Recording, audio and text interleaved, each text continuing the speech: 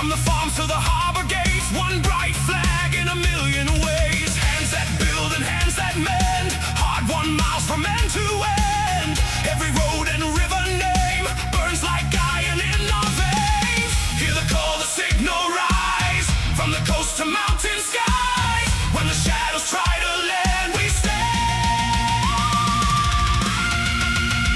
America, hold the line. America, tonight is mine. Tactical Templar, online, guard the flame, defend the line. America, hold the line. America, we rise, we rise. Tactical Templar, online, steal the heart, defend the light.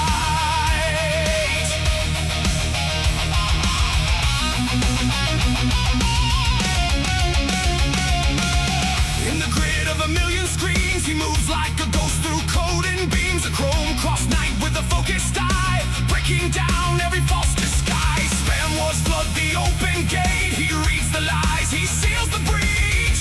Every threat that tries to crawl meets a wall, meets a wall. Hear the call, the signal rise, from the coast to mountain skies. When the shadows try to land, we stand. America, hold the line. America, tonight is mine. Tactical Templar, online, guard the flame, defend the light. America, hold the line. America, we rise, we rise. Tactical Templar, online, steal the heart, defend the light.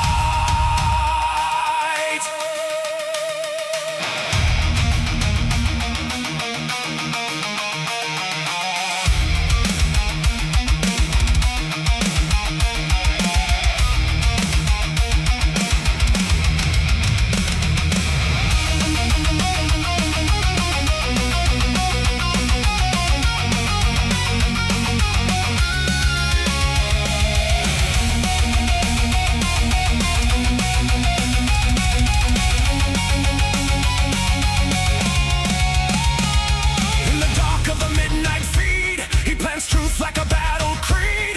No surrender, no retreat, just the thunder under his feet. From the screen to the steadfast shore, he stands for the things worth fighting for. One nation loud and alive, we endure, we survive.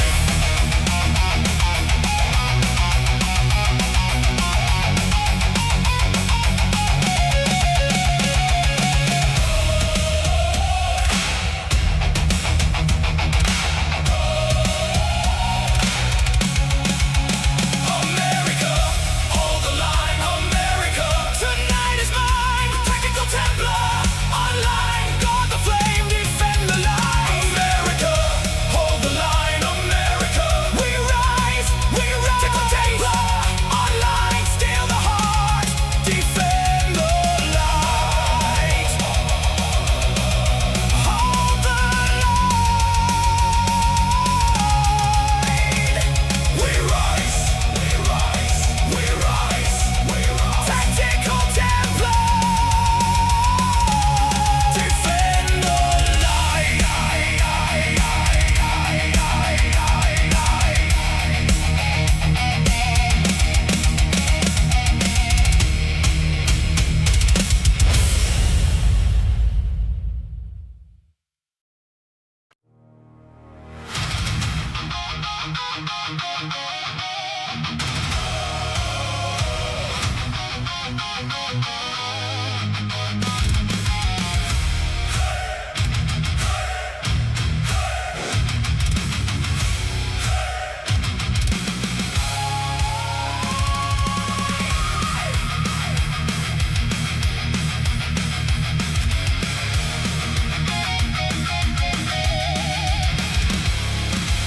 Morning breaks on the interstate, steel birds cut the pale blue haze.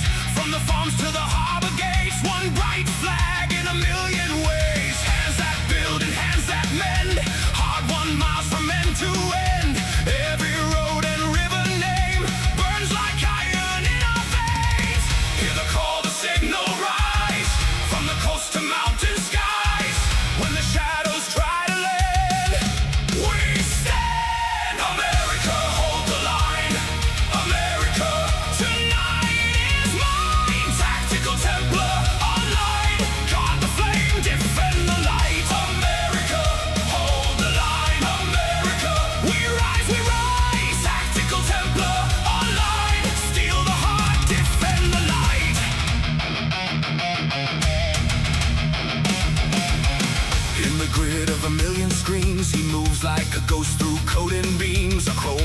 night with a focused eye, breaking down every false disguise. Spam wars flood the open gate. He reads the lies, he seals the breach.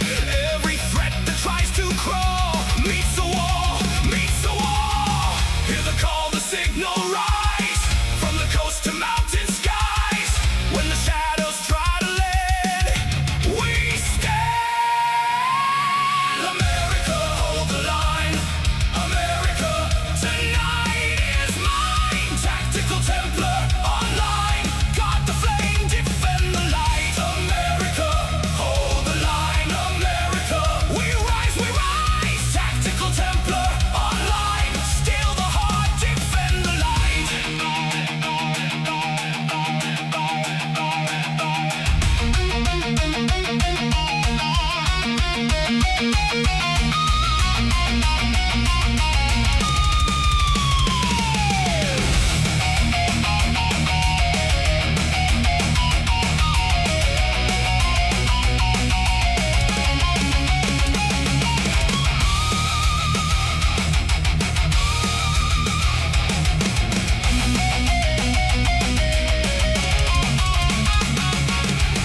In the dark of the midnight feed, he plants truth like a battle creed.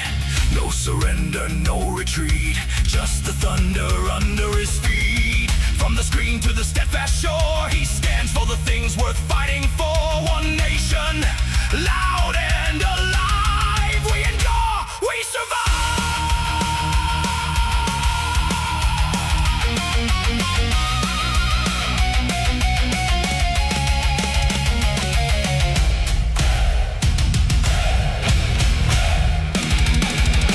America, America.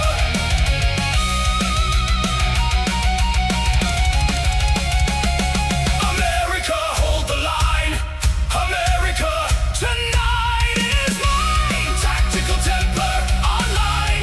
Guard the flame, defend the light. America, hold the line. America, we rise, we rise. Tactical Templar online. Steal the heart, defend the light.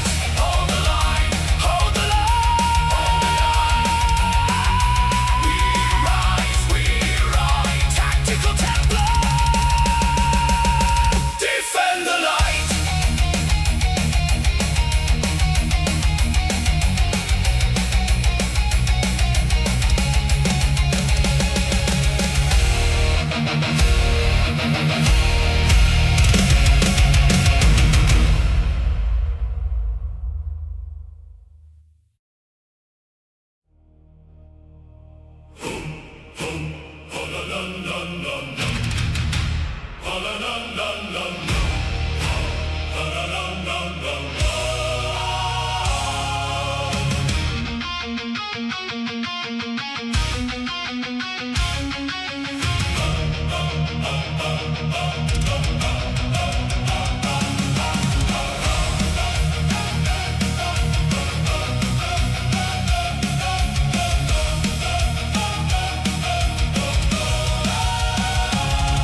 He sat on a pile of gold with ale on his breath and spite in his throat.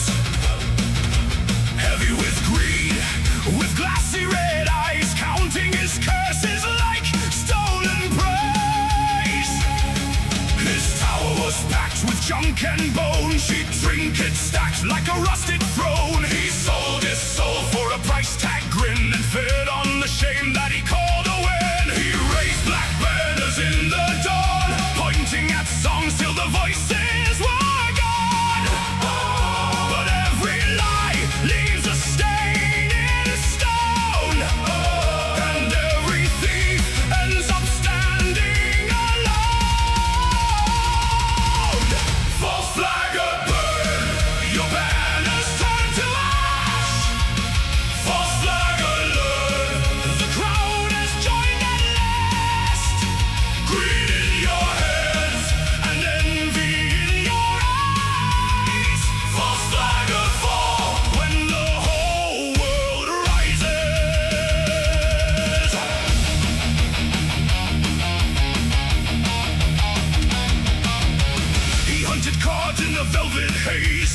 chasing bright treasure through fevered days, flipping his relics for silver and pride, while faithful friends were cast aside. He called for the chains, for the mute, for the break, for every voice he could make the world take. But the halls grew loud with the thunderous call, and neighbors stood shoulder to shoulder in fall. No crown for the man who feeds on fear, no feast for the one who poisons the year. He dragged his name through mud and fire, then found the bridge burned by his own desire.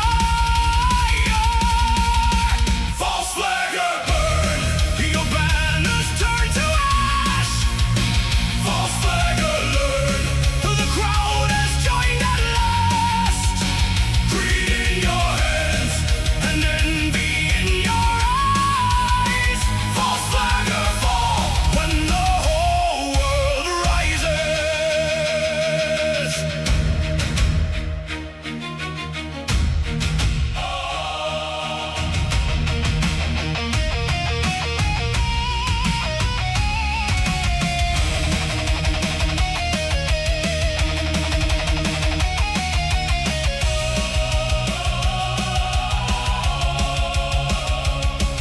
Now the masks come off in the war drum rain, and the liar hears his own name break. No throne survives when the people sing. No fraud outlives the dawn we bring.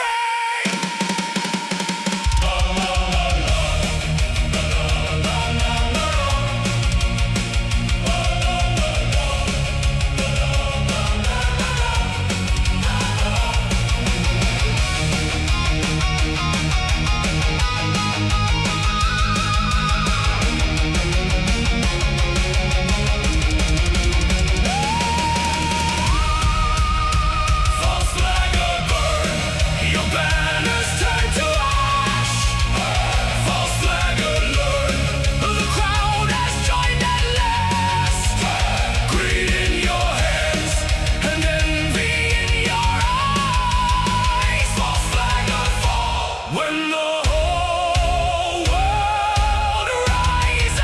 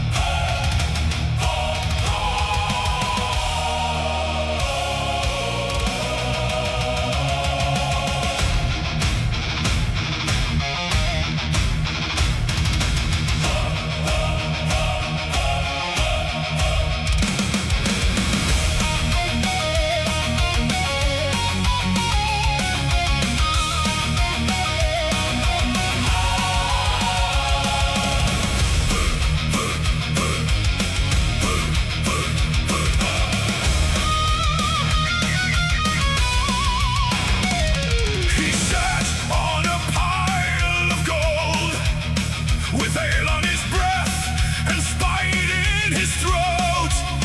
Heavy with greed, with glassy red eyes, counting his curses like stolen prize. His tower was packed with junk and bone, street trinkets stacked like a rusted throne. He sold his soul for a price tag grin, and fed on the shame that he called a win. He raised black banners in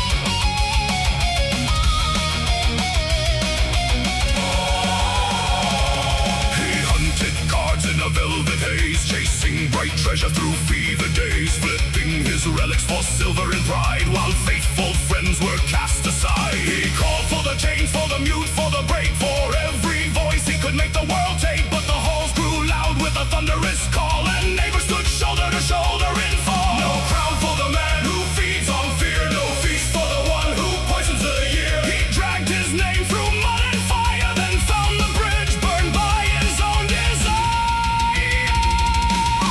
False flagger burn, your banners turn to ash.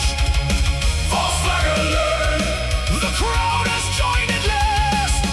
Greed in your hands and envy in your eyes. False flagger fall when the whole world rises.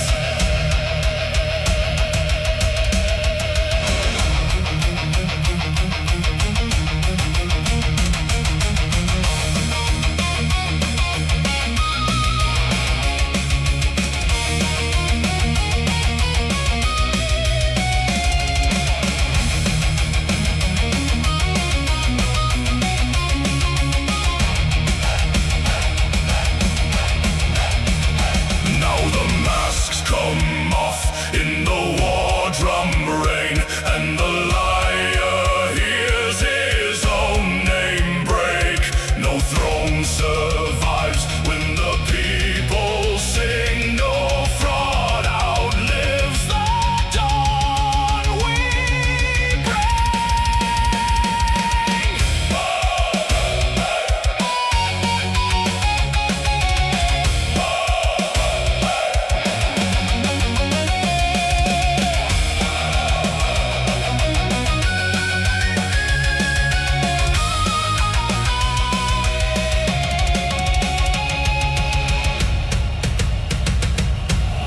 False flagger burn, your banners turn to ash. False flagger learn, and the crowd has joined at last. Greed in your hands and envy in your eyes. False flagger fall when the whole world rises.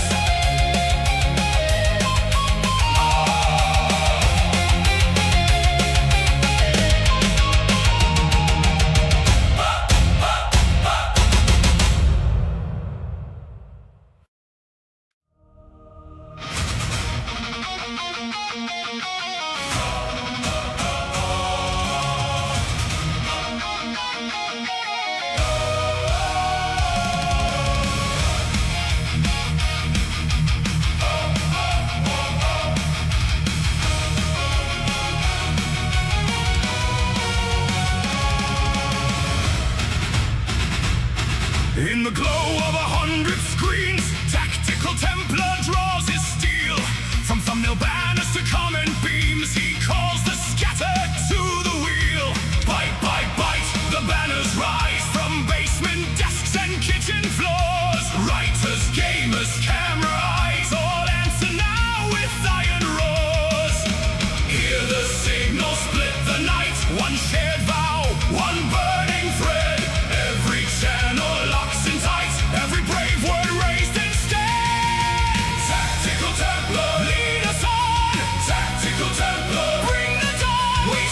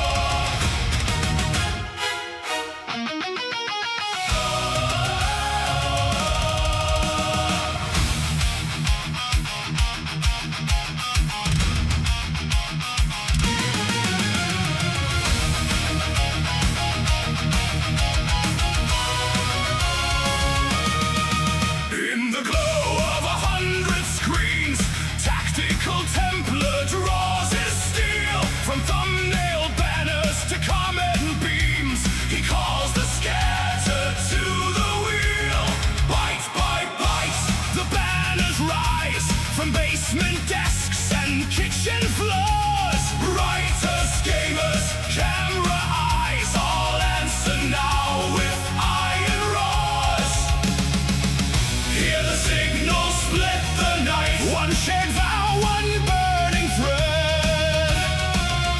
Every channel locks in tight. Every brave word raised instead.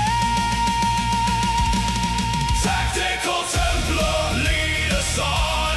Tactical Templar, bring the dawn. We stand as one, we hold the line. 1,000 voices, one design. Tactical Templar, break their scheme. Tactical Templar, forge the dream. No broken gate, no dark decree. The Creator's march, and all are free.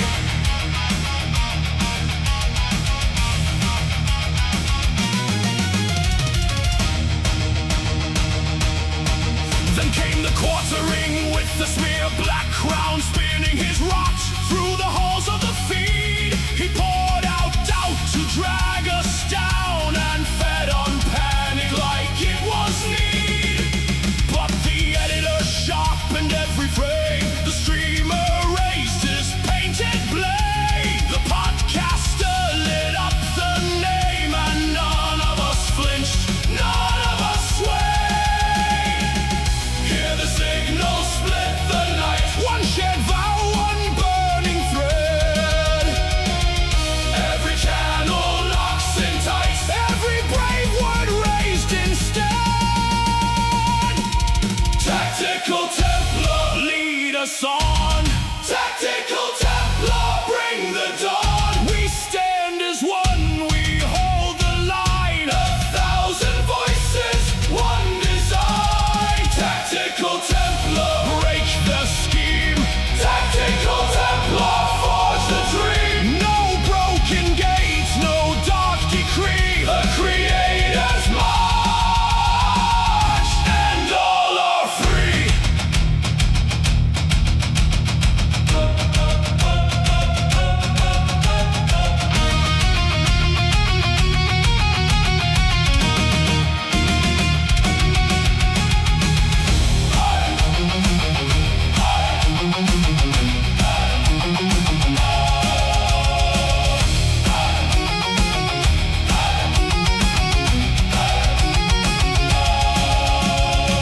Raise the shields of truth and craft. Hold the torches high and true. We are more than mock and draft. We are the tide he cannot do.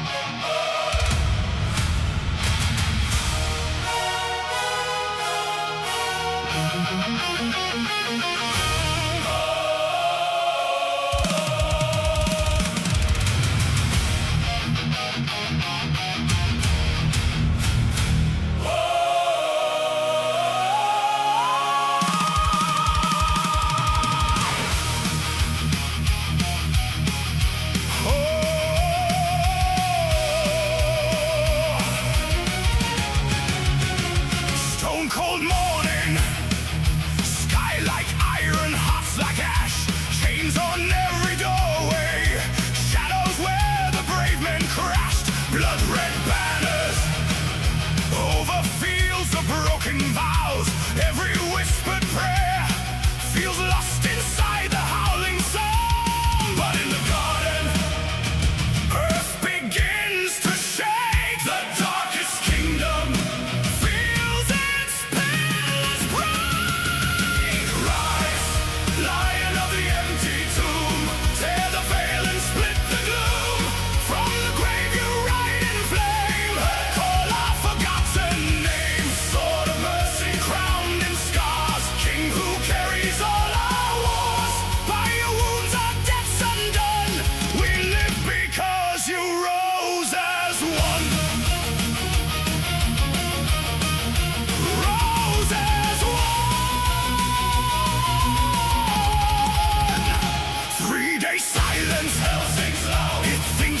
on. Serpents feasting on the shame of what we've done. Then that boulder rolls like thunder from its track. Every curse we carried cracks and turns to burning wax. Angels shouting, steel wings scrape the sky. Hell's own citadels crumble as you rise. Rise, lion of the empty tomb, tear the veil and split the gloom. From the grave you ride in flame.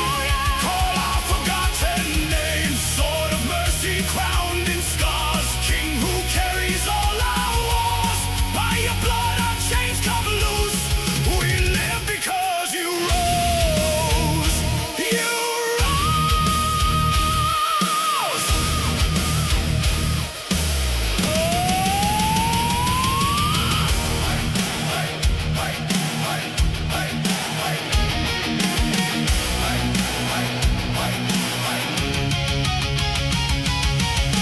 I was marching with the dead, rust on soul and rust in head. You broke ranks and took my place. Hammered nails and traded fate. Every lash, every lie laid on you so I could rise from the pit and into light. Clothed in armor made for fight. Rise, lion of the empty tomb, tear the veil and split the gloom. From the grave you ride in flame.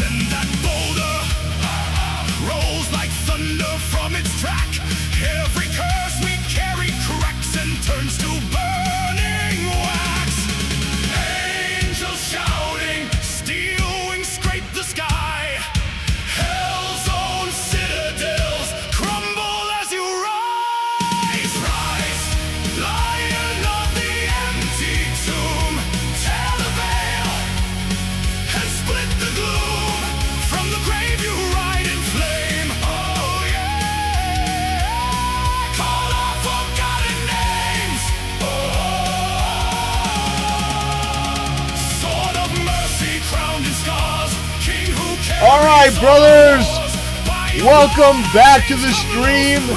Welcome back to the show. Guys, I'm so pleased to be with you yet again. It's going to be a tremendous show. Guys, we have a lot to talk about, and what a way to start off a week. What a way to start off a Monday. Guys, we're starting things off a little bit early. Because I just want to get into it. I want to start going over the topics, but first and foremost, we're going to do a little bit of Bible study, all right? We're going to be reading Acts chapter 6. This is going to be from the New King James Version, but we're going to be looking at Acts chapter 6. That's how we're going to start today. I've been wanting to go over the entire book of Acts, and I think this is the perfect time to do it. So without further ado, brothers, let me just make sure. Oh. For your suffering, because we know why you're late. Hey, I'm like an hour or so early, but I appreciate the donation, Baked Buddhist. It sort of saves me from having to explain things. Over on YouTube, if you donate to the channel $5 and up, your message will be read on screen, just like Baked Buddha showed. Text to speech, all of that. So if you want to contribute to the channel, if you want to be part of the conversation, that's a way that you can choose to do so. If you want to contribute, there's no obligation. This isn't a quartering or dark side fill stream. If you donate, it should be because you like the content, you like what I'm doing, and you want to support what I'm doing and allow me to continue doing this. Not because you feel pressured or obligated to do so. So, thank you for the donation, my friend. I appreciate it. Yeah, we have a lot to get into. We got a lot to get into, but first, we got to start with Acts chapter 6. And in those days, when the number of the disciples was multiplied, there arose a murmuring of the Grecians against the Hebrews, because their widows were neglected in the daily ministration. Then the 12 called the multitude of the disciples unto them, and said, It is not reason that we should leave the word of God and serve tables. Wherefore, brethren, look ye out among you 7 men of honest report, full of the Holy Ghost and wisdom, whom we may appoint over this business. But we will give ourselves continually to prayer and to the ministry of the word. And the saying pleased the whole multitude. And they chose Stephen, a man full of faith and of the Holy Ghost, and Philip, and Prochorus, and Nicanor, and Timon, and Parmenas, and Nicholas, a proselyte of Antioch, whom they set before the apostles. And when they had prayed, they laid their hands on them. And the word of God increased, and the number of the disciples multiplied in Jerusalem greatly, and a great company of the priests were obedient to the faith. And Stephen, full of faith and power, did great wonders and miracles among the people. Then there arose certain of the synagogue, which is called the synagogue of the Libertines, and Cyrenians and Alexandrians, and of them of Cilicia and of Asia, disputing with Stephen. And they were not able to resist the wisdom and the spirit by which he spake. Then they suborned men, which said, We have heard him speak blasphemous words against Moses and against God. And they stirred up the people and the elders and the scribes, and came upon him, and caught him, and brought him to the council, and set up false witnesses, which said, This man ceaseth not to speak blasphemous words against this holy place and the law. For we have heard him say that this Jesus of Nazareth shall destroy this place, and shall change the customs which Moses delivered us. And all that sat in the council, looking steadfastly on him, saw his face, as it had been the face of an angel. Dang. Well, I think that's a great way to start the show. It's the coffee sayer. Hey guys, Protestant Christian here, America First guy. Well, welcome to the stream, brother. Yeah, so we are going to be covering a wide multitude of topics. Hasan Piker Well, Hasan Piker is terrorizing Michigan. We've got this person, Leanna Rupert, that we're going to be talking about. We got a Donald Trump video to go over. You know, we got a lot of things to cover. I think first what I want to do is I want to cover the situation with Leanna Rupert, because I do think that is important. It is absolutely important. So we'll start there. We'll start with the gaming news, okay? The gaming news we'll get out of the way, and then we'll talk about the other stuff going on today. You know.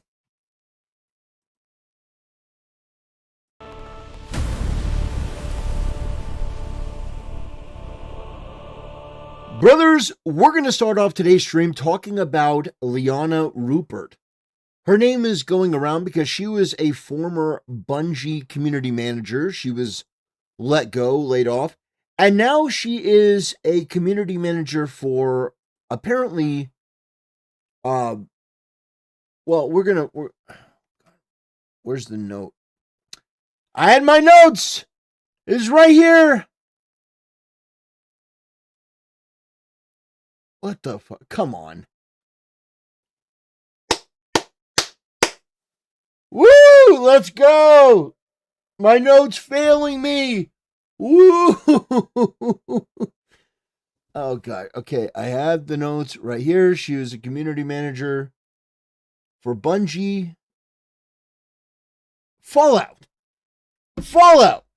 What are we doing? Oh, gosh. All right. I had the notes written down. She was formerly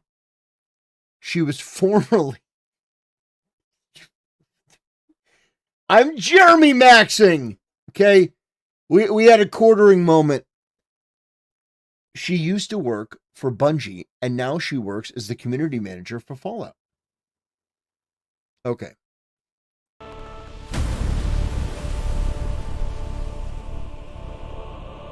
Brothers, today we're going to be talking about Leanna Rupert, whose name has gone viral. She used to be the community manager for Bungie, but now she is the community manager for Fallout, which tells you that these woke freaks in the gaming industry, they all fail upwards.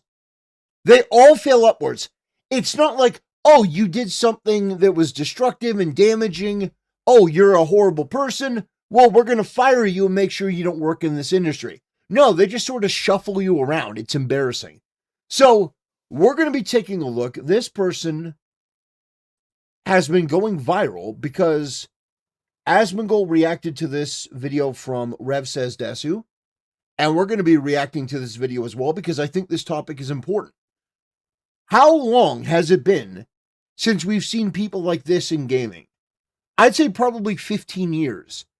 And their inclusion into the gaming space is one of the most damaging and detrimental things that I've ever seen. You need to bully and gatekeep people like this out of the gaming space. That's my position. Hey, what's up guys, Rev here. So in this video, I'll be talking about a very bizarre situation involving a former community manager for Bungie and a current community manager for Fallout. We've seen all kinds of ridiculous behavior in the gaming industry, especially when it comes to the type of people like Leanna Rupert here, who love to be the center of attention and worse yet, will do anything to be the victim as well. In the past, we have seen game devs, community managers, writers, etc. do everything to make themselves the victim by faking hate messages, hate reviews, all kinds of things like that before getting caught in 4K. But I've never seen anything quite like this, where Leanna Rupert recently tried to claim that she was attacked by Destiny fans at a convention. Now, to be clear, she's not talking about the streamer Destiny. She's talking about Destiny the video game. She's talking about fans of Destiny the video game attacking her. Now, this whole thing is not true. It got community noted into oblivion. Now, you can see the community note that would be applied dispelling her lies, because after going viral and having her arm twisted into telling the truth, she finally admitted it didn't happen at the convention, and she really has no idea if this was Destiny players or not. And when she was finally confronted on the truth, and even the convention itself spoke out against her, she would private her account. She did what every good journalist... You need to do everything you can to bully and push out people like this from the gaming space. These are mentally ill, morally repulsive people with no principles that only say whatever they need to say to get attention or sympathy. They want to resource farm off of the internet. They're not actually people of conscience or substance. They're not people of merit. These are people that get into these jobs because of their gender, their politics, and really they are just some of the most repulsive and odious creatures in the entire species. Like, these are genuinely the worst of the worst. They are serial liars, and everything that they do, they justify under how does this serve me? If this serves me in the moment, I will say it, not really caring about what happens 15 minutes into the future. Journalist does these days. They make something really stupid in a post, and then they immediately lock down their account the second they get any accountability. And also, locking your account with 500,000 followers is like barricading your door with a pencil. Like, it's absolutely ridiculous. But before we get into all the recent stuff, here's a little history on Leanna Rupert here. As you can see, she is a former community manager for Bungie, but a current one for Fallout. And she is a community manager, narrative writer, influencer manager, PR, marketing. Oh, gross.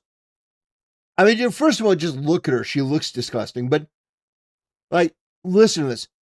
I'm a host, a community manager, narrative writer, influencer manager, PR, marketing, event planning, media, accessibility, and even ghost hunting. There's nothing that you can't find right here. So let's learn and grow together. Oh, gross. An event planning expert. And here's some of the brands she has worked for. And yes, she is very deep into the industry. Now, of course, like many others in the industry, she has a seething hatred of white people and men. Here's just a... Of course. Of course. A seething hatred of white people and men. Perfect. These are exactly the types we need in the gaming industry, right? Oh my gosh. Toxic, completely destructive, combative, serial liar racists. That's not what we need in the gaming industry, okay? We need a gaming industry that is filled with people that loves gaming. They love actual storytelling. And they don't hate white people and they don't hate men. Because the majority of your audience are going to be white men. And if you can't create a story for them because of your animus and bitterness and hatred, you are the wrong person for the job. If you are a community manager and the community is mostly white men, you are not fit to be a manager of that community. Small compilation of her tweets about white people and men. Here's one saying you can't be racist against white people. And then in response to a complaint from a gamer saying sounds about whites. Then down here calling someone a mouthy little white boy. And then over here, blaming white men for all the problems in the industry. Here saying F him and F all white folks like him.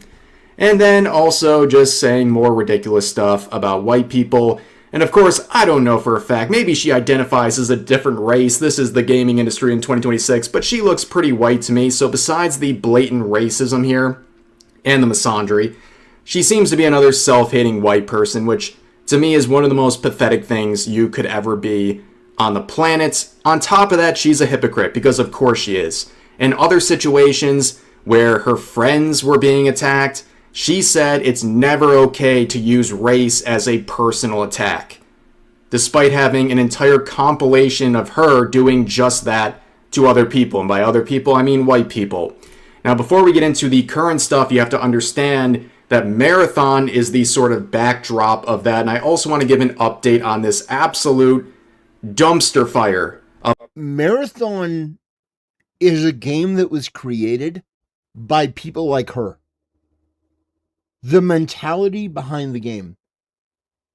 Marathon is a failure of a game from launch, but the studio is just so spiteful and so reluctant to just admit that this thing failed that they're continuing to support it instead of Destiny. Now, don't get me wrong, Destiny 2 had its problems. Destiny 2 was a dying game due to multiple different bad decisions. But Destiny 2 still has 10 times the player base. 10 times the player base of Marathon. So, this game came out, it was rejected, but they're continuing to double down on that. It's crazy. It's crazy. If you have a game that's not working and one that still has a diehard fan base, why not continue to support the game that has a fan base? Make more money, make Destiny 3. Destiny 3 will do better than Marathon. If I were in Bungie's position, if I were in the position to be behind Marathon, I would pull the plug on this game immediately, discontinue all support, and then announce that you're working on Marathon 3. That would be something that would build confidence in the company. Not much, because nobody really trusts Bungie anymore. Nobody really trusts these studios at all. But at least it would be better than what they're currently doing. Of a game. We all know the player numbers for this game are atrocious, and Sony sunk billions into acquiring Bungie to make this game their future. And with less than 2 million copies sold, things are looking very grim. Not to mention the very disliked decision by Bungie to reallocate their resources from Destiny 2 over to Marathon, and how did that work out for them? Well, right now, Destiny 2 is sitting at 35,000 in-game players. An astoundingly good number for a game that is literally dead. Like, there's nothing else coming to this game. It's over, and yet people are still funneling into this game at a rate that is around 10 times that of Marathon.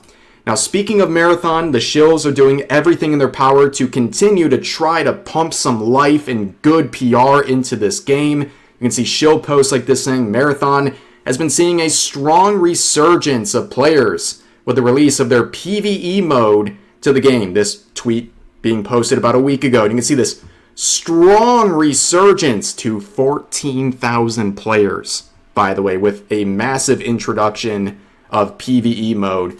And overall, how's it doing today, a week later? Oh, look at that. It's sitting at 3,000 in-game players, ladies and gentlemen. Yikes! This is a multi-$100 million game. This is a game that they put a fortune behind. 3,272 people. Gentlemen, the future of Bungie. What a great investment by That's Sony crazy. right here. They've made such good decisions. They pulled... So, understand, for those who may not be gamers, okay, you may not understand, 3,272. It would be like if they made a movie. The movie's got $100 million, and only 3,000 people went to see it. Only 3,000 people went to see it. It is a flop on a scale that you don't really see from any other industry. And it's because these games take longer to make. They're more expensive than ever. And the ideas that they're having are based on antiquated ideas. So, for example, say 2016 you start making a game, all right? You start making a game in 2016, Trump becomes the president. Everyone, in your circle is anti-Trump. Trump is bad. Well, if a game takes 6 years, by the time that you're done with your game or even considering releasing it, not only is that through Trump's first term, but you're 2 years into Biden. So when you make games based on chasing trends, you are immediately putting a time clock on your game and how relevant it will be. Now, I will use another game franchise to contrast this. The Legend of Zelda. The Legend of Zelda isn't, it isn't a shooter. I understand people are going to say, well, it's not a 1-for-1. But The Legend of Zelda has been a game that's taken many different forms. It's not just been one style of game over the years. And that game franchise has survived better than any other franchise, despite all of its different variations and changes, because, as Shigeru Miyamoto and Eiji Aonuma have both said in the past, they don't chase trends. They create a game that's fun to play. The story is secondary to the gameplay. That's what they've said multiple times. They make a game that they think is fun to play, and then the story comes in second. These companies put the politics first, then create a game based on the politics and the designs, and then it fails. And then they go, well, who can we blame? Oh, white male gamers, because they're bigots. All the right levers with these series of decisions, but as you can see, going down here to the max chart, not like the cropped small time frame that we saw in the Shills post, this is the massive resurgence that he was talking about. The massive resurgence to 14,000 players, only a tiny fraction of the number we saw in release. And what happened? After that resurgence, it actually dipped lower than before PvE mode was introduced. That's how bad things are for Marathon. But wait, do not introduce Steam DB numbers or Steam charts, anything like that, because Marathon shills will threaten violence on you.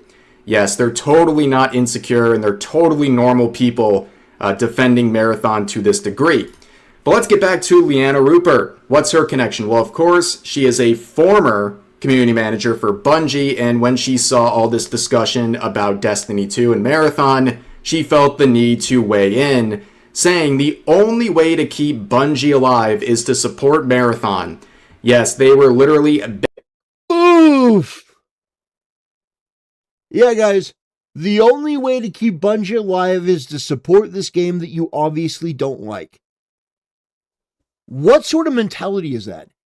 If you don't like the game, maybe that's upon Bungie to make some changes, to make some alterations to reflect what the audience wants. Begging you to go play Marathon, and it's the only way to save Bungie. Don't you want to save the billion-dollar corporation? Do you know how unbelievably arrogant this is? Guys, I am always grateful for people that donate to my stream. We come in here, people send in a super chat every now and then. I always appreciate the support. Can you imagine if I decided to completely on the fly change up the content that I did, and all of a sudden, all right, guys, all right, Templar here, all right, we're going to be doing My Little Pony reviews, guys. We're going to be watching episodes of My Little Pony, and we're going to be doing reactions. Yay! All right, guys, get ready. Oh, why are you not donating? Why are you not donating money? Why are you not supporting the channel anymore like you used to? I don't understand. Why are you not supporting the channel? We're doing My Little Pony reviews. Like, if I were to do that, how retarded would I sound? Everyone who watches me would unironically get up and leave. They'd be like, what the fuck is this? You change the content. You don't give us what what we want. You don't deliver the news and the information the way that you used to. And then you're blaming us. They'd be like, fuck you. And they leave. And you know what? They'd be right to leave. That's what this woman is doing. We're not going to give you what you want. We're going to fundamentally change the things that you want. But we're going to blame you. It's like the arrogance, the hubris of these people is unreal. You are not entitled to the consumer's time or money. And you know what? If this is the only way to keep Bungie alive, maybe Bungie should die. Maybe Bungie should die. And from the ashes, maybe something else can rise up to make better games and better content that people can relate to. Maybe the name Bungie is too much, it's too much weight for you. So get rid of it. Shed it. Because Bungie used to mean something. But now it means nothing. Go spend your money on Marathon. Yeah, ridiculous. Obviously, this had a very negative impact. People were clowning on this. And you have the related posts like this where a user asked, if you can really give me with a hand on your heart, your word, that this really has an impact, I'd buy Marathon in an instant and spread the message as we all need Destiny 3. And then Leanna responds with a hand over her heart, ensuring that you should go and buy Marathon, even with the subtle promise that it might get Destiny 3 to actually happen. And then we have this series of interactions that is downright embarrassing, where eventually you can see Leanna claiming that the acquisition of Bungie by Sony was an emergency acquisition and that Bungie was already below the red line before Sony acquired them, which I can only imagine how low that red line is now. But eventually they say, the funny thing is about the truth, it is what it is, whether you like it or not. Remember that. Okay, remember about the truth, because we're going to see what the truth looks like in just a second. But Leanna also said you're entitled to be wrong and that they'll remain committed to the truth, because unlike them, they have access to info, including direct access from leadership and legal. So now we shift over to what just transpired, and shout outs to Smash JT for getting the screenshots here, and also Look at Smash JT's, look at his banner.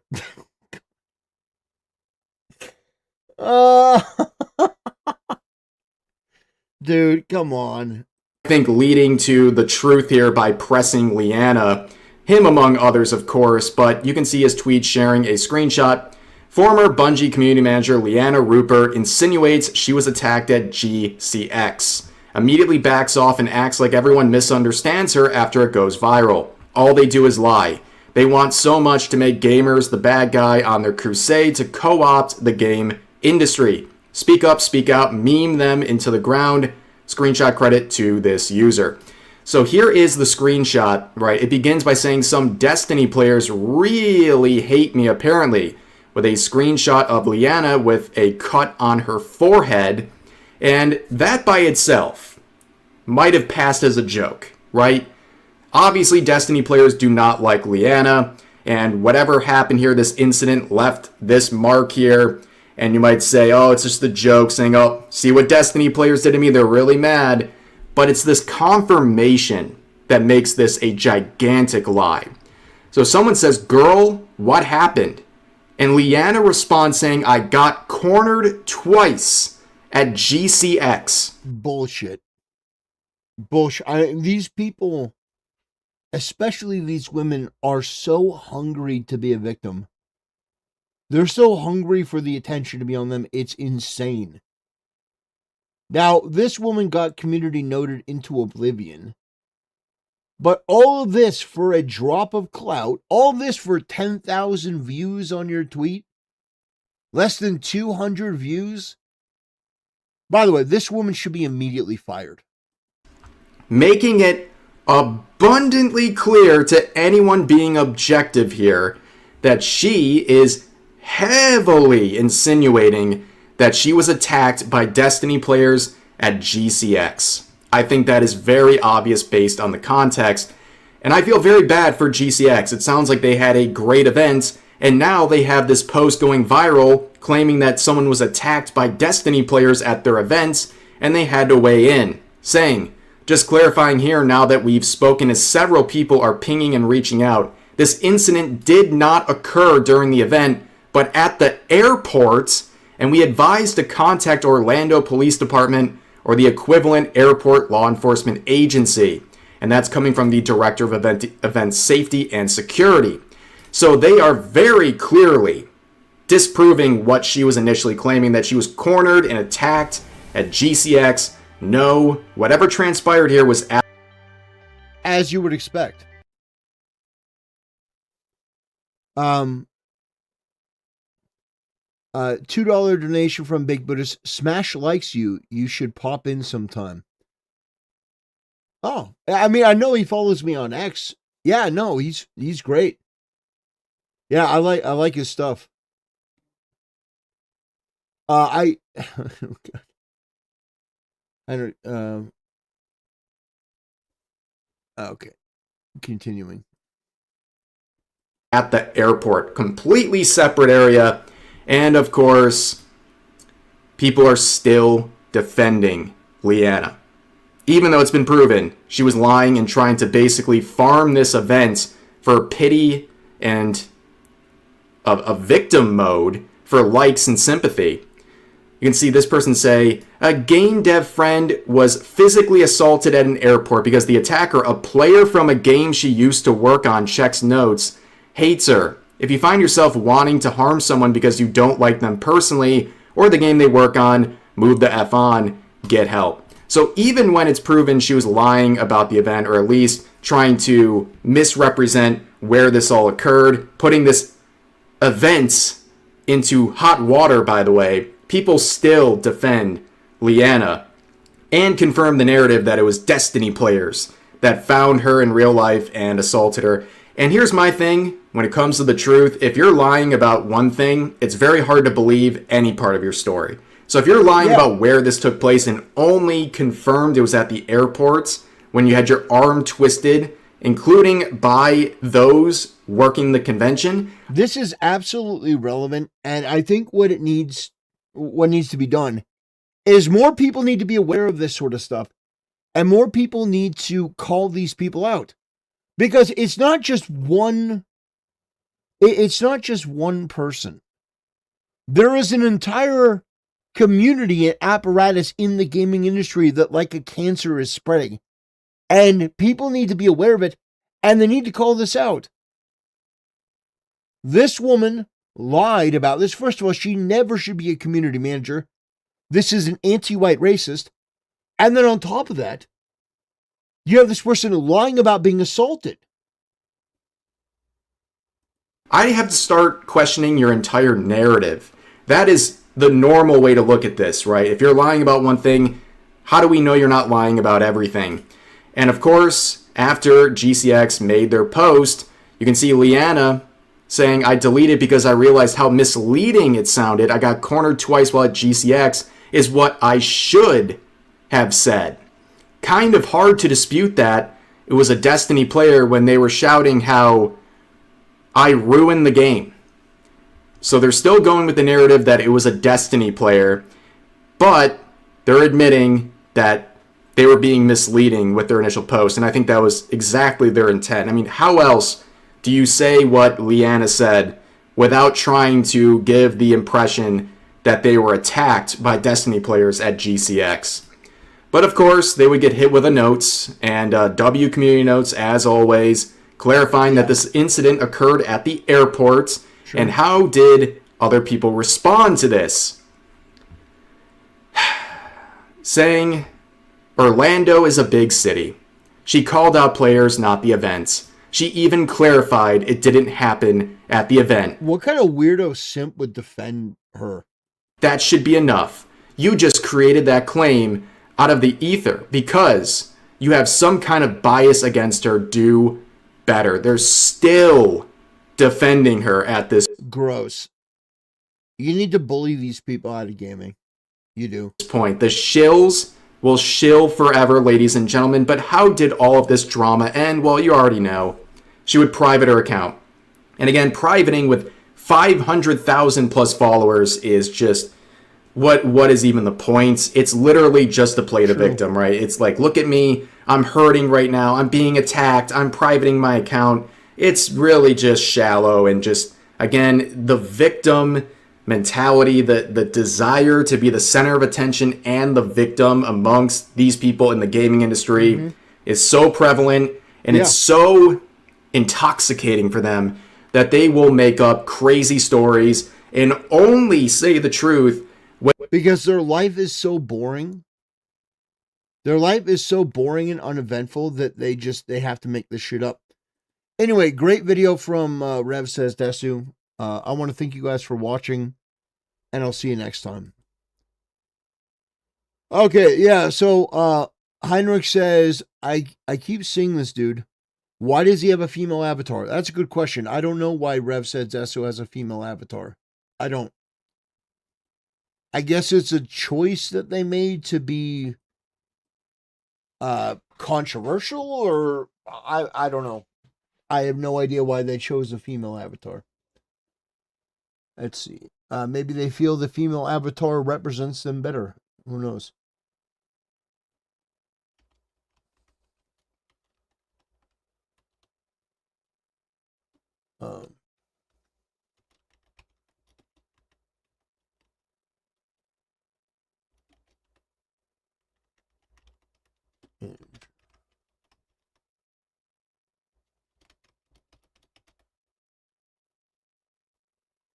Okay.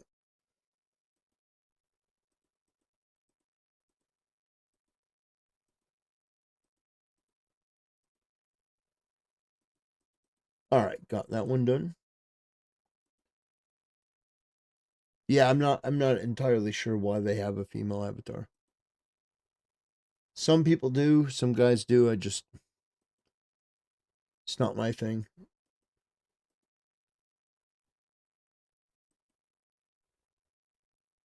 Like, there was a certain time where I thought that would actually be, or like having a female avatar would be something that would be like something that would be fighting back against a lot of these freaks, but ultimately it's self-defeating. Legit not trolling. What the hell am I watching? This is a female, or no, it's a guy. It's definitely a guy. But it's a content creator that's rather popular. Their video got reacted by Asmongold, so let's see. All right, we're gonna watch. All right, now comes the time.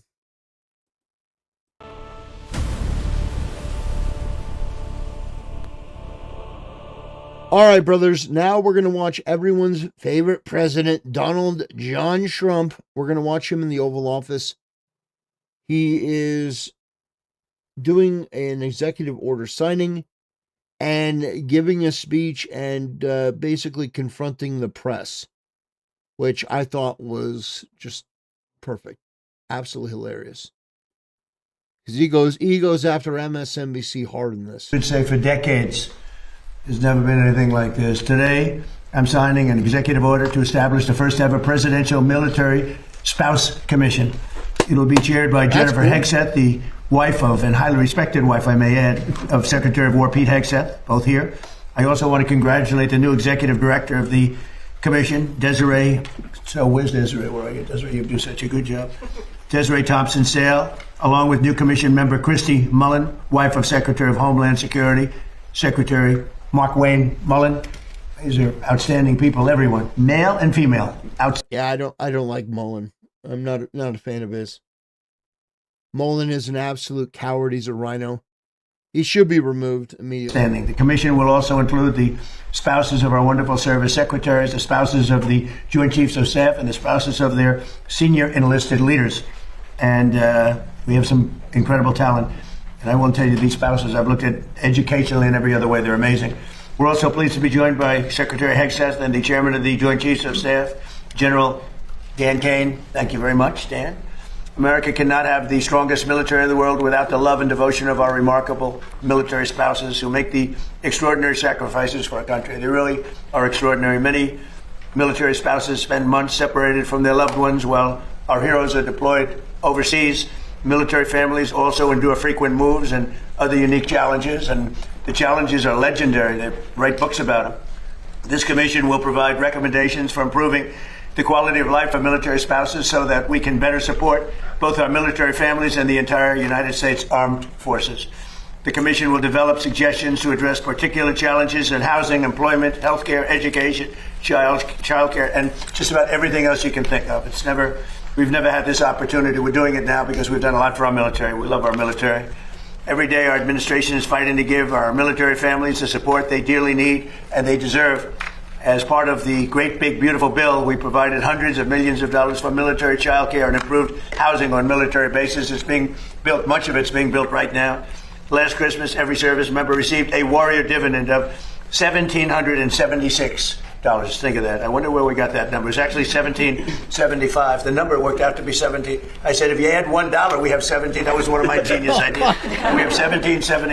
Oh, gosh. Trump is such an optics guy. It's so funny. Well, you know, it costs $17.75, but if you add $1, it's $17.76. Oh, gosh. Oh, man, I love our president. He's phenomenal. 26, but that was a great thing, and we've given it every member of our military hard-earned pay raise. We've also given the pay raise. The commission will help ensure we continue to give military spouses our very best, so our military can continue to be the strongest military anywhere in the world, and we're proving that. As you know, we had a conflict with Venezuela, worked out very well, and we have a conflict with Iran, and that's working out very well, very, very well. So now I'd like to ask Jennifer Hegseth to say a few words, followed by Pete, General Kane, and then I will sign the executive order putting this into play. And it's an order that's long overdue, as far as I'm concerned, like by decades. And we're going to do a real job with it. And Jennifer, if you will, please.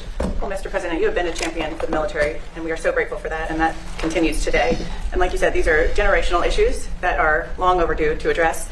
And we have the most amazing women here who have decades of experience as military spouses themselves to take a look at it. There's really nothing we're going to find that they haven't experienced. And so between what they've experienced and what they know, we're going to really tackle these things. And I've spent the last year traveling around, meeting with military spouses and families around the world and around the country, and it's the same from Kentucky to Singapore. It's housing, it's healthcare. Kentucky to Singapore. Interesting. It's employment, it's childcare, it's education, and so we're going to take a look. Why Singapore?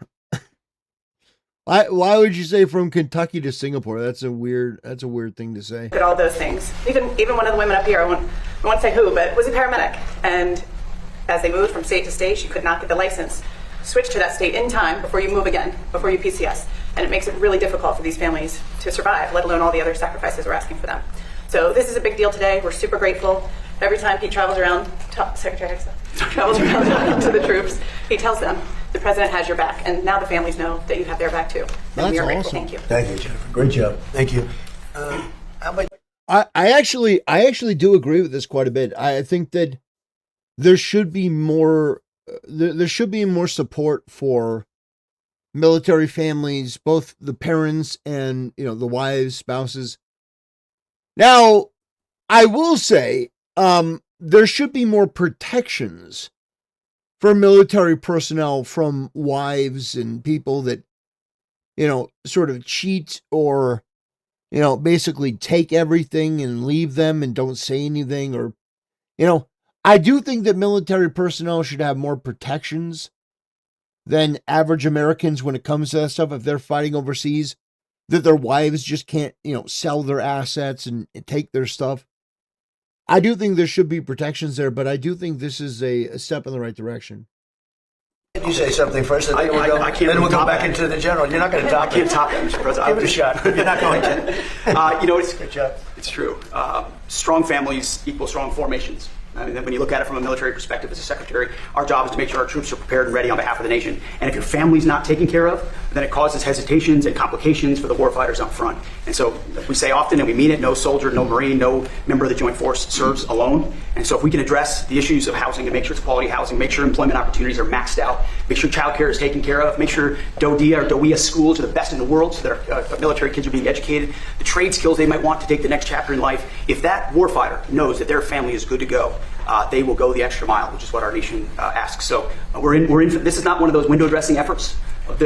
Jen's right. This entire group has mountains of experience, and they're raring to go to put it to use on behalf of the great Americans. Well, I mean, nobody was thinking it was a window dressing effort until you said that it might be a window dressing effort. I mean, oh man. Full speed ahead to address every quality of life issue we can, which, Mr. President, you invested in the One Big Beautiful Bill. People don't know how much went into housing and into barracks and into pay. That's a down payment. And now with the $1.5 trillion, which we're working to get every dollar of, it's going to be a generational investment in barracks, in housing, in healthcare, in pay, in ways no commander-in-chief has ever done before. So, Mr. President, thank you for leading on this, and this commission's ready to go. Well, thank you very much. You're doing a fantastic job. General, please. Mr. President, Mrs. Hegseth, Secretary Hegseth, it's an honor for me to be here today at the launch of this commission.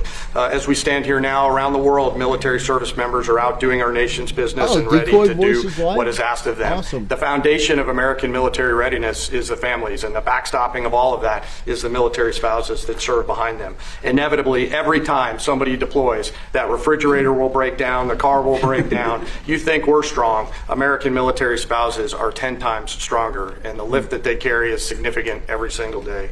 I want to thank this commission for the work that they're going to do to help improve military families' lives and military spouses' lives. It is a critical enabler for American warfighting capability. So to all of you here and all the work that went into putting this commission together, thank you, and Mr. President, we're honored to be here today. Where will they be meeting when you have meetings? Because you're going to be having a lot of meetings. Do you know where you're going to be meeting? Every month here at the White House. Oh, that's great. Yes. We'll get to better than Can't do better than that. Use the Oval Office. Would anybody like to say anything? Maybe Desiree, you could start, and then if you want to say anything, great time to say it. Please, Absolutely. Desiree. Well, I'll just be really short. It's a pleasure for me to serve as the executive director of this commission. I think it's a long time coming. It's a little bit of a pet project out of my office, simply because we have the Chief of Staff of the Air Force's wife that has been inspirational for this. She's 41-year spouse. But collectively, this group has over 400 years of experience as an active duty military spouse. 400.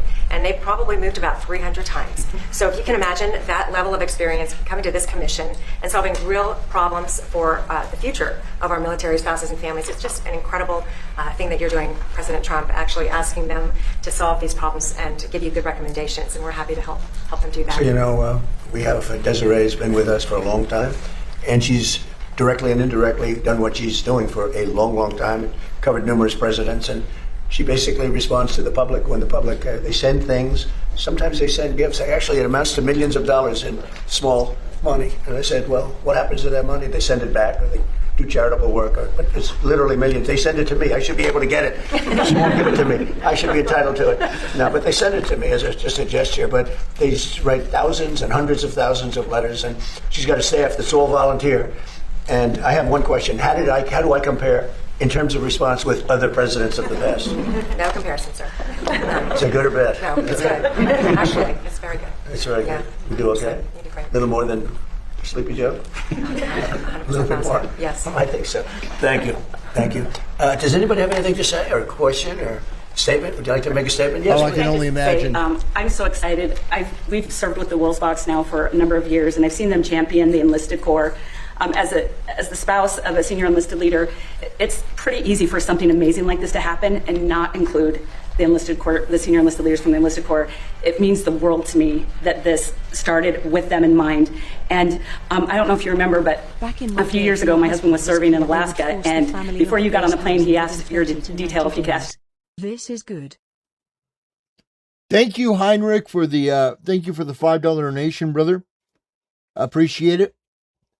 It says, back in my day, if your husband was KIA, they would force the family off base housing within 30 to 90 days. This is good. Yeah. I mean, can you, like, Can you imagine that? Like your husband is killed in action, and like immediately you're told you gotta leave. You gotta leave this place. You got no security. You got like I do think that the way that soldiers and their families have been treated for years, I think is pretty unacceptable. Just being honest. And if this can help in any way, yeah, I would consider that a major boon. Fantastic, you know. Thank you for the donation, my friend. I appreciate your support as always. You a question, and he asked if you would FaceTime me, and you did. And it meant The people world. I respect, I do that. You're getting ready to get on the plane, and this E9, this enlisted command chief, asked you to FaceTime me, and you put your arm around him. You said, "He's doing a good job. Take good care of him." And that picture has hung in his office since, and it just means the world to me that you highlight the enlisted corps every chance you get. And I love to tell people that story, that you took the time. That's so nice. Thank you very much. Say hello, okay? I remember. Please, anybody else? This is Cindy Wilsbach, who's humble to That's her right. core and has had a significant role in putting this commission together. So I just want to highlight Cindy's work. I would just like to say this is a red letter day for me. Just the honor that I feel to be surrounded by these spouses who, what I like to say is, we serve by oath or by vow. We didn't all raise our right hand to take an oath, but we began serving this great nation when we extended our left hand and said a vow to the person that we love that serves this country. And we represent people that are at the end of their careers. We've served decades, 20, 30, 40 years of service. This is about the legacy that we leave for the people that come after us, for these people who have children who are serving now, or for families that we say, we love you, we care about you, and we are the greatest military in the world. And part of that is taking care of our families, and that's what this commission will do. And your husband is highly respected, I have to tell you that, by everybody. By everybody. Anybody over here? Yes, please. Mr. President, on behalf of the Coast Guard, we cannot thank you enough for the amount of money that you have put into our organization. We are beyond excited about the new potentials that we have. We could just feel it. The whole Coast Guard. Every time we go to visit our different units and our families, people are super excited. Including 11 ice cutters, right? Absolutely. I'll be talking. Yes. It's going to be beautiful. Yes, sir. Yes, sir. They had one. Russia has 48. They had one, and it was 50 years old. And you're going to soon be getting 11 brand new ones at top of the line. So that's a big. Well, our people are very thrilled and super excited, very thankful to you. Thank you, sir. Thank you very much. Good. Anybody else like to say? Last chance. That's it? So I'm going to sign this, and it's a real honor. And then if you like, you could ask questions of the people, and or me if you want.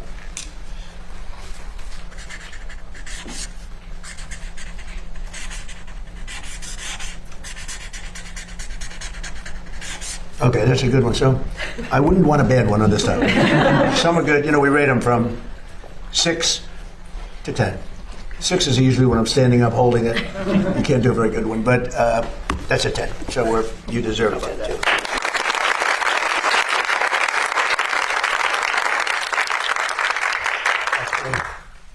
I think you should hold that. Okay. Questions, please? Please. On behalf of the press corps, thank you, ladies, for what you do for our service members in this country. Right. Mr. President, are the talks with Iran now off? And are airstrikes? No, they're on. They're going on right now. It's an amazing thing. We have a little problem with Iran because we have many talks, and we'll say we have or we don't have. You know, we're straight about it. But they deny. But they're not denying it now. They just put out a statement, not denying it. But for some reason, when they're talking, they don't like saying that they're talking. So I say, wait, we're in talks. Big deal. We're in talks. And they'll sometimes deny it, even though they spend hours and hours together talking. No, the talks are going along. We were going to hit them very hard yesterday, very, very hard, harder than any attack. Yeah, but it's like, it's not a flex. So here's what I will say. I support Trump and Iran as far as they are working towards America's interest, which is we do want a weaker Iran. We do want a destabilized Iran. And taking out the Iranian leader and a lot of their leadership has done a lot of damage, not to mention sinking their ships and limiting a lot of their ability to wage war. I think that is in the best interest of America, despite, what people like Destiny and others will say. I do think that it is in the best interest of the United States to make Iran weaker. It is the number one state sponsor of terror. And when you have a state sponsor of terror, and you can tell that Iran is the bad guy by the fact that Hasan Piker and other people on the left champion them. These are anti-American agitators.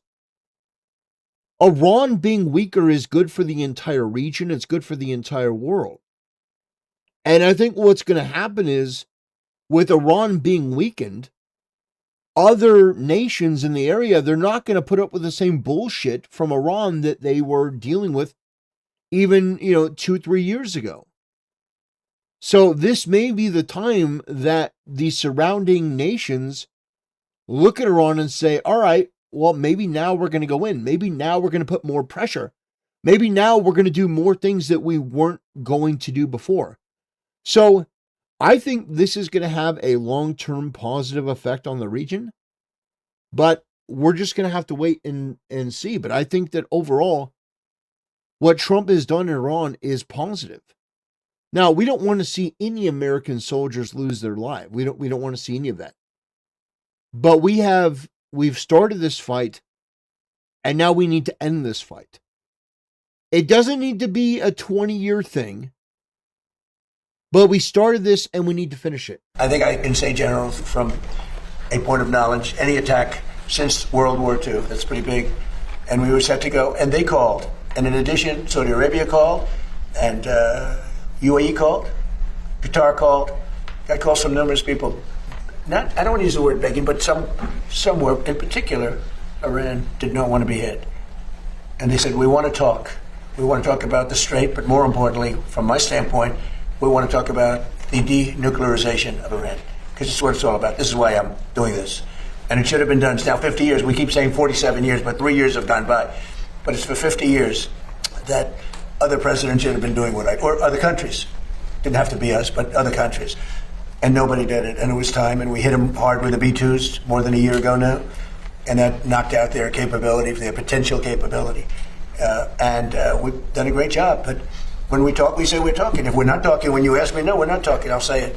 But we are talking right now. We're talking. And we're talking at the request of Iran, backed by Saudi Arabia, backed by UAE, and backed by Qatar in particular, but others also. Many countries called. The leaders of many are friendly with a lot of them, almost all of them, one way or the other. And they all wanted to give this a last chance. This is a last chance. This is not something that, if it doesn't happen, this is a last chance for them to sign a good document. Yeah, please. Mr. President, New York City Mayor Zoran Mamdani is requiring an ID to access his government-run grocery stores. What then is your message to Democrats who do not want to pass the Save America Act and ensure, ID at the ballot When was this announced? This was just announced. Yeah. I heard about it. Yeah. Well, I wish they'd have an ID to access the voting booth. They don't want to access the voting booth with any identification. We want voter ID, and we want proof of citizenship. Well, he also had a thing where you had to have 2 different IDs to shovel snow during the winter, right? So that's a very friendly question. I like her. Who are you with? One American News, sir. Very good. All right. Good question. Very good. A good group. Almost 20 GOP senators who have pledged to stay in D.C. to pass the Save America Act. So what's your message to the rest of the senators who are still on their summer recess? I think there's nothing more important than the Save America Act. I think they should stay. They do what they want, but I think they should stay. Mr. President, I think it's so important to get it passed. Yeah. Mr. President, where are the Iran talks, and what are your requirements? Well, you'll find out today or tomorrow. I mean, they're going to go quickly, one way or the other. Where are the Iran talks? Well, we've been here before. Very complex. We're talking about the Strait, the opening of the Strait, having it open literally. Not to be confused with the Gay of Hormuz. Not to be confused with the Gay of Hormuz, the Strait of Hormuz. By tomorrow, completely open. And that's phase 1. And phase 2 is we then will talk about the nuclear capacity, the nuclear, as we've been mentioning. Basically, it's, I think, the denuclearization of Iran has to happen. Has to happen. And that'll be the second phase. But the first phase is the opening of the Straits. The second phase will be the denuclearization. And that'll take a little while. But we're very strong on it. They cannot have a nuclear weapon. Iran cannot have a nuclear weapon. And I've never changed in that. Yeah, please, in the back. Thank you, Mr. President. You said that if Democrats get back into power, what is happening in Spain awaits America. What should voters in other countries with elections coming up soon take away from what's going on in Spain? You have to be very careful with the whole socialist thing. I think in many cases it's much more than socialist. They skipped socialism. They went directly to communism. But when I saw what happened in Spain, I said, we had a version of that. You could say much worse. We allowed 25 million people under Joe Biden, the Democrats. We had open borders, and countries all over the world, almost all of them, sent people that they don't want into our country. And we've gotten a lot of them out, and we're getting more, including murders. And I always said 11,888. That was the number of murders. Many of them committed more than one murder. And we're going to be just like that if you put these lunatics in that I see running for office. We had an open border a year and a half ago. We had the worst border in the history of our country. Now we have the best border. We haven't had one person come in, and this is done by the Democrats, not by left-leaning people. They do charts. And they have, in 15 months, not one person has come in through our southern border illegally. Now, that's pretty amazing. I'd say maybe 10, maybe 50. They say none. And believe me, if they did, they'd love to report it. But you could go outside in those vast plazas where hundreds of thousands of people gathered when they stormed our country, just like they did, in my opinion, worse, just like they did to Spain. They stormed our country. And those borders are, those big plazas that were built, they put concrete down. And now you look at them and there's grass growing in the cracks. Nobody comes up because they know they're not going to get through. And if they do get through, they're going to be taken out and brought back to their country. So we've done a fantastic job. You know, somebody said you did it too fast. I did it in 30 days, my first 30 days. Biden couldn't do it. He couldn't get it done. He tried at the end. He tried to do something because it was so overwhelming. It was so bad politically. But we did it in 30 days. Somebody said you should have taken a year and a half or 2 years completed because everyone forgets. Even my speechwriters, they say, sir, nobody wants to hear about the border anymore. You've done it. It's an incredible job you've done, but nobody wants to hear about the border. And I should have taken a couple of years to do it because, and it actually was, the public has about a 2-year, people do. They have a 2-year memory for certain things. They have a 2-week memory. I may have gotten elected, certainly partially on the border.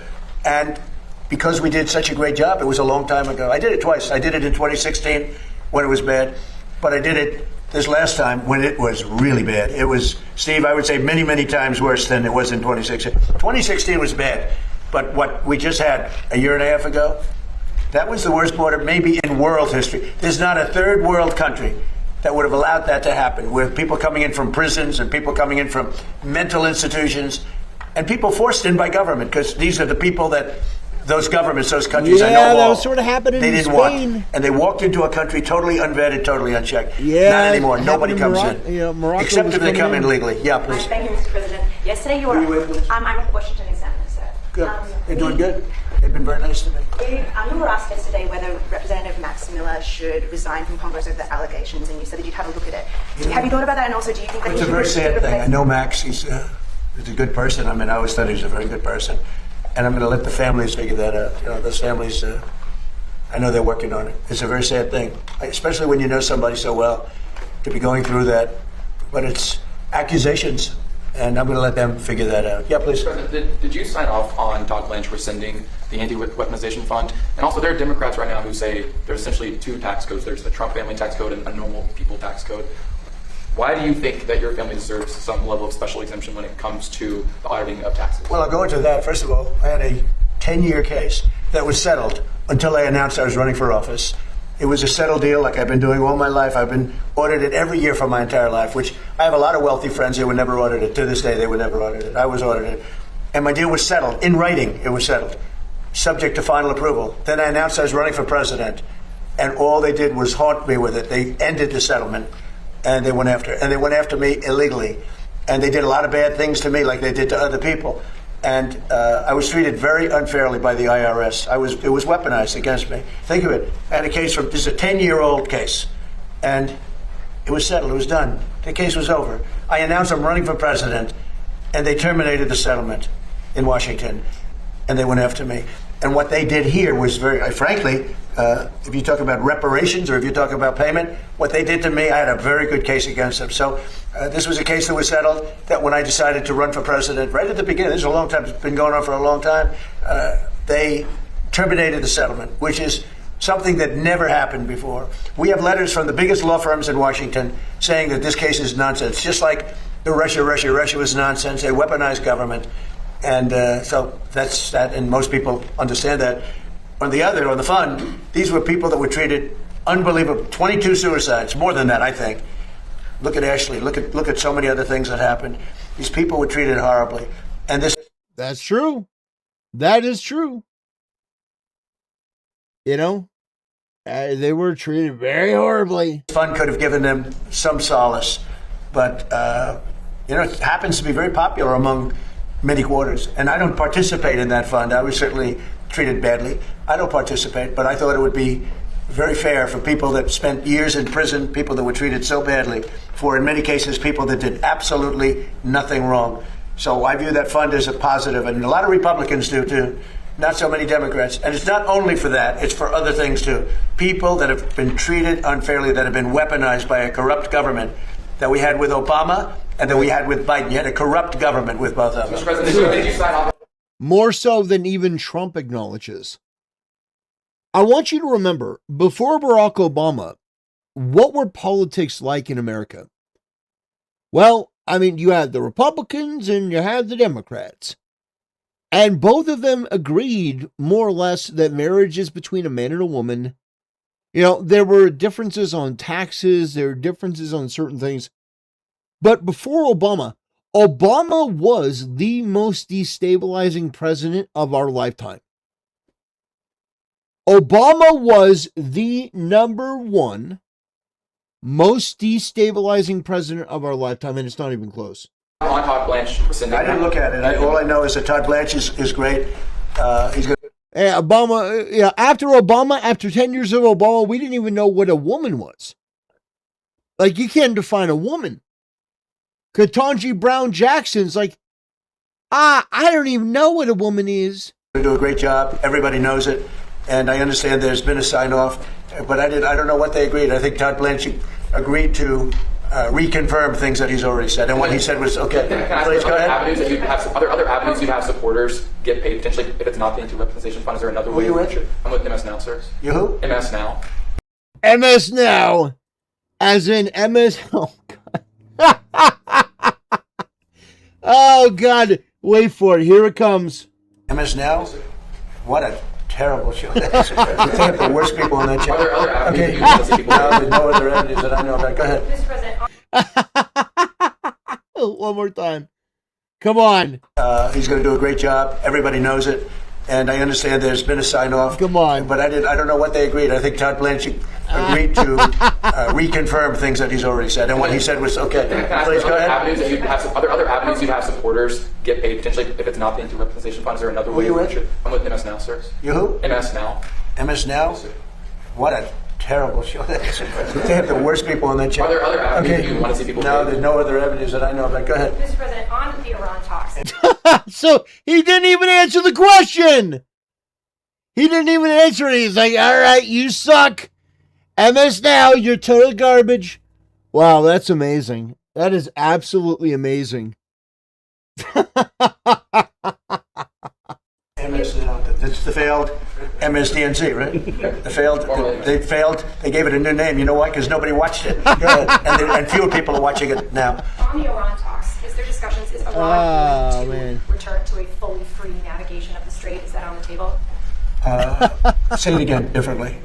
Would Iran be willing to return to fully free navigation of the Has to strait? be. I'm not going to let them charge. Would you If anybody's going to charge, we'll charge. We're the one that has total. We have total control.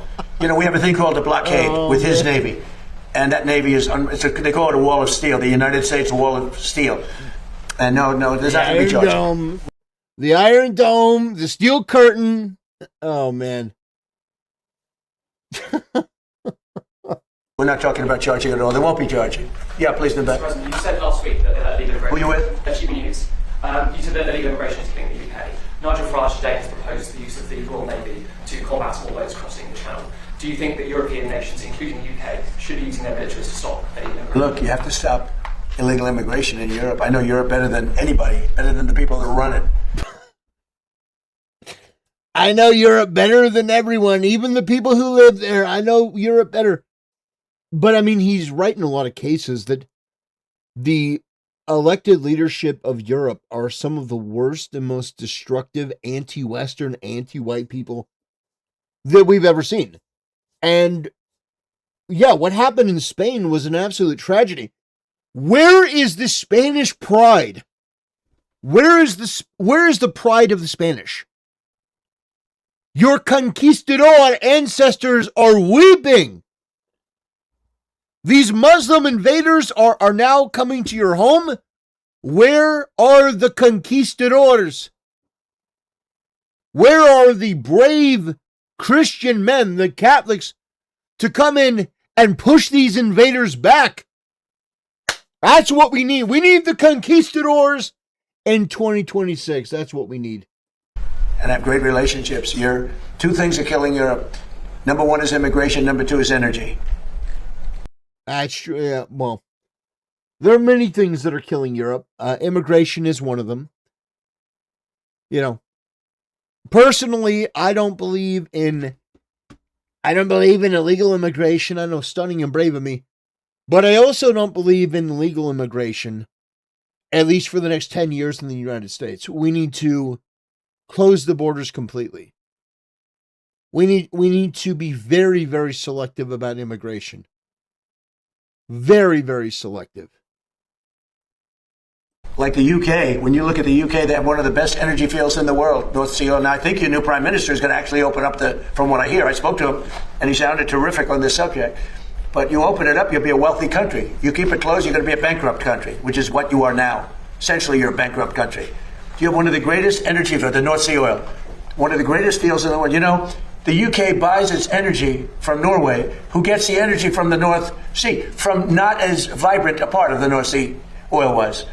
You're sitting on top of gold, better than gold, and you don't do anything with it. It doesn't work. You don't allow the oil companies in, and it doesn't work. And I spoke with your new prime minister. I was very impressed, and he sort of indicated to me. I said, "Look, you can be a wealthy country or a bankrupt country.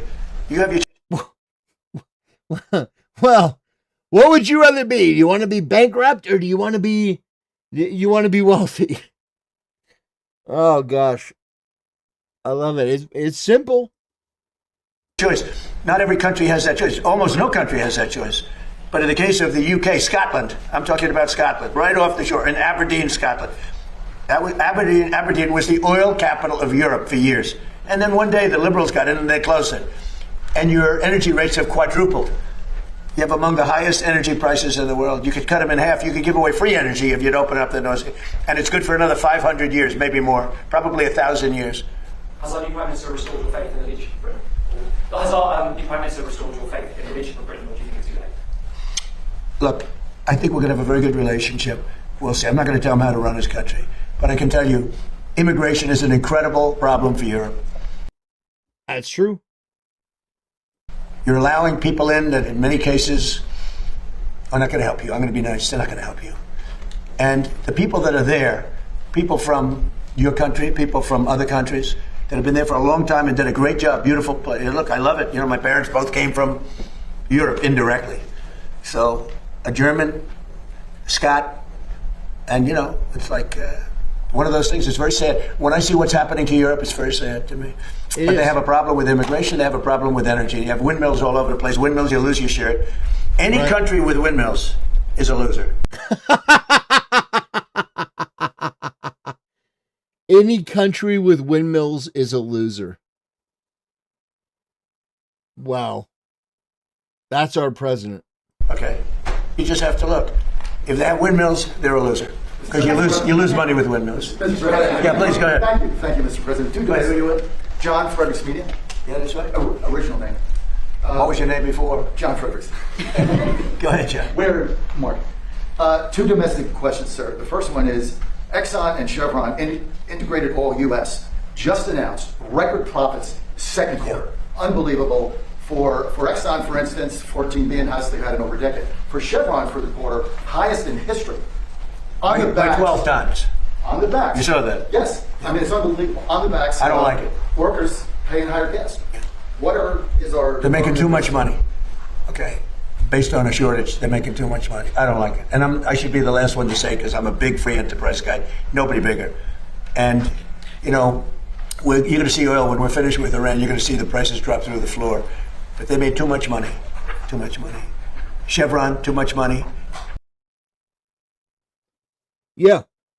I mean, obviously.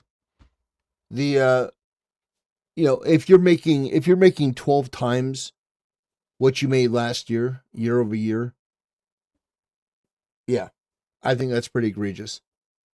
And Trump has every right to call that out, by the way. I know some people are going to give him shit because, oh, he's a capitalist, he's a free market guy. Well, there are times where businesses do things that you absolutely should be able to criticize. ExxonMobil. I mean, it's obvious that these oil companies are using this shortage in order to play with prices to maximize profits. And you can say, well, isn't that the point of any business? Well, gasoline is one of those things. It's not just any business. It's intrinsic to not only business itself, but personal travel, emergency. It just, to play with gas prices like that, I think that there should be regulations on oil companies. I know. Call me Hasan Piker. What do you mean? You don't think the gas companies should be able to increase their price to $25 a gallon? No, I don't.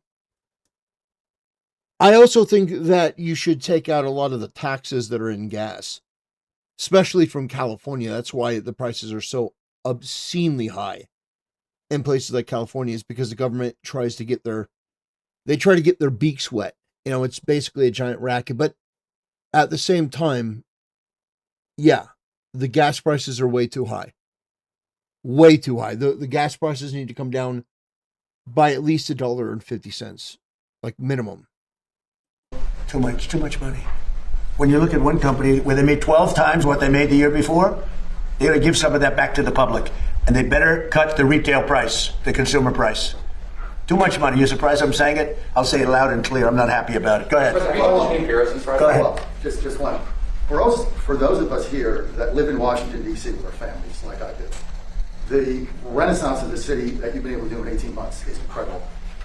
Before you Did you hear that, everybody? The renaissance of Washington, D.C. in 15, 16 months is incredible, and it is. It's clean, it's safe, and you haven't seen anything yet. We're replacing all of the grass that hasn't been replaced in the fields, all the beautiful fields where the grass is.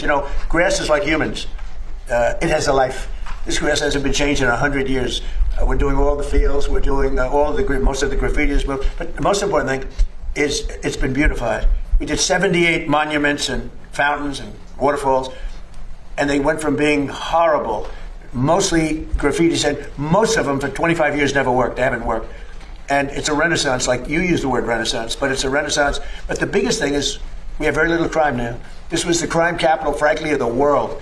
It was the most unsafe capital of any country in the world. Now it's one of the safest, and it's one of the safest places in the United States. And people are coming down. You see it, the tourism in Washington, everyone's safe now. Nobody's getting...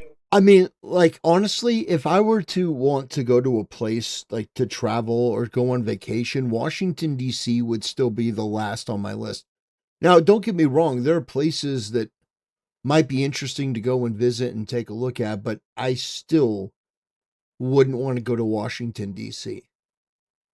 There are many other places that I would want to go in terms of, like, tourism and vacation. I can't see myself. All right, guys, let's get excited. Let's go to Washington, D.C. Mugged, shot. We used to lose 3 people a week. Death. That's the least, it's 3 people in terms of death. 150 people a year were killed. They come down from Iowa. They come from Indiana. Mom, I'm looking at the Washington Monument. And they end up getting killed. We call their parents, I'm sorry. Doesn't happen anymore. We don't have that anymore. We're rough. But we don't have that anymore. Our military has been unbelievable, and they work very well with the D.C. police. But our military came in, the general people that we know so well, General, right? They don't play games. And we got the gangs out. We removed almost 5,000 people who were career criminals, who came in with Biden with the open borders, a lot of them. And they're no longer here. We sent them back to their countries. You've got to see, have you ever seen such a transformation? It's unbelievable if you live here. It's just, you don't want to go back. And now you can walk to work. You can walk to the White House. The people in the White House, they tell me, sir, thank you. They're thanking me all the time. They used to have to take Uber, and the Uber would be robbed, okay? They were afraid to ride public transportation, so they take Uber, and the Uber would get robbed. Oh, man. That's... They'd go to a restaurant, and they'd feel safe at a restaurant, and then the restaurant would be robbed. Do you know the restaurants were all closing? And now you can't, if you're a restaurateur, you can't get a restaurant. You literally can't. The restaurants are booming. Crime is down 92%, maybe more. I want to get down 100%. You know, the greatest statistic, though, that you have is that 2% of the people create 91% of the crime. You can really handle that. Who has said that very same thing? Who has said that very same thing? That the majority of problems in this country are due to 2 to 5% of the population. And then if you took that 2 to 5% of the population and you remove them from society and you put them in the forced labor camps and you put them to work, the problems in this country would disappear almost instantaneously overnight. In Game of Thrones, before the siege, Stannis is coming to sack the city. And it was the spider, it was Varys, who said, "Oh, there's a marked drop in thievery. It's like dropped like 50%. And Tyrion looks to Bronn and he goes, "Well, I didn't know that. What happened?" And Bronn's like, "Well, we took all the criminals and we threw them in jail." Yeah. Yeah, we took the known criminals and we threw them in jail. Now it's just the unknown criminals we have to worry about. Yeah. Asmongold has also said that too. Yeah, Asmongold has talked about the 2% and removing them from society. Yeah, it's obvious. If you wanted to solve a lot of the problems in the country, you take 2 to 5% of the population and you just get rid of them. You put them in the work camps, you remove them from civilization. And we moved almost 5,000 people out. They were criminals, career criminals. We moved them out. In some cases, they're in jail. In some cases, they were so bad, they came in through Biden. They're so bad, we don't want to move them out. We want to put them in jails because we're afraid they're going to come back in somehow. So I appreciate you saying that. Would you consider going to Congress if they come in and try to roll it back, the new Democratic mayor? And you had a mayor who's, I guess she's a communist. I mean, she says she's a socialist, but I guess she's a communist based on what she says. But I have not met her yet. I look. How is it possible that we have people running for office who are communists? Why don't we invoke the law and start throwing communists in jail? Sounds pretty good. Forward to meeting her. Would I federalize? Basically, you're saying federalize DC. Yeah, well, I'm allowed to do that. Would I do it? If they want to, we took something that was in deep trouble. It was a graffiti-filled, crime-filled mess. We turned it into Shangri-La. We turned it into a great place. Look outside. Look what's happening. Look at the beautiful ballroom and military center. It's a military center, much more than, we have a drone board on top. Look at the grass in front of the White House being all replaced with the top stuff. The parks are all being replaced. It starts very soon, actually. We'll do one at a time. It's about 700 acres of parks. They're all going to have brand new, the best grass you can get. Scots. You know Scots? Scots Miracle Grow. They're doing it. So, in order to get the ballroom passed under, they decided to say, well, it's not just a ballroom. It's a military center, and there's going to be a drone launching point on top of the roof. I don't know. Maybe it'll work. Great grass. What can I? Maybe it'll work. Maybe, combining the ballroom with an underground military complex and a drone pad on top, maybe that'll get it over the finish line. But somehow I feel like these leftist retards are still going to complain. I tell you, I got to give him a plug because they did the White House for free. Sir, a friend of mine, a guy that, he's terrific. We'd like to give you new grass at the White House. I said, I'll take it. How much? He said, free. I'll take it. Thank you. Thank you very much. Mr. President, this is at least the 5th time you've turned off airstrikes against Iran since April to negotiate. What is your message to the American people who are wondering what has changed this time? Why should it be any different? Well, you don't know. I don't know. I think we're going to maybe get something, but I want to give them every last chance before decapitation. It's very tough to do. I want to give them every last chance before decapitation. Wow. Wow, and this is the guy that Rex Jones wants to vote against, wants to impeach. Man. We watched that the other day, the Rex Jones versus Andrew Wilson debate. Man, that was absolutely brutal. Andrew did a phenomenal job just dismantling in real time Rex Jones and his entire worldview, which basically can be boiled down to punish the Republicans, we need to give power to the communists. We need to let the communists in America take power in order to hurt the Republicans, which may be one of the most retarded things that I've ever heard. Like, it's on par with Nick Fuentes saying that he's going to vote for the progressives in the midterms. It just, this sort of like short-sighted, one-dimensional thinking, it's unbelievable. It's so dumb. But yeah, if you guys haven't seen that debate in full, I would definitely recommend that you go watch it. Rex Jones got absolutely obliterated by Andrew Wilson, which is not unusual. Andrew Wilson's very good at what he does. Do what we have planned, still planned. We'll see what happens. But it's a very, very tough thing to do. I think I'm very proud of the fact that I'll give people a chance. This is a big move. To do an attack that big on a country, I'd rather not do it. Now, we've already through lots of large attacks, but they were normal large. Hopefully they'll come to their senses, because what happened cannot have a nuclear weapon, but hopefully they'll come to their senses. So they called me and they said, please don't attack, we'll make a deal. That's the real truth, and everyone knows it. And who wouldn't call? And they found out through leaks and sleazebags, a lot of sleazebags, leakers. Leakers should be put in jail. They have to strengthen up the laws for leakers. But in this case, leakers helped, because they said the severity of the attack, and Iran knew it. They knew what was coming. It was going to come last night, and it would have gone on for a long time, and there'd be essentially very little left. There'd be nothing left.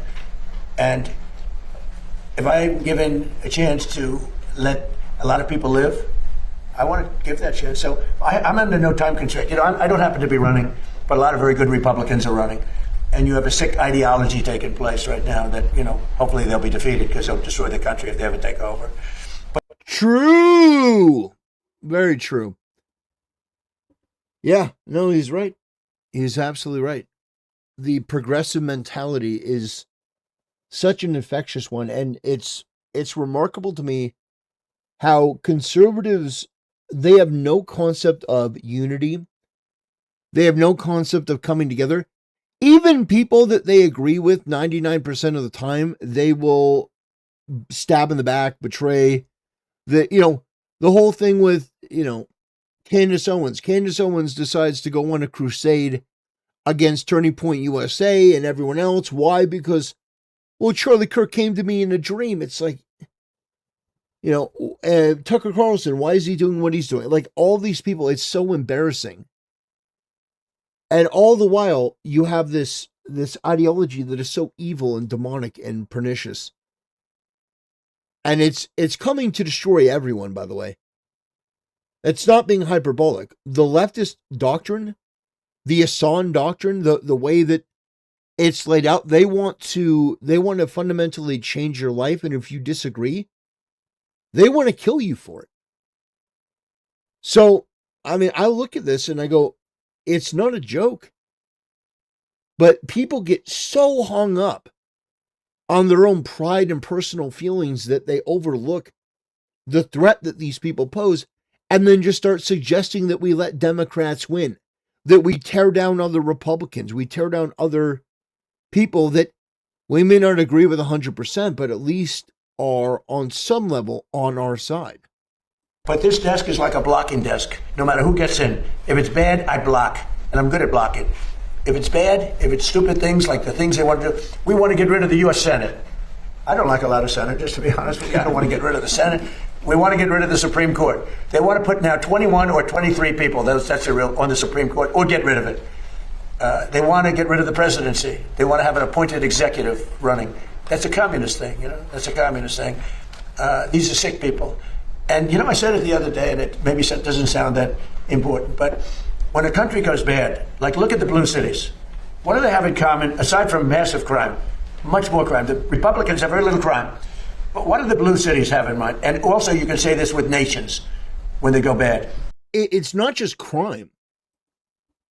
Like that's one element of it, but the sickness, the corrosive nature of the left, it's more than just crime. It's institutional corruption and decay in the police force, in the city councils, in the state government.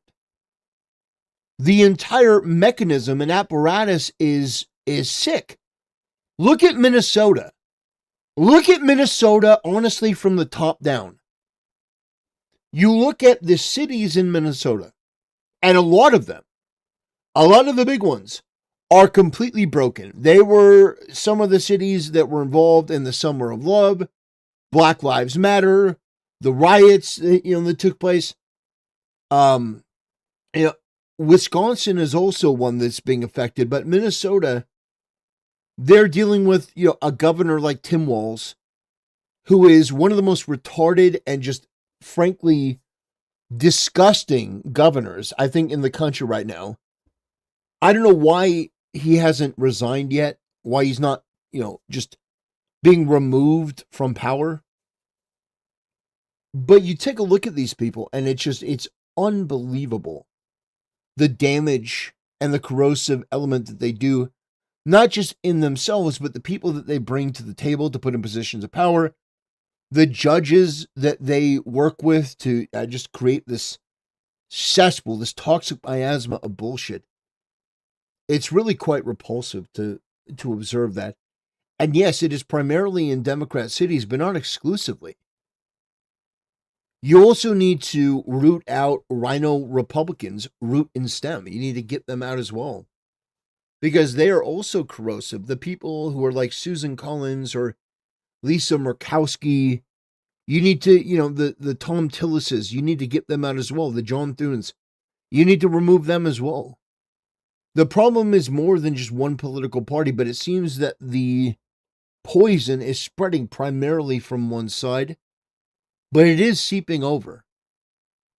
And I think that the way that you deal with this is, in the short term, you keep electing Republicans, but you keep demanding that Republicans become more and more conservative, more and more radical. You start demanding that they adopt the Christian ethic, that it's a non-negotiable. LGBTQ marriage is not something that you can publicly support anymore, that if you are a Republican, being gay or LGBTQ is unacceptable. Being pro-abortion is unacceptable. There are certain hardline things that you need to hold their feet to the fire. And over time, you will start electing more and more right-wing people, and hopefully the entire frame of the party will change fundamentally. That's what we have to do. That's the vision forward. Unlike Rex Jones, which believes that the way forward is that you're going to cede power to the Democrats, the communists, and that somehow that's going to save the party. The entire party is going to be saved somehow by the Democrats getting power, the communists getting power, and they'll hurt Trump and hurt the Republicans, but then the American people will give all the power back to the Republicans that people like, Rex Jones like. Mindless and just retarded. The blue cities have something in common: crime, high crime, vicious, violent crime. But what do they have in common? They're all dirty. They're filthy dirty. Their streets are dirty. Their streets smell. Their storefronts are broken. Their trees are all gross. Everything about the place is dirty. And I don't want to mention any specific city. It's really all of them. But you go into these cities that are blue, they're crime-ridden, and they're filthy dirty. They're like Washington, D.C. was a year and a half ago, with graffiti all over the place, with crime all over the place, with people afraid to be here. You had to be ashamed of your capital. Some of the most beautiful buildings built in the real time. Like you look at the Supreme Court building and they put graffiti on it. The most beautiful columns I've ever seen. In fact, our columns are going to be nicer at the ballroom. I said, I want the Supreme Court to be better. Our columns are going to be nicer than the Supreme Court. Our columns are going to be nicer. But you look at those columns, and then you see graffiti on the side of the building. Oh, man. No artistry, just bad people. But the one thing they all have in common, crime. The two things, crime, but they're disgusting. They're filthy dirty. The streets are dirty. They have people lying all over the street doing you know what. They're all the same. And this is what we're going to put in it. Not going to happen in our country. Go ahead, sir. Yeah, in the back. When someone, me sir, go ahead. When a group loses, I'm sorry. He was very rude to you, right? Go ahead. Who are you with? I'm with Real America's Voice, sir. Sir, when a group such as the Haitians lose their temporary protective status, how soon should they be bussed and flown out? Well, we had a big victory. Immediately. Today, preferably. For those that didn't hear the question, he's talking about how quickly should the Haitian immigrants be removed from the country? How quickly should they be let go? Immediately. Entry in court on temporary, the protected status. And I largely leave it up to my people. But we've had people here for many years that they were here temporarily. We had people coming in, and they've been here for many, many years. And they had a tragedy in their country. They had, sometimes it was storms, or it was hurricanes.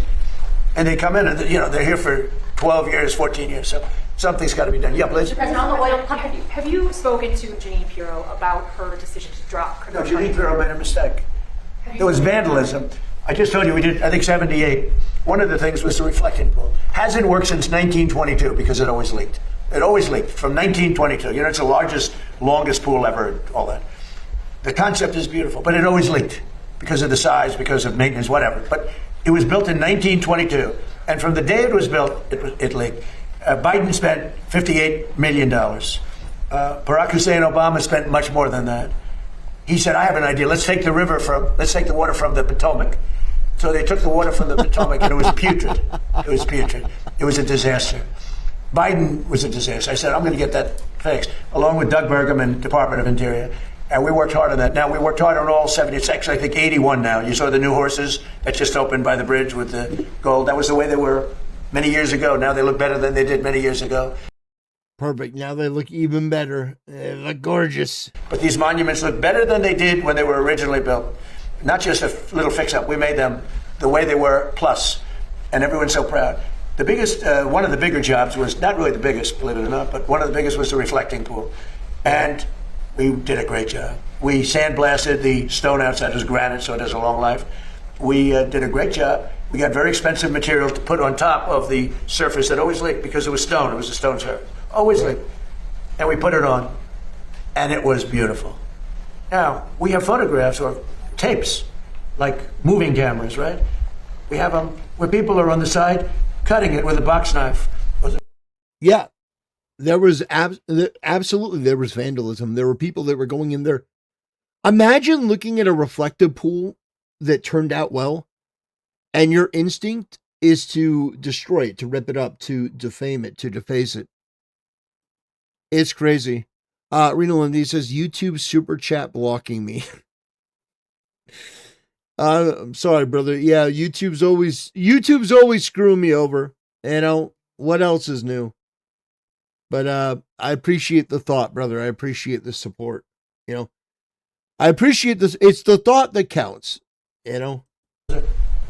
So now I'm not saying I was 100% thrilled with the contractor, but the contractor was rushing. We wanted to get it open for July 4th, and we got it done. But in addition, there was vandalism. Number one, look at the grass, where the grass was all knocked out with a very, very powerful ingredient that we know very well what it is. I'm not going to say the name because people get ideas. And they put a terrible phrase, I won't say that either, but a terrible phrase on a massive piece of grass that we had just replaced. Kill the grass. We had to replace the grass. A lot of grass. In addition, they took knives or cutters and they cut the material. And they put their hands and they pulled it. And there was also some maintenance things that we would have routinely fixed. But we had that up, and it was perfect. And then you had the bubblers, which get rid of the what forms in the water. And that works great, but they turned it off because of the fight. Because it competed a little bit of noise during the fight. They turned it off. And it grows very rapidly in the water. But that actually works very well. And that's all. So now we're just about set to reopen it. And we had to replace cut areas where they cut. Yeah. Like, you're complaining about how much it costs while also vandalizing it. These people on the left have absolutely no principles. They have no principles. On one hand, you're defacing it, and on the other hand, you're complaining that it costs too much money. These people will do anything to see Trump fail. They would be okay with America failing. In fact, they want America to fail. But they would be okay with suffering if it made Trump look bad. Because these people are unhinged. These people are deranged. They're pathetic. Cut it and ripped it. But there's a tape. And Jesse Waters, by the way, did a whole big thing on it. There's a tape that's out there that I posted on Truth where you have people leaning over the side. The weakest part, because of the flexibility, you know, it moves. It's very complicated. It moves. And the softest part has to be flexible. And that's the stuff you can cut. And these guys knew what they were doing. And they cut all the way along the base. Cut, cut, cut. Now, when Janine looked at it, it was the day after the 4th of July with the largest fireworks display in the world. And the stuff was laying all over the pool, the fireworks, because they used the pool as one of the, and it was all over the pool. It was the day after, very shortly thereafter. But that was working beautifully, and it was vandalized. And if you look at the tape, now the tape isn't a great tape in the sense that it's a little hard to say who it exactly was, but it was people cutting this very expensive material, waterproofing material. Anyway. What should be the consequence for somebody that vandalizes property like that that's just so unbelievably destructive? Like, what should be the punishment? You think 10 years is too much? You think 10 years for something like that is too much? I don't know. Maybe 5 years. But I mean, that's a lot of money that you're defacing. So maybe 5 years and you got to pay back the cost. It looked beautiful. And then they cut it and they vandalized. And we weren't necessarily thrilled with the contractor, but they did a job and they were fixing any problems. But then it got carried away because the judge was extremely unfriendly to Janine. And frankly, I think she choked because the judge was really vicious. Instead of going after the people that did it, the judge went after her and went after her department. And I guess she choked. I don't know what the hell happened. Are you reconsidering her role? I don't know what you don't. You're fake news. Don't ever talk again. You're fake news.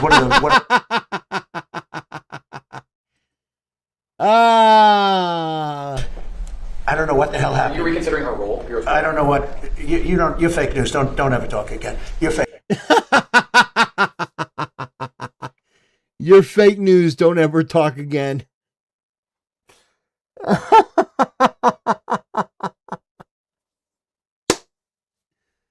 Oh man. Fake news. One of the worst in the business. Fortunately, nobody watches you.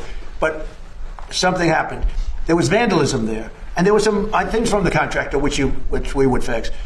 But it's almost complete, and when it opens, it's incredible. It's really incredible. But remember this: it leaked from 1922. It opened in 1922. They never solved the leak problem because it was stone, and the cracks with the stone. It's not. Stone is really not a waterproofing material. We essentially use a very high-grade swimming pool type material, which was my idea. I was very proud of that idea. And by the way, I didn't know the contractor. Everyone said the contractor. I didn't know the contractor. But when it was completed, it was perfect. But then somebody went in and cut it, just like they did the grass. You know, nobody talks about the grass. The grass have helicopter pictures of what they did. Wasn't it 87?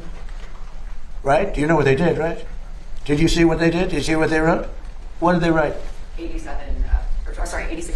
That's right, 8647. They 86 them, so it's 8647. They didn't do 45. At least they left 45 out.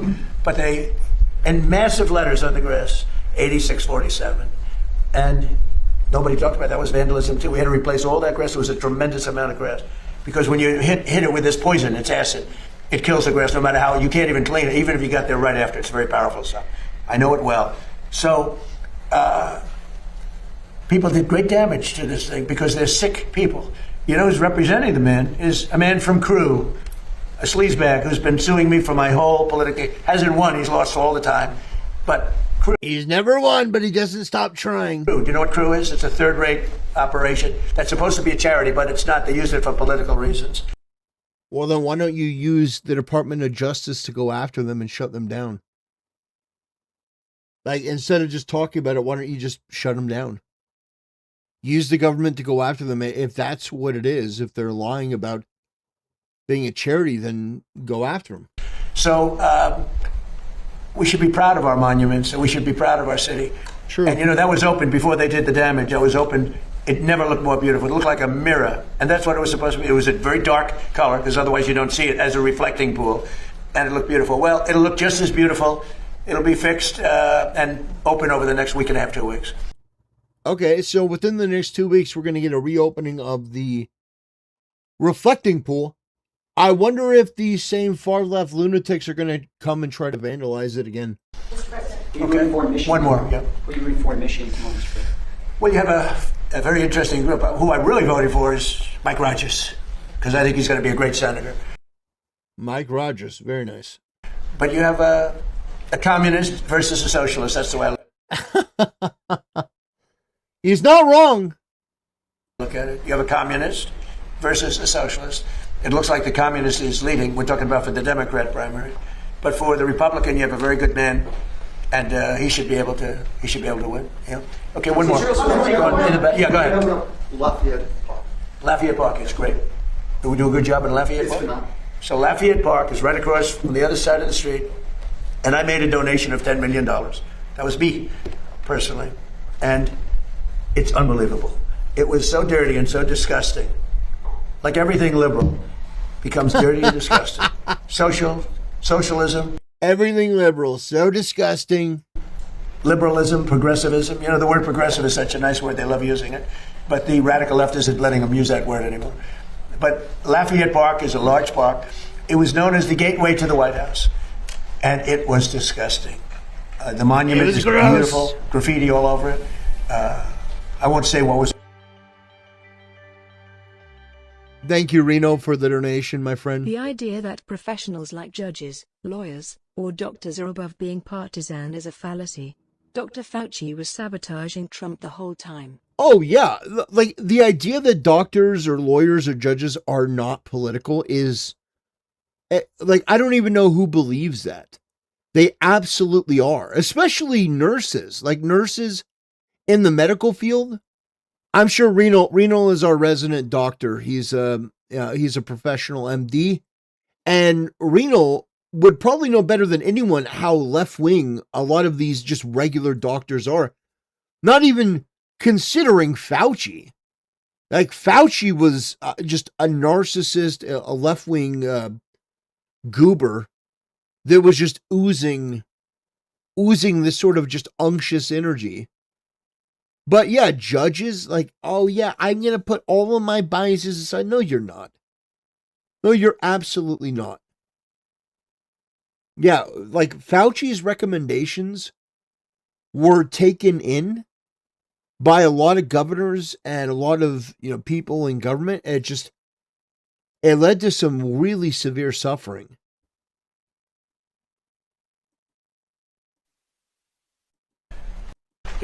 The way along the base, cut, for political reasons. So we should be proud of our monuments, and we should be proud of our city. And that was open before they did the damage. That was open. It never looked more beautiful. It looked like a mirror, and that's what it was supposed to be. It was a very dark color, because otherwise you don't see it as a reflecting pool, and it looked beautiful. Well, it'll look just as beautiful. It'll be fixed and open over the next week and a half, 2 weeks. Will you run for Michigan? One more, yeah. Will you run for Michigan tomorrow, Mr. President? Well, you have a very interesting group. Who I really voted for is Mike Rogers, because I think he's going to be a great senator.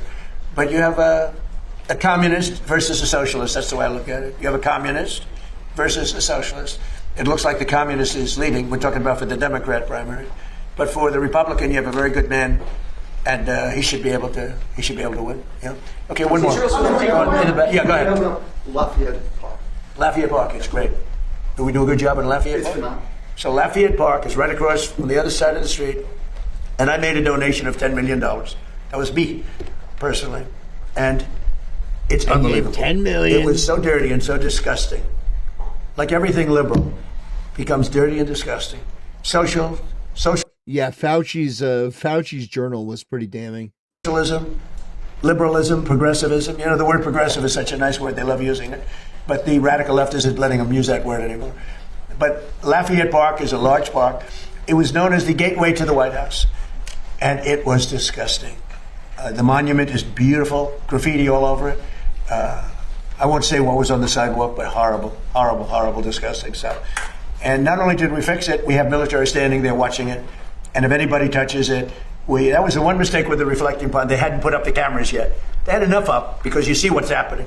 But if they would have had them up. That's true. They should have put the cameras up first, honestly. Yeah, I agree. Well, now that the cameras are up, if anyone steps foot on there and starts making a mess, We should be able to see their face in 4K. That should be uploaded immediately to X. And those people should, they should pay the price of repairing it and also spend some time in jail. We would have had it would have been a lot easier. And I was disappointed with Jeanine Pirro, really disappointed with Jeanine Pirro. She folded like an umbrella, and people get away with things, and it's a disgrace. She folded like an umbrella. Ooh. But we're very proud of Lafayette Park. Now we have a big decision to make. Do we take the paver? She folded like an umbrella. Like, he needs to get somebody in there. He needs to get somebody in there that's an absolute pit bull. He needs somebody, like, can we make Stephen Miller just in charge of all that stuff? Like, Stephen Miller needs to be the guy, okay? We need somebody that's going to go scorched earth. Somebody that's going to put, Mr. President, I would be willing to do the job, okay? I'd be willing to do it. Let's go. Let's go. I'll do it. Scorched earth. Gulags. You get a gulag. And you get a gulag. One-way trip to the gulag for you. You're getting a gulag. Oh, man. The work camps, they're going to be great. They're going to be beautiful. We're going to build these work camps. They're going to be state-of-the-art. All expense paid trip to the gulag. It's going to be amazing. We're going to put you to work. You're going to look just like everyone else. It's going to be your communist utopia. We're going to pay you the same. You're going to dress the same. You're going to wake up every day, work the same hours. Oh, man, you're going to love it. You're going to love life in the gulag. Come on, Mr. President. Mr. President, I'm willing and able. That are red, the red brick pavers. And do we change them into a granite? It's a great granite. They're beautiful, but they're not the original. So we're going to have to make that decision. You have a good sense of taste. What would you do? Huh? Yes, change it. You would change a red brick into the granite. Heartbeat. The granite is much stronger, holds up much better. Different color. Legacy. Change it. Okay. Are you considering firing Pirro, Mr. President? Go ahead, please. Thank you, Mr. President. Today's the MLB trade deadline, and there's been talk lately about a potential lockout next year. I think over salary cap, concerns a salary cap. Do you support a salary cap in the MLB, and what are your thoughts? Well, we're going to talk about that at a different time. It's a complex situation, but not too complex for me. Yeah, please. What did you think of the Nationals trade Luis Garcia to the Yankees? And you think Brian Which Cashman? Luis Garcia from the Washington Nationals to the New York Yankees. And what do you think of the job Brian Cashman's doing? Well, I've known Brian Cashman for a long time. Look, he's done a good job. I think Randy Levine is great. He's a great executive. And by the way, the NIL or whatever it is very close to getting solved, college sports. And Randy Levine and Nick Saban and a whole group of people have done an unbelievable job. That was a case that should have been appealed by the NCAA. And they never appealed it. Whoever ran the NCAA, they never appealed it. The original case was thrown out by a judge that knew nothing about sports. Nothing about sports or college sports. And that case should have been appealed. They didn't appeal it. They didn't know. I think they forgot something happened. And college sports was... I don't think they forgot. And is in turmoil right now. Turmoil. And Randy Levine from the Yankees, the president of the Yankees, got together with a lot of people. We had it right here, 60 people that were in that world, including legal people. Right. And from football, it was Nick Saban, who won 6 or 7 championships. Fantastic coach and very respected. And many other people, very, very respected. And we have a bipartisan deal as of right now. So we'll see what happens. They'll be voting on it soon. I hope they get it. I hope they get it done. Thank you all very much. Thank you. All right, that was the signing of the executive order and the Q&A from our fearless leader, President Donald John Trump. I think he did a phenomenal job. I think that was a great round of questioning, telling the MSNBC journalist to shut up, telling him, shut up, don't ever talk again, I think was probably the highlight of the entire thing. Some people wish Trump would be more, quote-unquote, presidential, but I don't give a shit. We need people to talk to the media like they are a cancerous tumor, and Trump is willing to do that, so I think he did a great job. Anyway, I want to thank you guys for watching. I want to thank you for supporting the channel, and I'll see you next time. Okay. All right. we're gonna be moving topics. Give me 1 second to upload this to YouTube real quick, because I'm a one-man band over here, and I appreciate the support. And I also appreciate that I can take the time to upload this so that by the time the stream is over, it's already rendered. I can just make a thumbnail and move on. Let's see. Trump.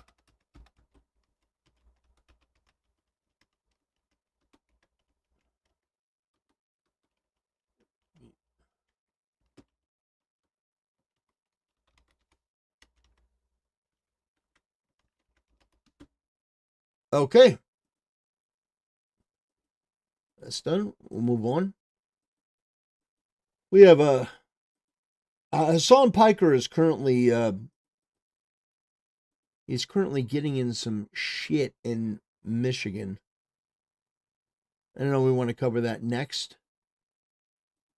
Actually, I think the next thing that we're gonna react to, I think the next thing we're gonna watch is we're gonna watch RFK Jr.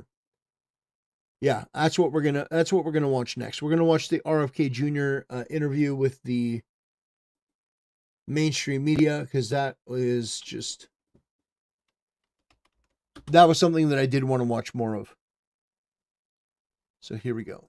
Yeah, we're gonna watch this interview with RFK Jr. just absolutely wiping the floor with this ridiculous reporter.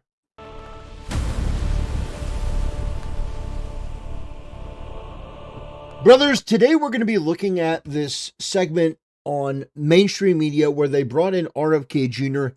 and he absolutely demolishes and wipes the floor with this, obnoxious mainstream media host. So they're going to be talking about COVID-19. They're going to be talking about medicine in general.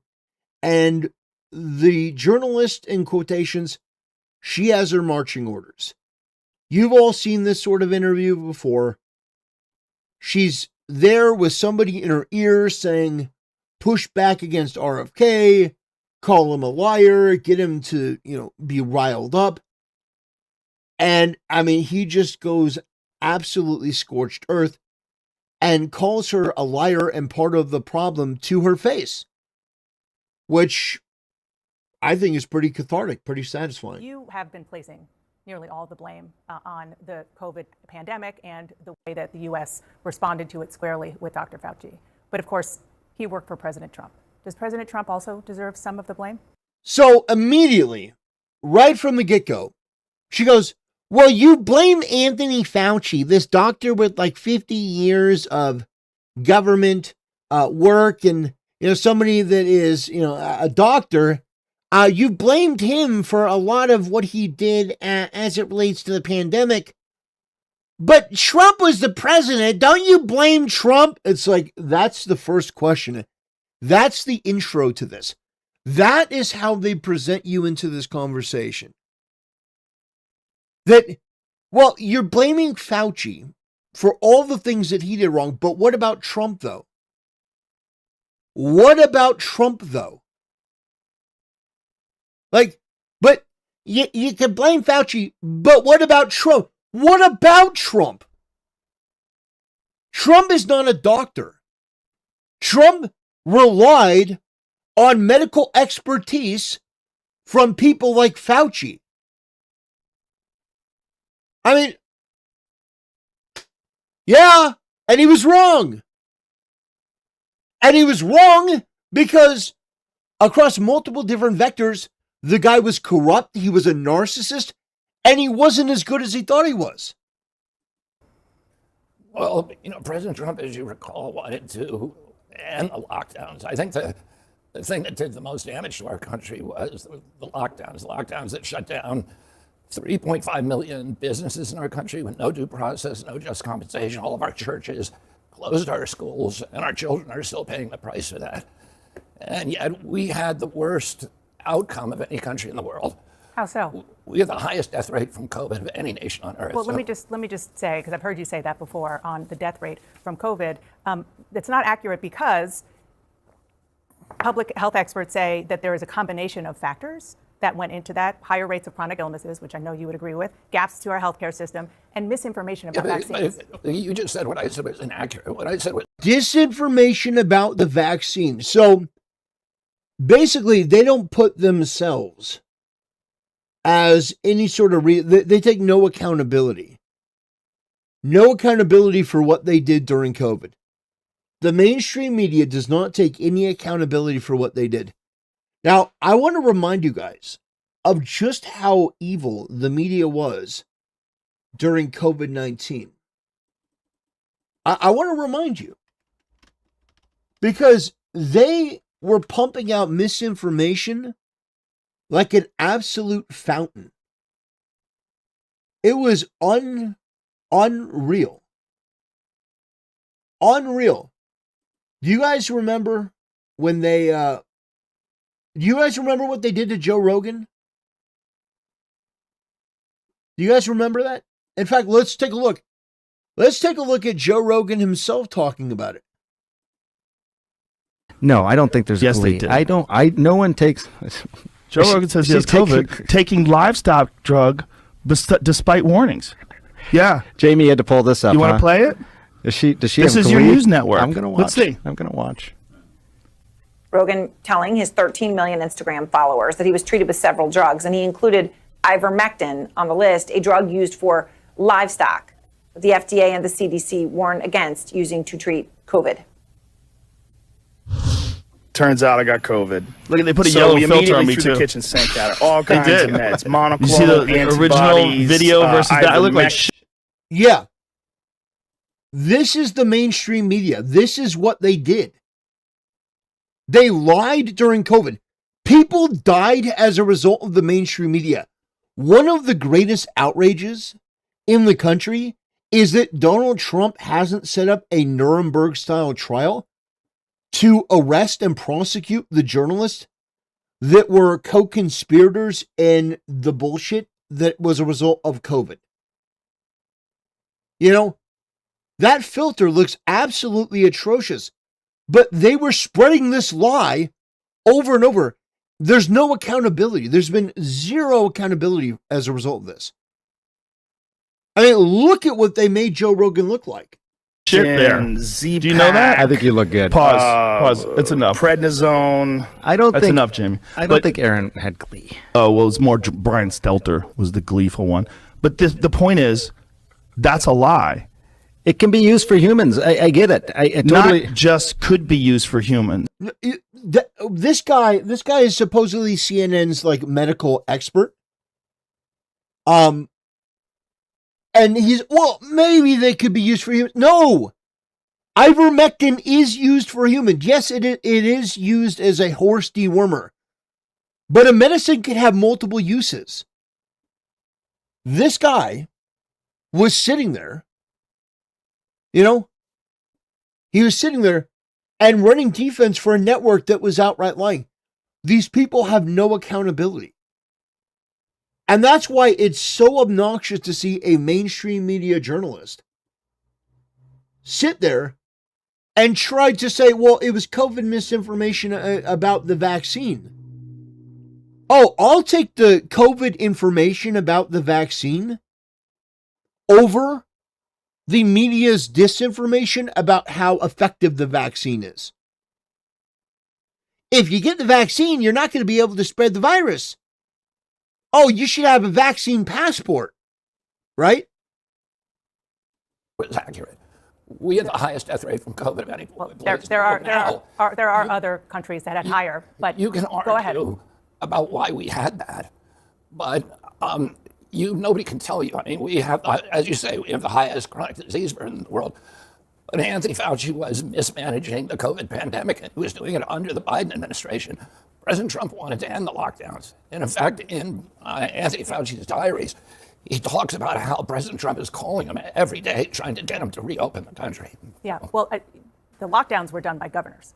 I mean, certainly Anthony Fauci and the president had opinions, but the lockdowns were done by governors, and largely because they were hearing from hospitals saying that their ICUs were overrun and they needed some help while that was happening. Well, that's not true. That's just not true. What you're saying is not true. No, they were doing it because Anthony Fauci was telling them from the top, you need to lock down. There were ICUs that were empty all over the country, including in New York at the height. I'm asking you, I'm going to go back to what I asked you at the beginning, which is President Trump. And he was the guy in charge. And So, again, she's going back to Trump. But she's going to Trump to blame him. But then when it comes to Fauci, she wants to alleviate responsibility from Fauci and put it on the governors. Well, the governors, especially Gavin Newsom, took the directive from Anthony Fauci. So to say, well, it was the government's choice, the governors were the ones that ultimately decided, that is technically true, but it is a lie.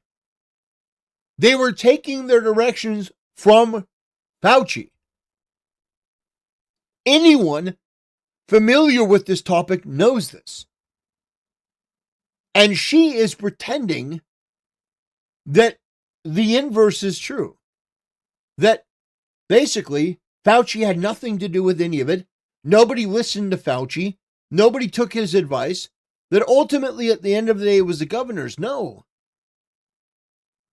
it was Fauci's recommendation that the governments used to make their determination.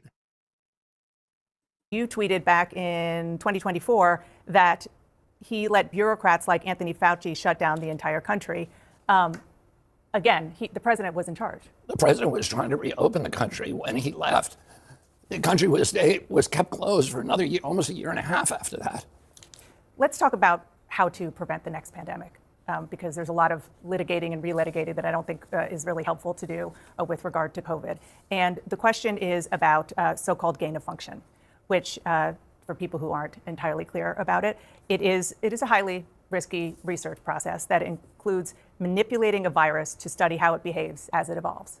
Now, what scientists say is that although it's controversial, it's necessary to prepare for the next pandemic, to get ahead of it, to figure out what these viruses can do.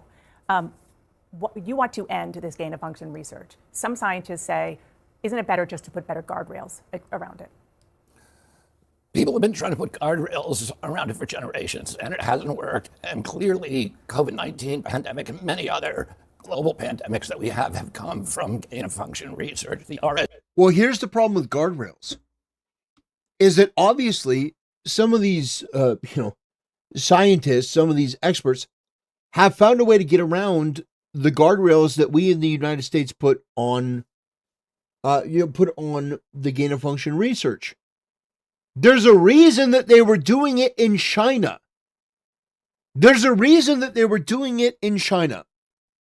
So the idea that, well, we're just going to put better guardrails. What, in China? You think China is going to respect any law that we put into place? No, you need to end it. And anyone, and I understand. Gain of function absolutely can have benefits. The problem is, do we trust these medical experts and doctors after what we've learned from the pandemic? After what we've learned from COVID, do you trust doctors and these medical experts to do gain-of-function research? I think Fauci has done irreparable damage to the medical industry, and it's going to take probably 20 to 30 years to even begin to recover from the reputational harm.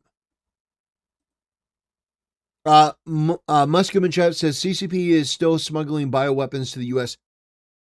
The fact is that whether that's true or not, we know that other countries are developing these sort of things. We know that they're going to continue to do it.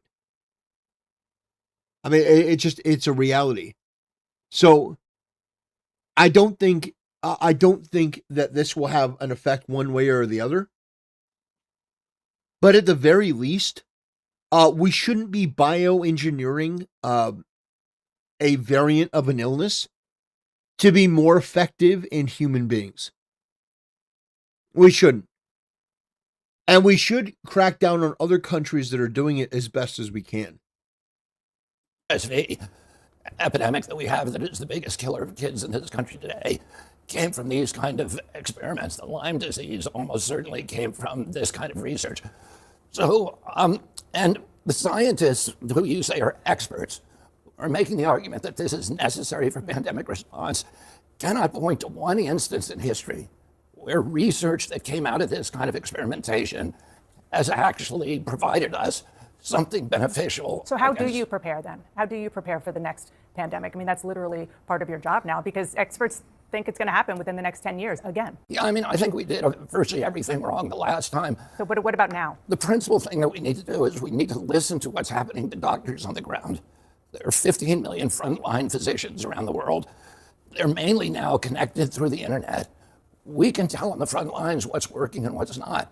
If we had listened to those doctors during the COVID pandemic, we would have saved potentially millions of lives. Right.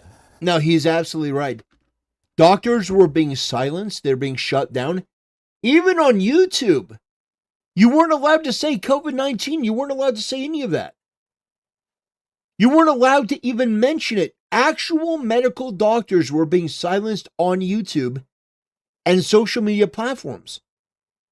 That should never be allowed to happen again, by the way. YouTube should never be allowed to censor anyone who's a doctor in the midst of a pandemic that's trying to give information that they think would be helpful.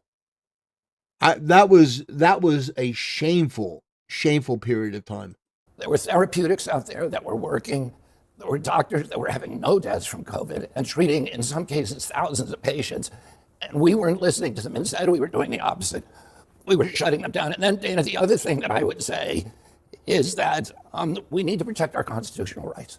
That is the primary obligation. What does that mean? Well, during COVID, we completely dismantled our constitutional rights. We began censoring people in violation of the First Amendment. But I'm not, you're saying what not to do. I'm asking what to do. But I want to talk about. That's something to do. That is the number one problem. No, that is something to do, you absolute bimbo. That is something to do. Oh my God, this woman is an idiot. That's something not to do? No, it is something to do. You don't want to censor. That is something that you can do. Hey, we're going to take proactive efforts to make sure that we don't censor doctors so that they can be more free to share their opinion. You know? She's an absolute bimbo. She's an idiot. Priority. We protect the Constitution. The Constitution was Forgive written. me, but you're just. Shut the fuck up, bitch. Let him finish. You're talking about rights, and I'm asking about a potential public health crisis. Yeah, you wouldn't know anything about rights. You don't believe in free speech. Maybe that's why you're getting so defensive. But the fact is, what he's talking about are prescriptions for what we can do as a country to not allow this to happen again. That is coming. But I do want to, And one of the mistakes we made in the last time was suppressing those rights so people weren't being heard. The doctors who were saying you're doing it wrong were being marginalized and vilified. Yeah, and because again, I really want to move on. But yeah, you were saying yes, I do. Part of the problem. No, I wasn't. Yes! Yes! Yes, sir! They were absolutely part of the problem. 100% they were. MSNBC, CNN especially, were part of the problem. Oh, Mr. RFK Jr., please bring up Joe Rogan. Please bring up Rogan. Please bring up Rogan. Yeah, there was absolute press malpractice. You weren't allowing Mr. Secretary, your job is a fierce skepticism toward authority. And yes, you weren't doing that. You I were am. beating My up job on people is who also were dissenting. No. Okay. Are you want to sit here and attack me, or do you? Yes. You want to have please. conversations about public health? I'm not attacking you. Yes, you should. Bring up Joe Rogan. Get her, RFK. Get her. From the top rope. Elbow drop. Boom. Come on. Bring up Joe Rogan. Bring up what they did to Joe Rogan. I'm asking questions about how to prevent the next pandemic. Question and I'll tell you. That's what I'm trying to do. No, she's not. You're interrupting him. You're being combative. You are the enemy of the people. You have no defense for what your network did under COVID. You were a propaganda network then. You're a propaganda network now. You owe an apology. I am pissed that Joe Rogan didn't sue CNN into oblivion. We could be living in a world where Joe Rogan owns CNN. But I also don't want to use this interview to allow you to say things that aren't entirely true. You're talking about therapeutics, fine. It is also factually true that the COVID vaccine worked. The COVID vaccine prevented deaths. No, it did not. It did not work the way that you said it would. What you said was that if you get the vaccine, you cannot get the virus. That's what you said. That it prevents transmission, that you're not able to get the virus. That's what you said. This journalist is trying to rewrite history. Data upon data upon data. Let's talk about the measles, please, because this is something that is happening as we speak. The cases in the U.S. vaccine protected children? I think that what I have talked to scientists and doctors about. Yeah. You mean your experts on the panels that lied and were wrong? Can you show me one study? Yes, I can. That shows that I can. Children were protected by the COVID vaccine. I can tell you that there are. No, she can't. She got nothing. It did more good than harm to children. Can you show me one study that shows? No, she can't. I can tell you that when it comes to the vaccine. No, she can't. She was ruffling through her papers to pretend to be prepared, but she has nothing. There have been studies that show that because of vaccine disinformation, there could have been 100 to 200,000 lives in the U.S. Oh, really? Oh, well, you know what? I think that there's 1 to 2 million people that are dead because of CNN. Because CNN lied about COVID around the world. I mean, 2 million people are probably dead because of you. Do you see how it works? You see how ridiculous? You just made it up. You have no evidence to back this up. You have no data to back this up. You made it up. You lied.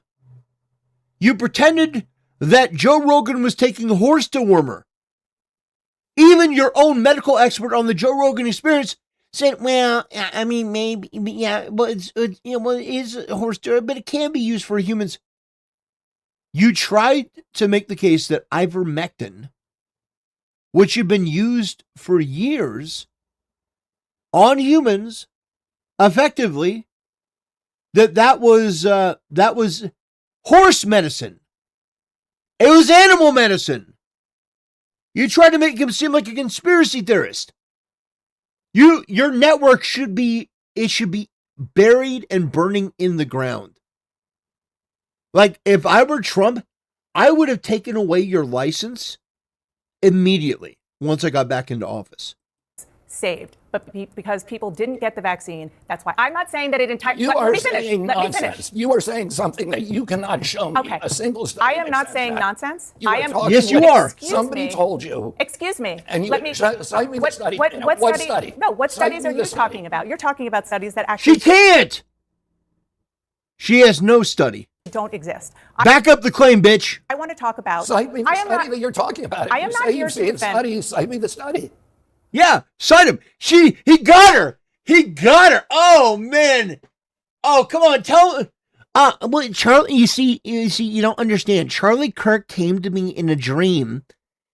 And he told me, "Come on, Candace maxing. Let's do some Candace Owens maxing. Come on. Give me some Candace Owens energy." Oh. Your producer spoke in your ear and told you that, right? No, you made it the fuck up. You know, I actually have more evidence in my claim that CNN, with their misinformation, hurt more people than they do with what she just said. This is not productive. I am not here to defend all of the. Let me finish. She's so mad. Talking nonsense. You're making assertions you can't support, and then when I call you on them, you're telling me that I'm arguing. Okay. Do you want to talk about?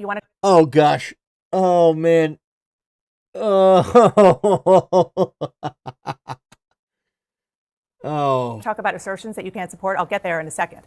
No, he asked about your assertion that you can't support. Let me just say, for the record, that I am not saying that the entire way that the COVID reaction was accurate. It was a... No, your network actively tried to suppress people. Your network spread misinformation about Joe Rogan. You lied about Joe Rogan. You put a filter on Joe Rogan. Your own CNN medical expert went on Joe Rogan's show and was so embarrassed he didn't even want to watch it. He didn't even want to watch the segment because he knew how bad it looked. How embarrassing. Scary time, and people made mistakes.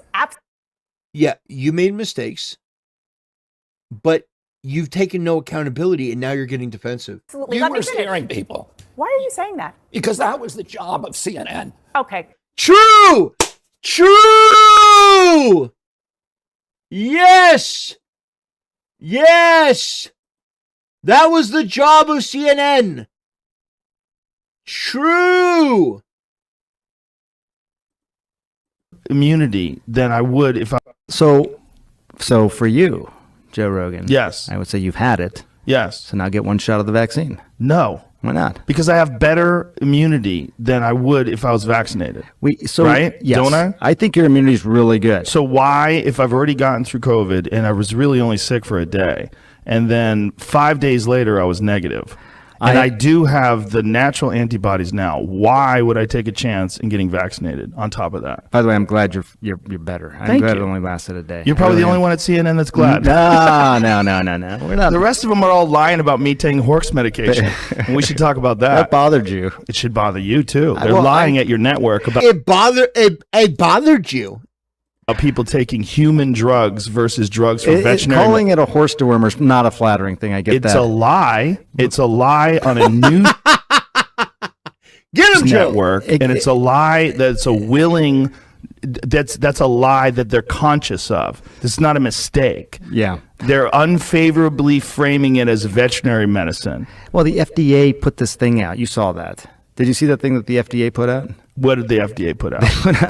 It was a tweet, and it was snarky. I admit it. They said, "You are not a horse. You are not a cow. Stop taking this stuff," or something like that. Why would you say that when you're talking about a drug that's been given out to billions and billions of people? A drug that was responsible for one of the inventors of it making the Nobel Prize. The Nobel Prize in 2015. Yeah. Yeah, No, a drug that has been shown to stop viral replication in vitro. You know that, right? Why would they lie and say that's horse dewormer? This, by the way, the person that Rogan is interviewing right here is the CNN medical expert.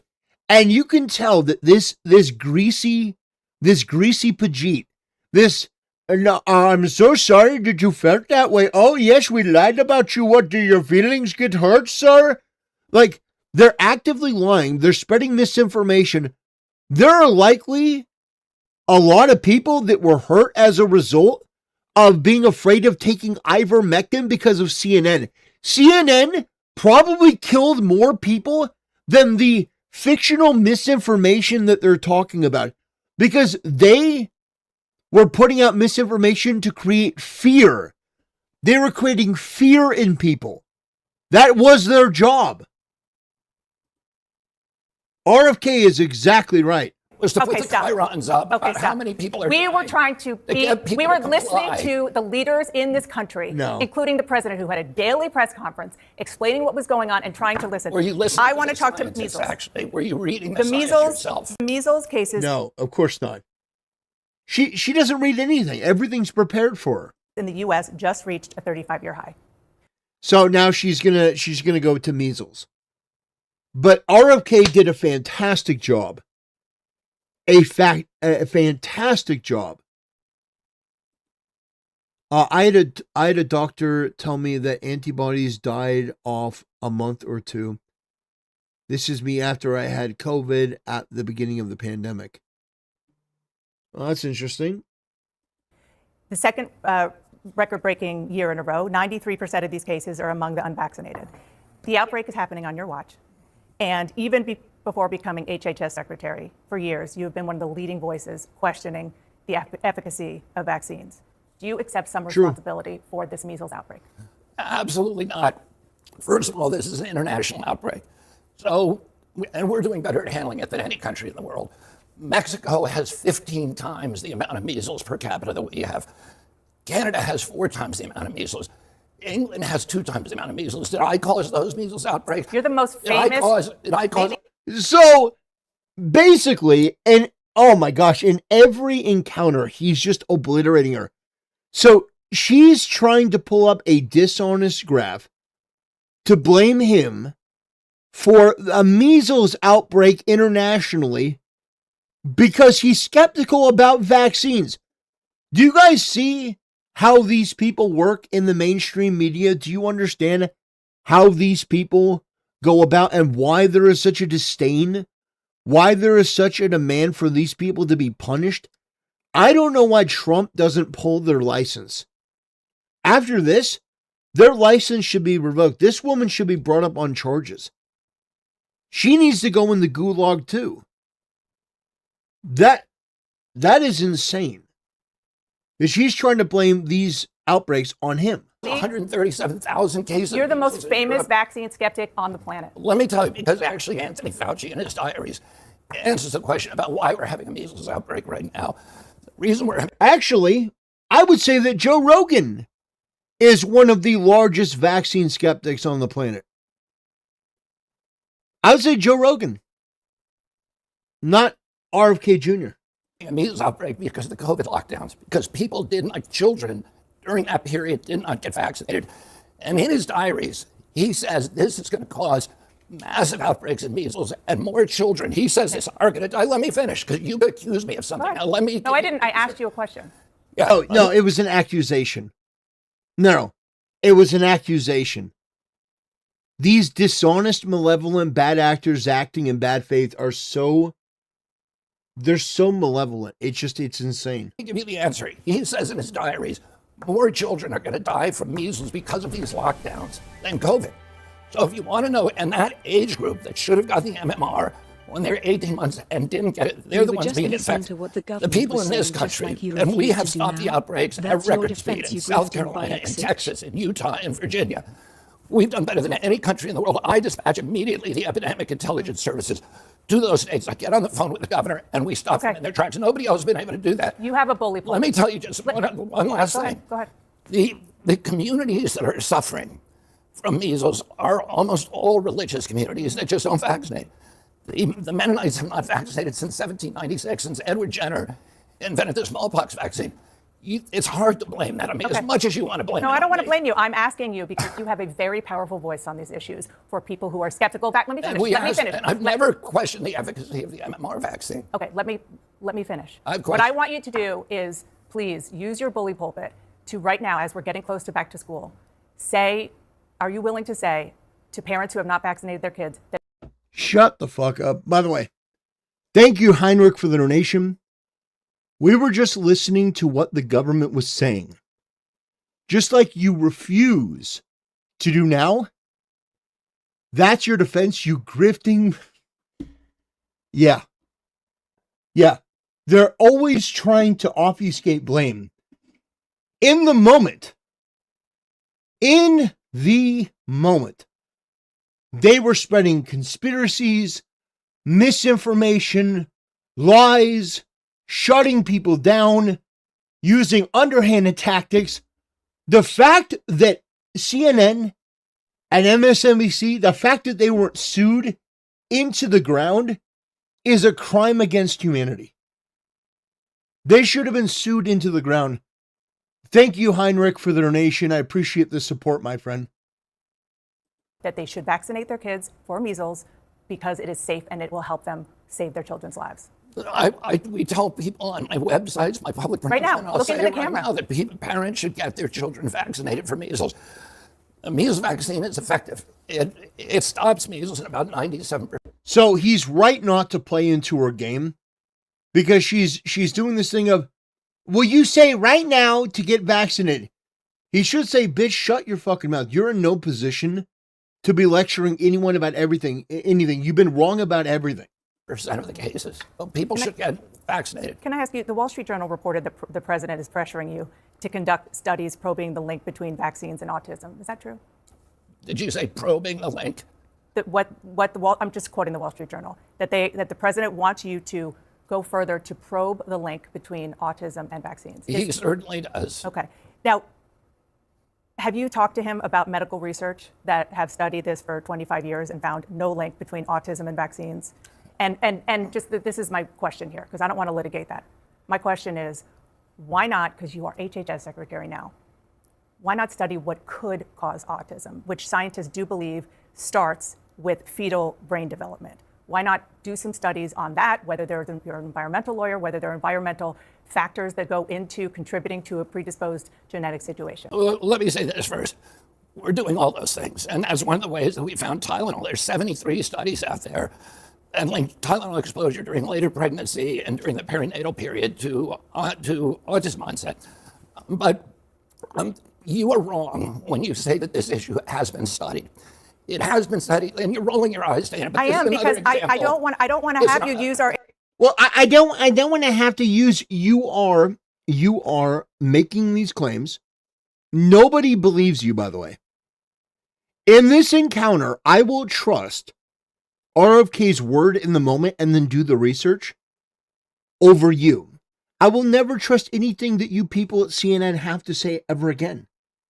And you know what? I'm not alone in that. Air to say this, there have been more than 40 studies involving 5.6 million people to conclude there is no link between vaccines and autism. This is the head of the Committee of Infectious Diseases for the American Academy of Pediatrics. And now let me tell you what the Institute of Medicine says, which is the National Academy of Sciences, which is the ultimate arbiter on vaccine safety, and which it does not have an interest in this debate.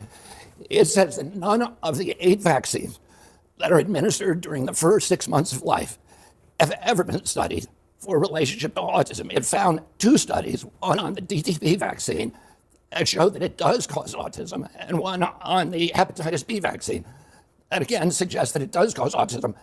The Institute of Medicine dismissed those 2 studies because they were based on CDC's database. The studies that you're referring to are all for one vaccine, the MMR vaccine, or one ingredient, thimerosal. So you are actually looking at, you're starting new studies to try to link autism, but you're also telling me— I'm not trying to link autism to anything. I'm trying to find out, why is autism caused? Are you also trying to— So CNN's job here is to basically run misinformation, disinformation, be aggressive, be hostile, because they think it's our job. But the fact is, they don't know. This woman doesn't know. This woman doesn't know shit. This woman is an imbecile. Like, she is not there to be any sort of expert. What would have been more interesting is if instead of RFK dealing with this, hyper emotional, combative woman that is an absolute retard that doesn't know what she's talking about, if they had brought somebody on the show that was a medical expert that knew what they were talking about. But the thing is, that may have actually led to conclusions that CNN doesn't want. They want to put out a narrative that RFK is batshit and that his anti-vax sentiment is just completely ridiculous. Well, it's not. There are certain things that he says that, obviously you can look at and be skeptical about, but the truth is that a lot of what RFK says about vaccines is worth examining. Are you also trying to find out how it interacts with people's DNA, what's predisposed to have an autistic child? Are you doing both? Yeah, but Dana, you probably don't understand this because you're not a scientist, but genes you're not either. Genes don't cause epidemics. I understand. Genes, they epidemics. Provide a vulnerability. A gene provides environmental. That's what I'm asking. Are you studying the environmental We're looking exposure? at all the different environmental exposures, but your statement, you have been fooled. Your statement that this has been studied is not true. It's categorically not true. Not for any of the studies. It is considered. Considered by who? By every scientist who has studied this. That is not true. I can give you hundreds of scientists who have looked at this. So on the one hand, do you understand why? So do you see the way that the media operates from this? They treat their conclusions as the settled, confirmed science. And she goes, well, every scientist agrees with me. Well, obviously not. Obviously not every scientist agrees with you. Otherwise, this really would be ridiculous. But no, not every scientist agrees with you very clearly. You're talking out your ass and you're being humiliated. This is just, it's embarrassing. It's crazy. It's crazy to watch these people operate, isn't it? The National Academy of Sciences. What greater authority do you understand why people are not getting measles vaccines? Because they're hearing you say that it could cause autism. You're trying to change the subject. I'm not. It's very much related. Show me one of the studies that's been done on the first 8 The vaccines during the first 6 months of life, you will not find them. The National Academy of Sciences. So if that's the case, exist. then why are you telling people to get the measles vaccine? Because that is one of the vaccines that has been studied. Okay. It's the only one that has been studied. Do you want people to get the MMR vaccine? Yeah, I said that already. Okay, so I know you're flustered now, and it is. I'm not flustered at all. Because I am people frustrated. Oh my gosh. The reason I'm I frustrated. know you're flustered. Yeah. I know you're flustered. I know you're up your game. I know you've been proven wrong. I know you're an embarrassment. Man, guys, he is so good. I know you're flustered. It's like, you know what that reminds me of? It reminds me of when Andrew Wilson tells a woman to calm down. Calm down. Calm down. Why don't you just calm down? Why don't you calm down? Hey, well, why don't you calm down? Hey, calm down. Calm down. Hey, you're acting alright. Calm down, lady. Calm down. Oh man, it's so good. It is because you are the HHS secretary, and you are talking about things that lead to vaccine hesitancy in this country, and it is something that causes problems for people when there is not anything. Let me ask you something. Do you see your job as ending vaccine hesitancy, or do you see your job as telling the truth to the American people? I see my job as telling the truth, and the truth is that there is study after study after study. It's one of the most studied things out there in science. You're repeating and it like a parrot. You're repeating it like a parrot. I've actually read the science. You don't want to come back here and debate the science. I'm not debating this view. Of course you I'm not debating it with you. Yeah. This arrogant bitch, she thinks that she is in the position of authority with no information, nothing to back her up other than she got some information from the people in her ear, and she thinks that gives her some sort of authority. Oh, and she's on CNN.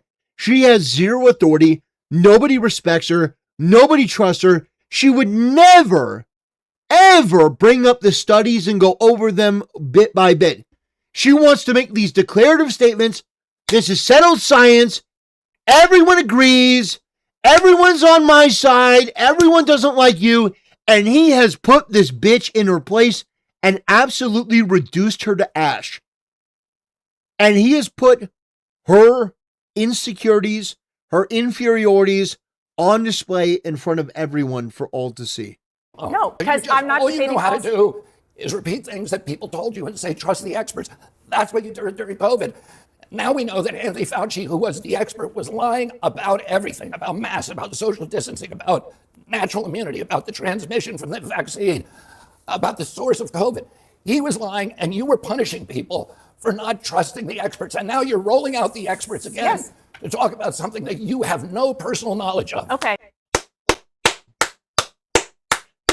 Oh, gosh. That is amazing. Woo!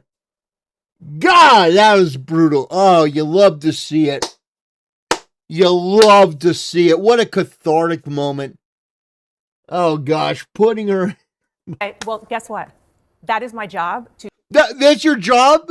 Your job is to parrot bullshit and misinformation? Talk to people. Your job is to Am I tell the allowed to truth talk? to the American Yes, public. yes. And my job And is to to be- get as and much to- information as I and to can. maintain And what we were doing, a posture what we were of doing, skepticism what we toward were government doing authority. in COVID and still with God. regard to these vaccines. Come on. Look at she is so flustered. Is getting the best information, the best science that we can, and putting it out there. And sir, what you are doing is causing getting the best information science to be from out there somebody that is who's lying not to you. accurate. Who was lying to The you? National Academy of Sciences, which you just cited in Oh, gosh. November, said we support the statement that vaccines do not cause autism. This is the National Academy of Sciences that you just talked about. Look at the National Academy of Science's most recent report. Okay. And you'll see. I want to ask you one other question because it's something that really did help Donald Trump get elected, and that is the MAHA movement and specifically the question of processed foods. Of what? Processed foods and the fact that people want to feel that their food is safe. My understanding is that you are pushing for reforms on food safety and ultra-processed foods that have been slowed, in some cases blocked, by people in the administration who are working on behalf of the industry. Is that true? No, that is not true. So you feel that you'll be able to get these reforms done without any problems? I think the grass, the two big reforms that you're probably talking about is the ultra-processed food definition Exactly. and the grass standards. Yes. And they've both gone through extensive interagency process. I'm very confident that we will get them both out there within probably a month. Well, I'm sorry that this, and that's good news for people who are very moms, and I'm one of them, who are very worried about making sure that our kids eat food and we eat food that is healthy. I'm sorry that this turned into a very contentious conversation, and my job is to try to get the best information out there, and it does concern me when you come in and say things that have, I take what you're saying have been people who have scientific backgrounds. She's such a snarky bitch, such a lying, manipulative, just absolute. I can't say the C word on Twitter or on YouTube. It just they won't let me. But just know in my heart that's what I'm referring to her as.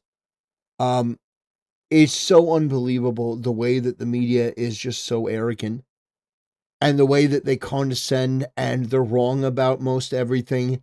They have no authority from which to speak from. That just these elitist clowns. It's so unreal, and we're seeing in real time the destruction of the mainstream media apparatus. We're seeing it be eroded because of people like her. She had no rebuttal. She had no comeback. He absolutely obliterated her. Anyway, I want to thank you guys for watching. I want to thank you for supporting the channel, and I'll see you next time. All right, boys. All right. Let me get that up, and then we'll move on topics. Let's see, let me like that post. Thank you for the support tonight, guys. I appreciate it. As always, you guys are amazing. It's incredible. I make my position on that perfectly clear all the time, that I do appreciate donations to the channel, but they're not required. They're not demanded. They're not required. But yeah, I have to say thank you every time, because every donation is something that I don't earn. It's not something I deserve. It's something that you guys give to support the channel, and I appreciate it. Let's see. RFK.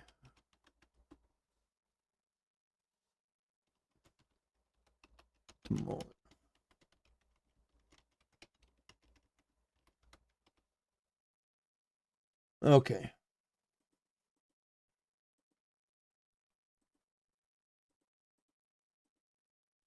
All right. Got that done.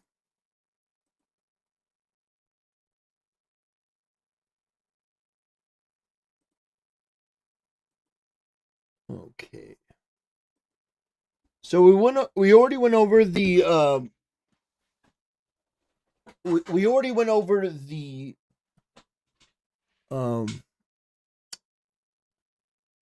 what's her name? Liana Rupert. We already went over her and her issue. Let's take a look. We got more communists to talk about.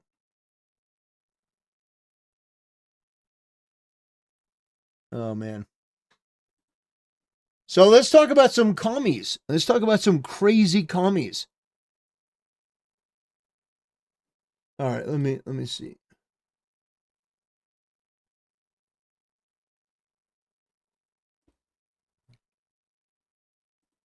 Jeez.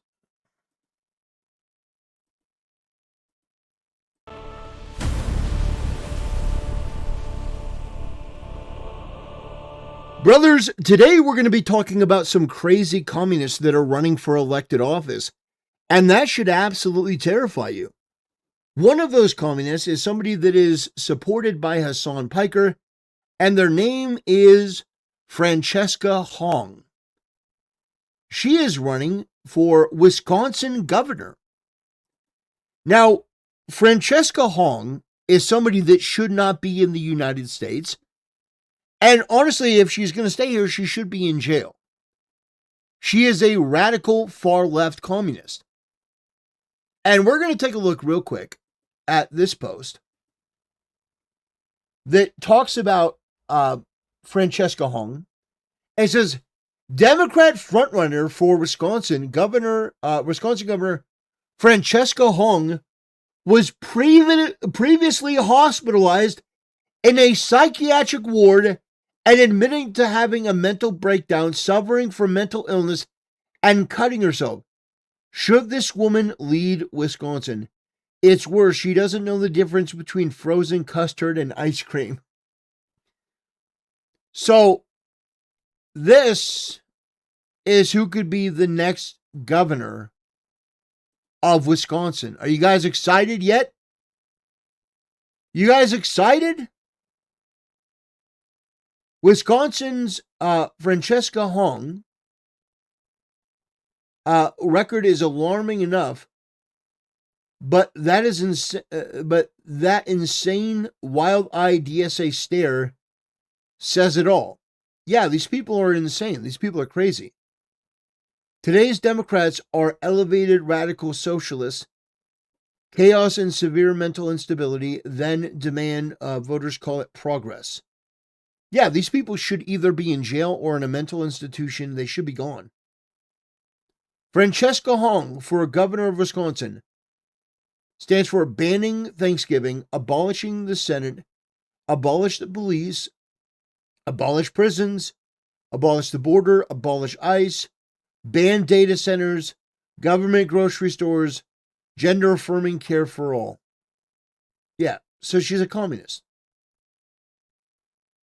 It says, maybe she was just surrounded by white people.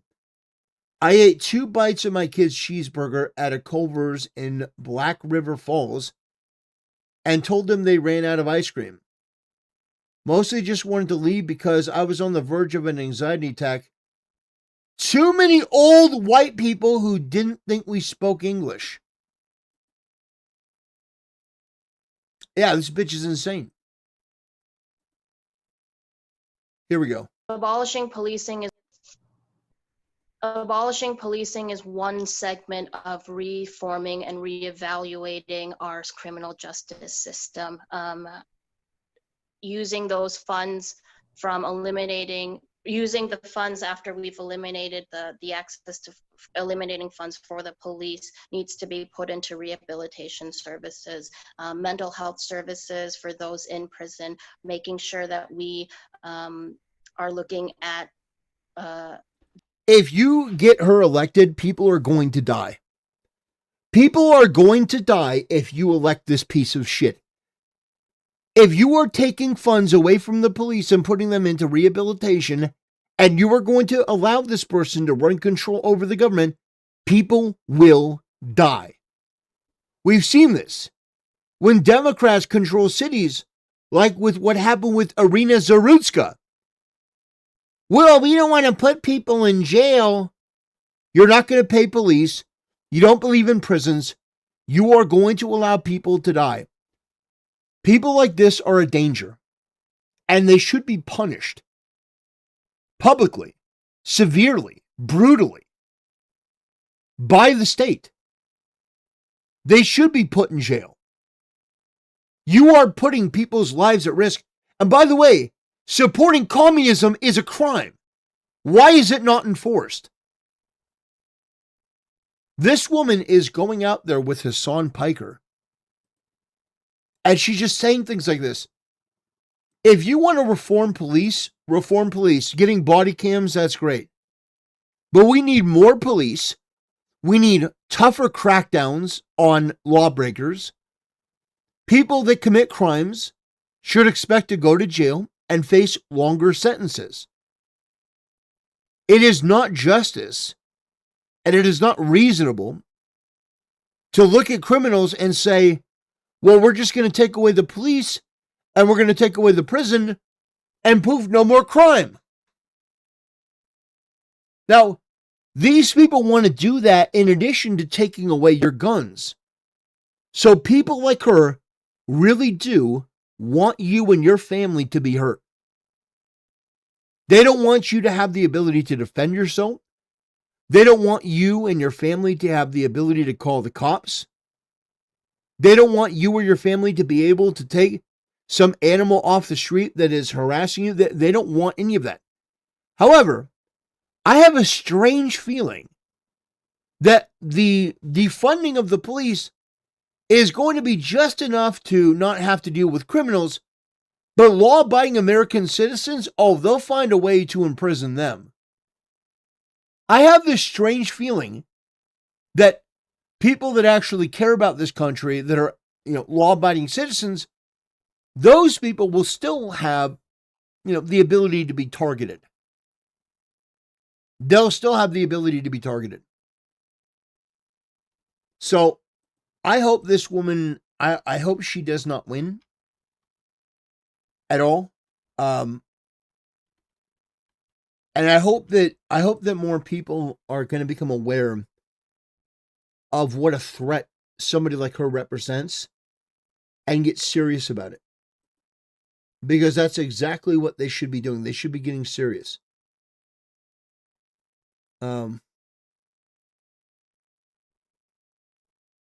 So you have people weighing in on her, both from the left and from the right. This is Hutch. I don't agree with Hutch on much.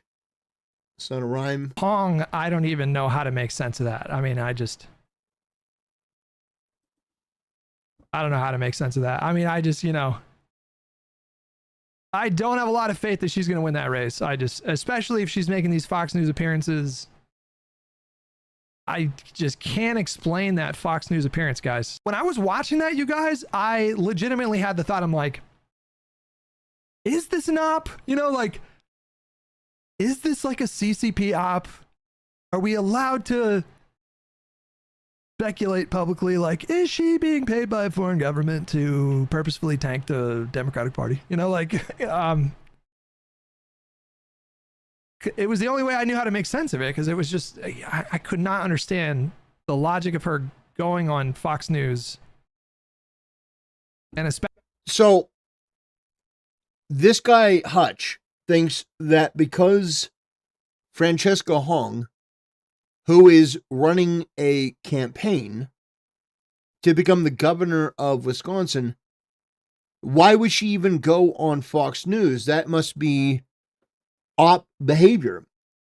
So what that tells me is that people like Hutch, their ideas are so weak that the idea of going on considered enemy territory to debate is such a foreign concept that it has to literally come from a foreign government. Espousing support for all of those policies. I just don't. It just don't. Isn't that crazy? Oh, by the way, here's a great picture. Francesca Hong campaigned with their best friends today. So her and Ilhan Omar and Hasan Piker, birds of a terrorist feather, stay together. Oh boy, here we go. It's so stressful to get by these days, and I know a lot about stress. I work in restaurants. I started in this kitchen 15 years ago, and you might recognize what's across the street. A lot of people in that building don't get why it's so hard to get by right now. Working hard doesn't mean you can always keep up. One wrong step can lay you out flat. This is by design. I'm State Representative Francesca Hong. I'm a service worker, community organizer, and a mom. I work for a living. Always have, still do. 5 years ago, my community sent me to the Capitol. The system is rigged. I'm running for governor to fix it. For years, we've been told that doing better isn't possible. Well, let me tell you, that's bullshit. All we need to do is fight together. We can fully fund our public schools and have universal childcare. We can guarantee paid leave and have cheaper health care. We can fix a rigged system that puts oligarchs over workers and small businesses. We can do better. Don't let anyone tell you we can't do this. We can build a Wisconsin where we share the table. Look at the racial demographic and makeup of this. Look at the racial demographic makeup of this. This is not America. This is not America. Look at this. I don't know where this is, but this is not the U.S. I'm Francesca. Look at this. This is embarrassing. Hong, and I'm running for governor because I know that together we make better possible. Yeah, better possible. Hey, you like those police? You like those police that, arrest the criminals? My statement on next steps for the encampment in downtown Madison.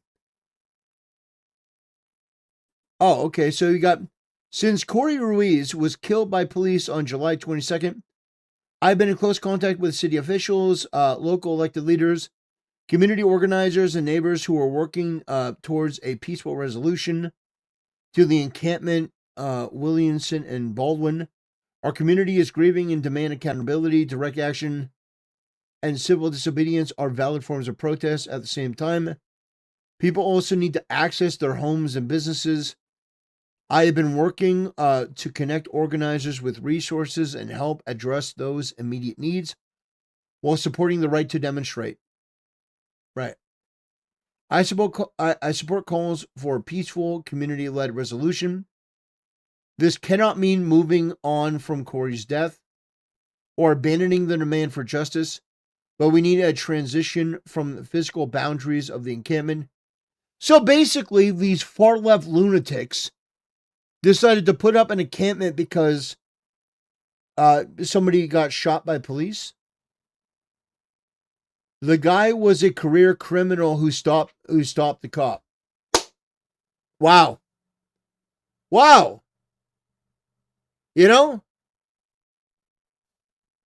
As a tale as old as time should have the exact same social stigma as being a Nazi. True. I agree. I agree with that. Yeah. If you claim to be a communist, you should be treated as though, these far leftists are like punch a Nazi. Yeah. It's ridiculous. Oh, shut up. Corey was a criminal. Why didn't his family help him when he was in need before this? Actions have consequences, and notably, you said nothing about law enforcement. You want accountability, exactly something a communist would say. Yeah, ridiculous. So anyway, this is Francesca Hong, and she is running to be governor of Wisconsin. You need to do everything that you can to make sure that this woman does not win. You need to do everything you can to make sure that this woman, her career and her reputation goes down in flames. Because what she represents and what she is something that is anti-American. Anyway, that's going to do it for this video. I want to thank you for watching, and I'll see you next time.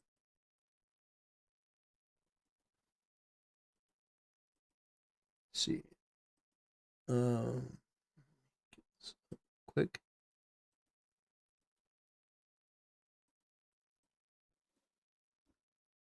Francesca.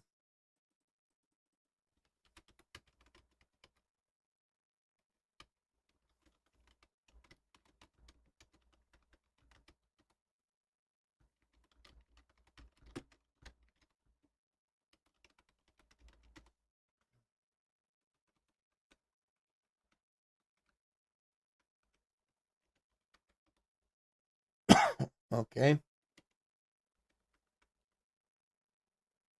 Francesca Hong.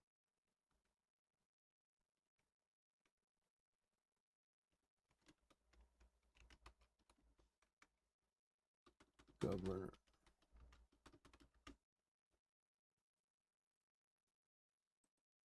Okay.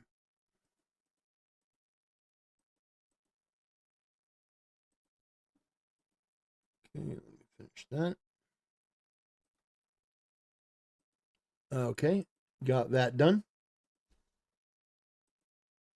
Let's see here. Okay. Fantastic. Okay, we got gaming gaming related news. Wow. Love and that we're doing well, and to have this suddenly. Oh gosh. Oh no. What's this? No.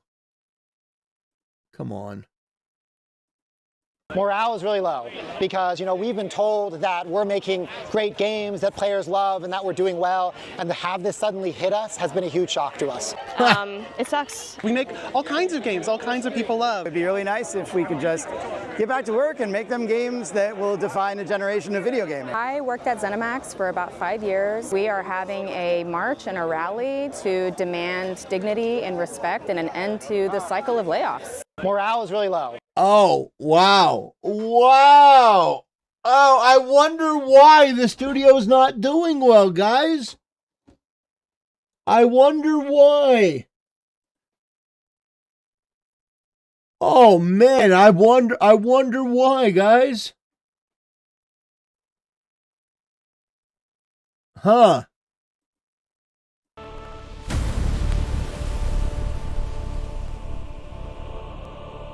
Brothers, we're going to be talking about the mass layoffs going over on at Bethesda / ZeniMax. So here's the thing. I've said this before. I'll say it again. If you want to create successful games, you need to purge LGBTQ far left people from your ranks. You need to get them as far away from your company as possible. And the majority of the people that work at your company should be greasy, sweaty nerds. Some of them grossly underweight, some of them grossly overweight. But at the end of the day, it balances out as all things should be. You need people that understand the lore, that understand the game, and don't think that their game is going to be a vehicle for some sort of political message. They want to create a game because it's cool. It's cool, and they want to show off to other gamers. They actually like gamers. They're friends with gamers. Instead, we've got people working in the gaming industry that are a bunch of fairies, a bunch of sword swallowers through and through, a bunch of nose-pierced, multi-haired, fat, deformed, hunchback of Notre Dame-looking gargoyles that are sitting around going, well, we're getting laid off and I don't really understand. Everyone said that things were going well. If everyone at your company says that things are going well, but you look at the sales of your games and they're not doing great, you can sort of get a feel for how things are going in a company. If you are that oblivious and delusional, you have no business being in any industry at all. But let's take a look at these poofs as they give their opinion about what's going on in the gaming space. Morale is really low because, we've been told that we're making great games that players love and that we're doing well, and to have this suddenly hit us has been a huge shock to us. It sucks. We make all kinds of games, all kinds of people love. It'd be really nice if we could just... If you have somebody that looks like this at your company, you should fire them on the spot. Whoever hired them should be fired on the spot. In fact, the entire team should be wiped out. Just send them all home. Whoever hired this thing, quality assurance, get rid of them. If this person can't even have quality in their own personal life, how are they going to see quality in anything else? You need to fire these people. Get them the hell out of here. They're not fit for purpose. They're killing your business. How many more times do I have to say this? Get these freaks out of there. You keep losing money. You keep laying people off. Here's the dirty little secret. These freaks are an abomination. These people are the flood. Let me put it in Xbox terms. You need to get in some Spartans. You need to get in some people that know their shit. Not these fairies that prance out there. All right, guys. All right, I'm having my moment. This is time for me to speak my truth about all of these layoffs. that are affecting all of us. Put the fries in the bag. You're fired for a reason. If you had taken your job more seriously, all of you may not have been laid off. You're leeches. You're parasites. You are a cancer on the industry that I've grown up loving. And now is the time to get brutally honest. You thought that the summer was going to last forever. But winter is coming, bitch. In fact, I shouldn't even say bitch. This looks like a guy. I'm about 60% sure this thing is trans. Games all kinds of people love. It'd be really nice if we could just get back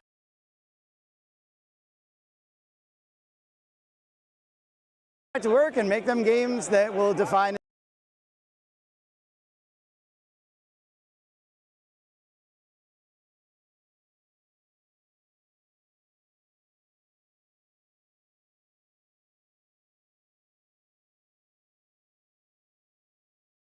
a generation of video gaming. I worked at ZeniMax for about 5 years. We are having a march.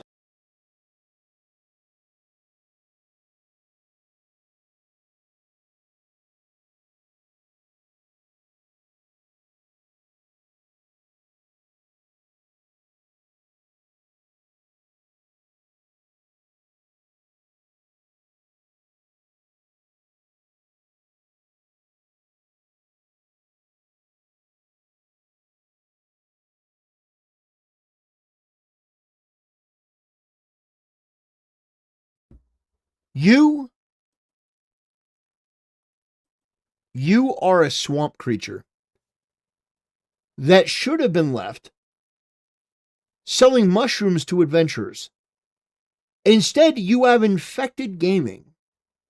You have come in to spread your absolute bullshit. And here's the deal. There are no profits. There are no profits. You don't make money. You don't make money. You have to have money for there to be profits. Like, guys, we're going to do a 101, okay? We're going to do a 101.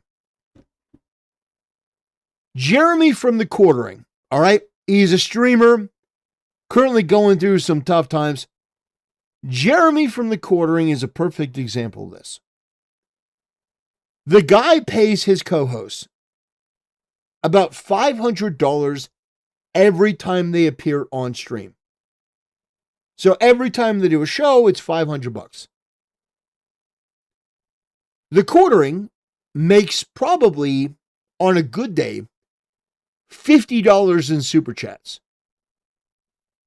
So in a given week, he loses probably close to $900 on this one co-host a week. Now, if Melanie Mack were to lose her job, she couldn't be saying people over profits because the Quartering has been in the red for the entirety of her existence on his channel. He's not profiting off of her being there. He's paying a fortune. So this thing, people over profits, you're not generating profits. You're asking for gaming welfare. That's what you're doing. You are demanding that these companies continue to pay your worthless ass and put you on gaming welfare. Well, no. It says, no devs, no games. Guess what? If Bethesda goes out of business, the whole company, it's a blip on the radar. At this point, you don't even make good games. Another company will come along and they'll do it better. Hell, they'll outsource it to China and Korea, and China and Korea will do a better job. Or Japan. They will outsource your job and they will do better work because you are not fit for purpose. You are not fit for purpose. You do nothing good. You do nothing good. The audacity to say people over profits when you're as shit as you are. And a rally to demand dignity and respect and an end to the cycle. You don't get dignity and respect. You're not hard workers. You're not essential workers. You don't do anything. You're a net drain. You're a negative. You are a group of people that think that you are entitled to that job. You're not, because you don't do anything. The games that are being produced now are absolute dog shit. In fact, if I were Xbox, I would be suing each and every one of you for fraud. You have defrauded Xbox. The games that you've created are shit. They're embarrassing. The characters, the writing, the story, the music, all of it is an abomination. Like, think about it. When was the last really amazing AAA game? And I'm not talking about Nintendo, because Nintendo knocks it out of the park all the time. When was the last time you got a Halo game and it felt like a Halo game and it was a huge release and you felt it and it was huge and it was an experience? I can't even remember. Not Pragmata. Pragmata was a great game, but that wasn't an established title. That wasn't something really, that was new. We played games that are good. But the fact is, Expedition 33, that was not an established, that's not an established group. Like Black Myth Wukong. That was an event. But that wasn't an established group either. Name me one major, that's not Nintendo, one major release from a AAA studio that felt big, that delivered, the game was great, you felt like, wow, this is worth my money. Name the last one you can remember. You can't remember because it happened so long ago. And it's not a remake, by the way. I know some people are saying, what about Resident Evil 4? I'm not talking about a remake. When was the last AAA experience that came out, the game looked great, the marketing looked great, you're like, wow, I'm so excited for this, this looks amazing. It wasn't a remake, it was a brand new game. Yeah. Doyle in chat says, the last time I was like, wow, that's good, was KOTOR.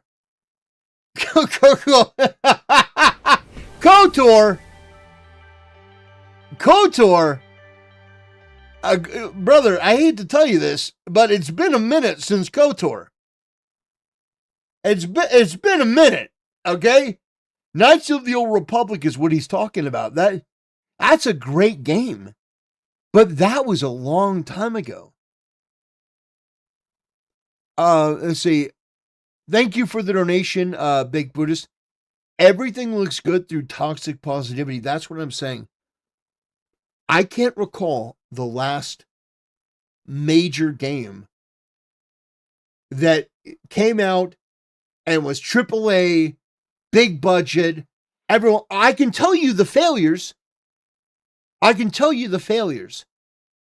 Oh, you want to look at Concord? You want to look at Marathon? What about Highguard? Remember that one? Remember Veilguard? Remember Avowed? Avowed was a pile of shit. All these games that are coming out. Remember South of Midnight? You guys remember these games from these AAA studios that absolutely sucked ass and cost a fortune? Doyle says 2018 God of War. That was a good one. That's true. It could have. That is the first legitimate answer that I've seen, God of War 2018. Because that was a spectacle. People were really involved and invested in that. So, what, 8 years ago? 2018 was 8 years ago? So, Yeah. 2018 God of War. Some people will say Ragnarok. I'd say Ragnarok was okay. It was all right. 2018 was better. It says Marathon is getting shut down in 2 months. I wouldn't be surprised. You can't sustain paying millions of dollars to keep a game up when it has like 3,000 people playing. That's absolutely wild. But nobody in chat is able to come up with an actual legitimate answer other than God of War. Doom Dark Ages was a failure.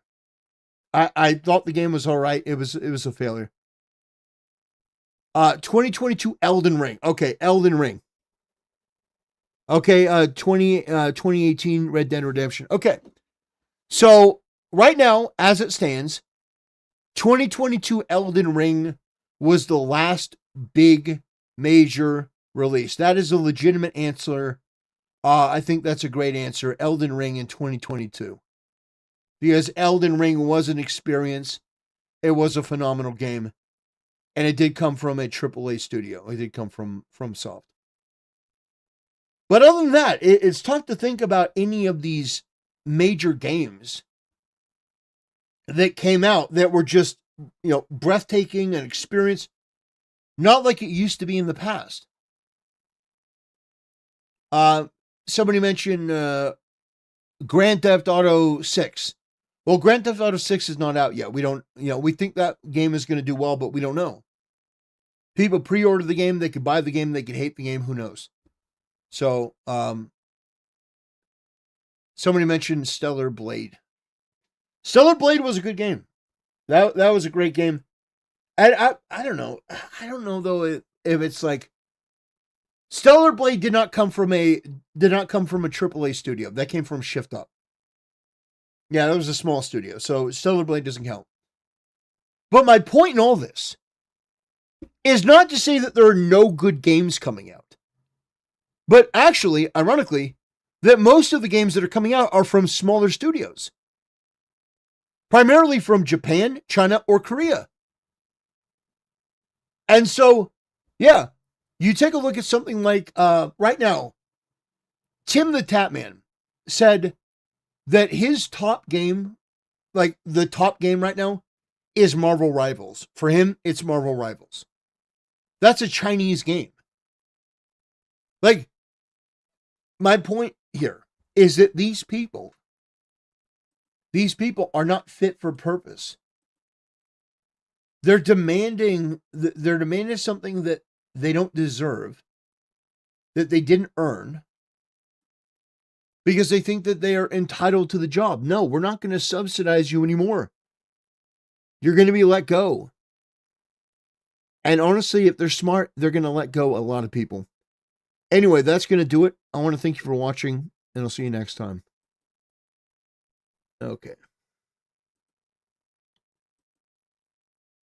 All right. Let's see.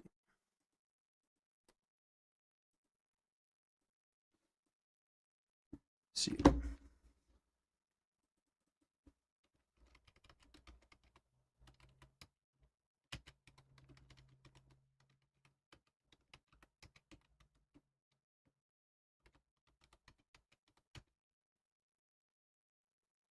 Okay.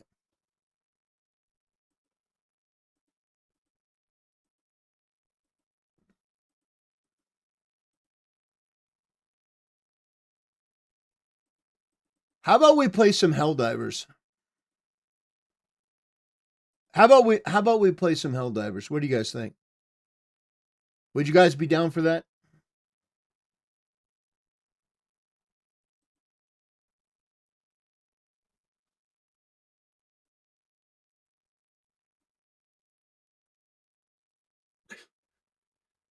What do you guys think? Should we play Helldivers?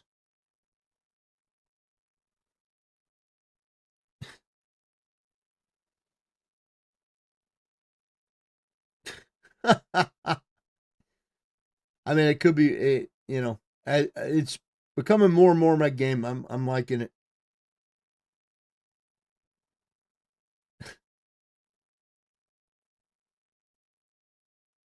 man.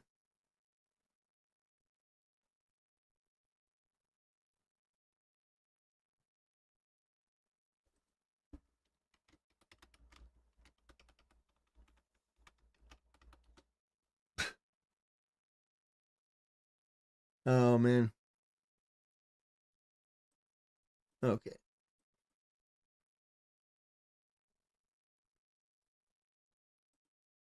All right, let's see. Democracy.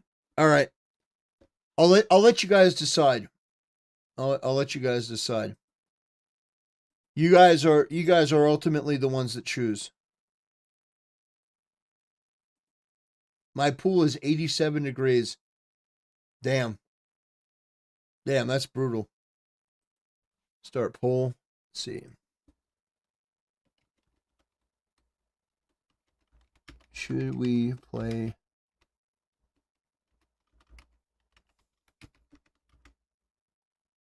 Should we play Helldivers 2? All right, let's go. All right, get in there. Get to voting. You guys are the ultimate decider about what we do next. It's completely up to you.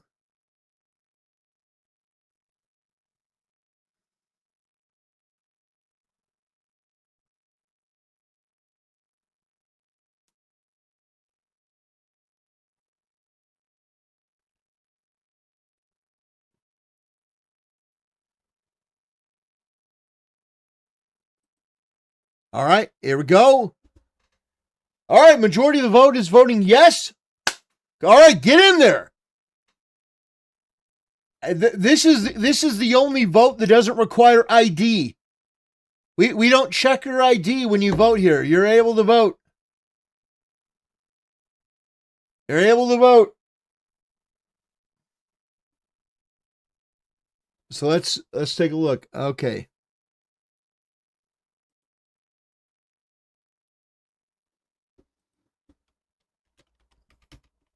Man.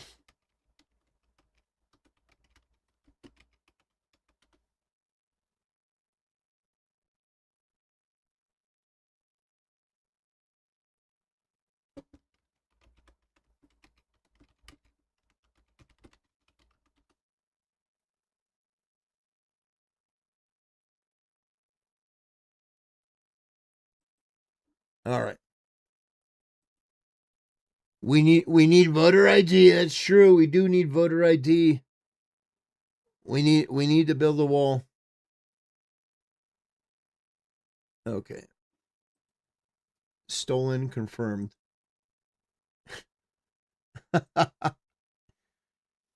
Doyle says donate $500 USC for KOTOR. Yeah, right. So you're asking if you donated $500, would I play Knights of the Old Republic? Yes, if you donated $500, I would play Knights of the Old Republic. Yes, that is true. I don't encourage you to do that. I don't recommend that you do that because that is a massive, massive, massive waste of money. But if you did do that, if you're like, I'm gonna save up all my pennies and donate $500. Would I play Knights of the Old Republic? Sure. But yeah, again, I don't recommend that you do that. That's a lot of money.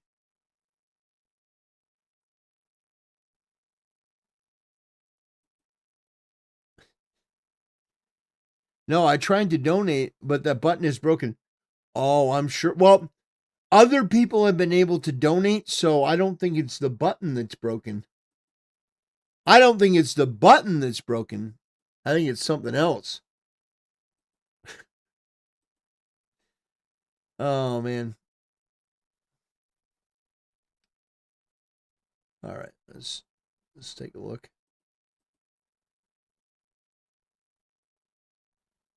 Okay.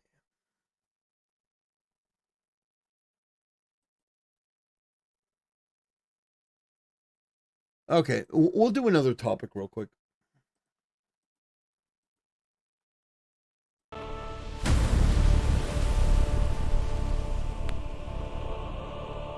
Brothers, there's a phenomenon going on right now online where you have these VTubers that are posting their VTuber avatar, and in comparison, they're posting their real life body. Now, the problem is that very clearly a lot of these pictures are provocative. They're meant to be titillating. They're meant to be, I think, funnels to their OnlyFans or Fansly accounts. And it's a major problem in the VTuber community because basically it's becoming a portal for whores. So here we have this VTuber named Spite, which perfect name, VTuber versus IRL. Okay.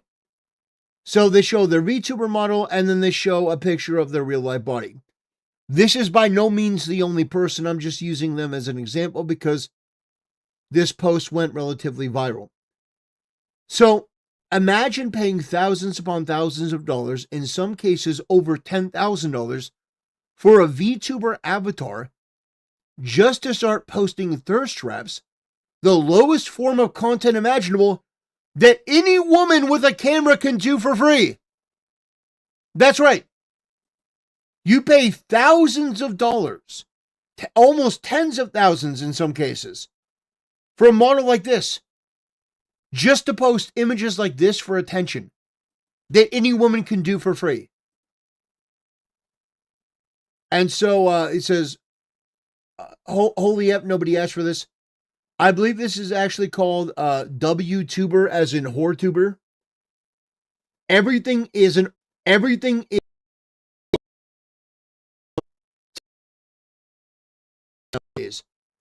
I've heard multiple people that, no offense to them, aren't on Spite's level of streaming content, talking about spending over $50,000 on a single model. Like, that's crazy. If you were to spend $50,000, like in theory, $50,000 on this, and you're willing to basically destroy the immersion, destroy everything, to post smut like this that anyone could do for free, that's crazy. Some woman with a phone with a camera can set up a tripod and do that same thing. That's insane. That is nuts.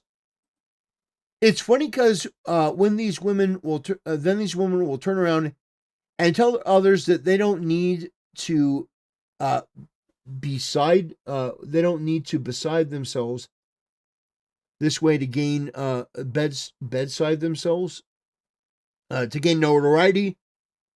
But at the same time, it's what they do to stay popular because they know that they'll be replaced, just like Pokemon and Valkyrie, all replaceable. I do think there's an element of truth there. And I think that a lot of these people, their VTubing careers are not going the way that they want. So they're trying to bring in an audience of simps and suckers to basically just fill in the gaps. What's mind-blowing is people would defend her and call other people a pick-me, when the reality is all content creators are pick-me. So, yeah, I agree with that. I think that there is truth to that. That there are a lot of people that are willing to make these judgments and these statements that, oh, you're just saying this because you're X, Y, or Z, but in reality, what these people are doing is so much worse. The avatar is literally more sexual, okay? I don't know. These people are retarded. It says, how do you think she pays for that model? So the comments, some of them are defending her, a lot more of them are criticizing her. But I think what we're seeing now is that the VTubing community is having a major problem with this, because there are a lot of people that do support what she's doing very clearly. But at the same time, there are people that are like, I don't want this hobby that I like to be a dumping ground for these absolutely disgusting, repulsive whores. And you know what? I think that's perfectly legitimate and perfectly valid to bring that up. That you don't want this hobby to basically be turned into a dumping ground where it's basically unwatchable. So, yeah, I completely understand that. I get it. I find more often than not, there are people that are just not willing to endure this. And by the way, this is by no means the only one. And I'm going to show you one that is, look at this. VTuber versus career. There are few things less attractive than finding out a woman does OF/Fansly. So, my point is, and holding a Fansly golden plaque. That's crazy. But you see, this is a trend that is ongoing. And unless you get honest about it, unless you actually address what's happening, it's going to continue to happen. And if you are fine with it, you should probably ask yourself why you're fine with it. Why you think that it's okay to turn this hobby and this medium into a dumping ground for whores that can't make their way any other way. I think that's pathetic, to be honest. I do. I genuinely think that's pathetic. But getting back into it. Let's see. So multiple VTubers have been doing this, multiple content creators. It's been an ongoing thing. I commented on it briefly, but I'm just one person in a storm. I'm just identifying the problem that's happening. But it is a problem. It is something that will continue, by the way, until more people speak up and more people gatekeep these type of individuals out of their hobby. And you do need to gatekeep these people out of your hobby if you want to keep it something that is even remotely taken seriously. I'm not saying that VTubing is the most serious thing you can do. By no means. I'm not saying that. But what I am saying is that do you want this thing to be a joke that's, basically associated with whores and prostitutes? Is that really what you want? Is that really what you want to be? Is that really what you want to do? So I will say once again, I think that you have a duty and an obligation to speak out against this stuff if you are a fan of VTubing. By the way, she links her Fansly right here. Just right there. We're not going to click on that, by the way. And I'm going to be very careful as I scroll down. I think, honestly, I think a lot of the people that post this, I think the reason that they do that is because they want comments like this. They want just empty, meaningless praise. Yeah. Yeah. That's pretty good. Yeah. Yeah, just basically degen posting, from these freaks. I'm looking not respectfully in the slightest. In fact, I'm drooling. Get the fuck out of here, you disgusting creep. Like, why would you even post that? That's so pathetic. That's so unbelievably pathetic. These simps are just gross. By the way, we're also... God. Thank you for the blocking the... Oh, I'm not just going to scroll down. I'm going to... Okay. All right, I wanted to get to this post right here. So this person, Fifi, says, from my experience, creators that do 18 plus content tend to be the absolute nicest people, while people that treat 18 plus creators bad tend to be the most insufferable people on the planet. I responded, these nicest people ever profit off exploiting the most vulnerable men. Some of them even sell a false girlfriend experience. They help decay society and morality. What they are doing isn't nice, it's corrosive. What you call insufferable are just standards being vocalized that make you uncomfortable because you know what is being said is true. Go and sin no more. I haven't taken a look. I can only imagine. Well, it's not that bad. It's not that bad. I thought it'd be worse. I thought the degens would be worse. This is true. See, these are two extremes in the scenario, if you ask me. The 18 plus scene is unquestionably full of its share of people preying on others and putting up overpriced paywalls. But there's a lot of financially irresponsible people that should know better. I agree. I do agree with you. There are people that should know better. The financial responsibility of grown men is not somebody else's business. Yeah, but there's a reason why, even though people have money and they're grown adults, there's some things that they can't buy because we've determined that they're not allowed to. I'll give you an example. I'm not allowed to buy a bazooka. I know, it's terrible. I can't just go out and buy a bazooka. I wish I could. But again, I'm a grown adult. I have my own money. I have the Second Amendment behind me. Shall not be infringed. I should be able to go and buy a bazooka. But I can't. That pesky thing called the government. I can't buy a bazooka. You know what else I can't buy? More reasonable? I can't buy an Uzi. I can't buy an Uzi. I can't go down and find an Uzi and buy it. Damn it. I want an Uzi. I want an automatic gun. But I can't get one. They won't let me. So there are things that you can say, well, it's on the financial responsibility of the... Let's be honest here. There are a lot of these predatory women that use lonely, vulnerable men, and they sell them an experience. They sell them, a bit of affection. It's not real.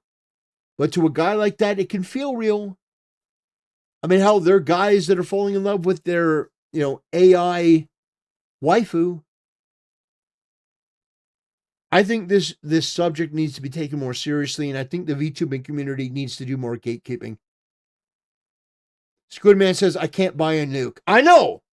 What part of shall not be infringed do you not understand? What part of do not be infringed do you not understand? I should be able to own my own nuke. Are we talking OF or marriage? We're talking about OF. We're talking about OF. We're talking about the promiscuity epidemic in the VTubing community. Anyway, I hope people take this video in the spirit in which it was intended. And that'll do it. I appreciate it. I'll see you next time.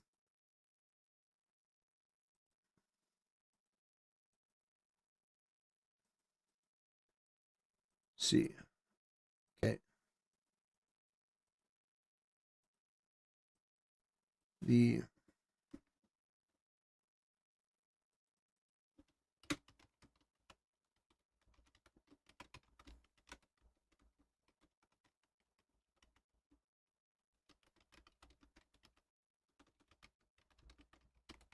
Okay, perfect.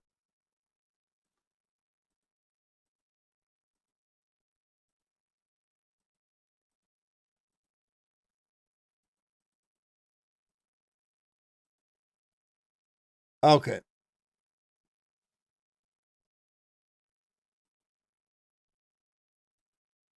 Okay. We're gonna play some Helldivers at one overwhelmingly. All right, we're gonna play some Helldivers, boys.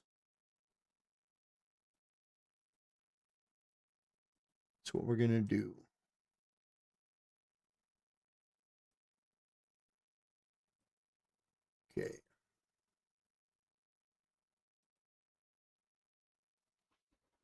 All right, boys, you ready? You ready to get into some Helldivers? You ready to save some managed democracy? Let's go.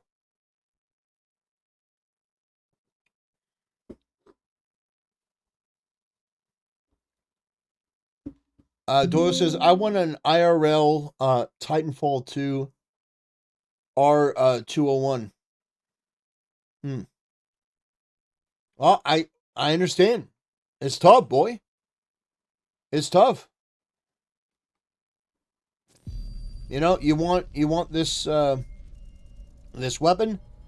Hell, you know what? If they invented lightsabers, they'd probably make those illegal.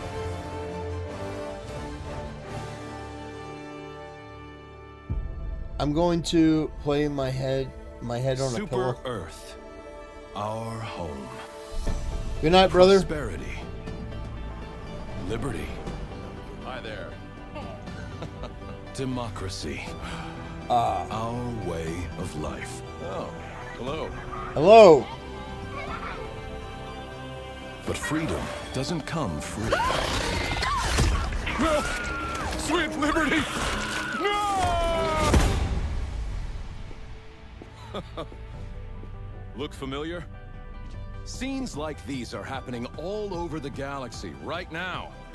You could be next. That is, unless you make the most important decision of your life. Prove to yourself that you have the strength and the courage to be free.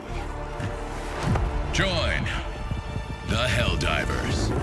Become part of an elite peacekeeping force.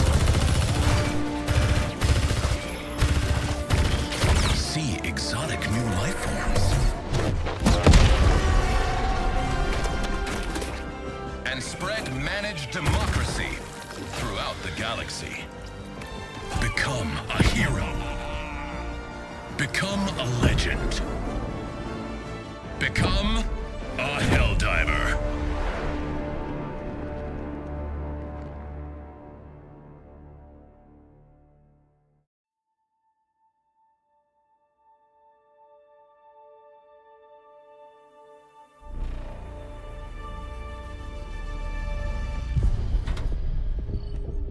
All right, boys. Who's ready to lock in?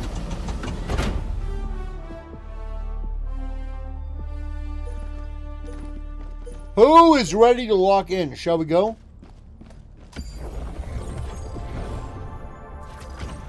Choose when to join your already fellows liberated. in righteous liberation. Okay. What's happening over there? A recent cyborg disinformation campaign attempted to spread lies amongst our citizens regarding the recent Termicide 2.0. The cyborgs have evidently continued investing resources into spreading falsehoods and disunity, likely recognizing they are hopelessly outmatched in conventional warfare.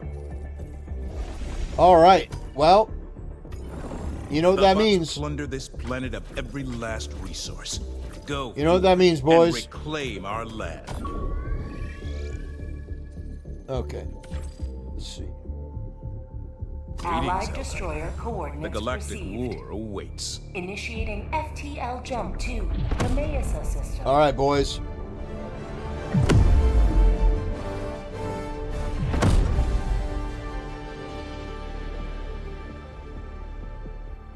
Jump complete. Okay, let's see. What payload do we want? We want that. Yeah, I think we want that. That. Want that. Let's see. Do we want the rocket sentry or the autocannon? I'm gonna take that one. All right, we're good to go, boy. Well, I could have changed the armor.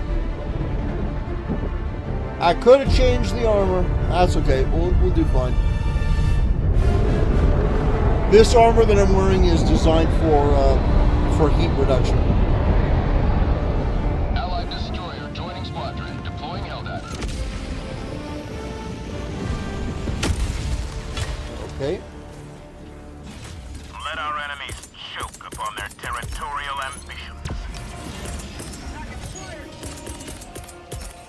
Calling down a support weapon. Okay. It's taking for a while. Taking a while.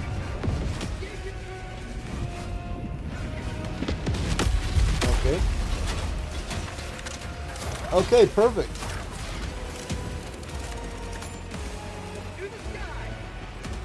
All right, here we go, boys. We're getting into the thick of it. Oh, sample. Sample acquired. Okay.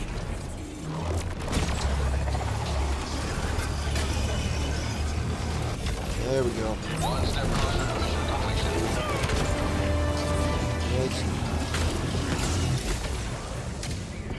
Very nice.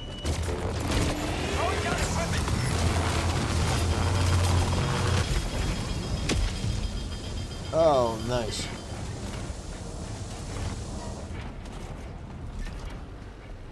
Woo! We got him, boys. Orbital inbound.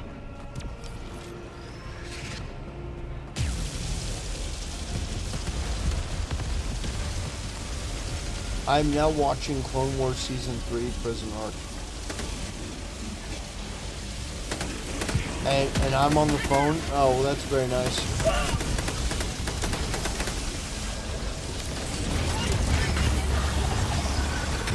Okay. Woo!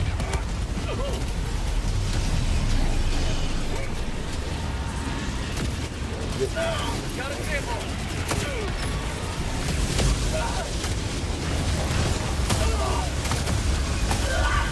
Oh gosh! I did not see us getting chopped apart. Oh man, come on.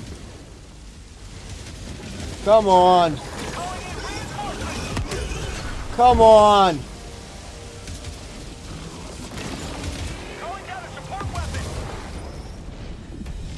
Damn, that's brutal. Joining the fray. Where's my stuff? The heck? Stuck for a second, man.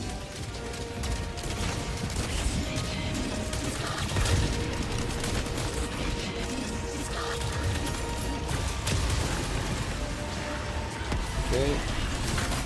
It's good at taking those things down. Enemy tactical asset within range.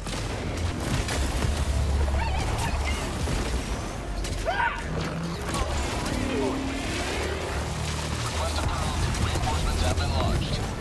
Okay. Ready to liberate. What's down here? Nothing. Rare sample acquired. Okay, it's a machine. A machine. All right, let's go, boys.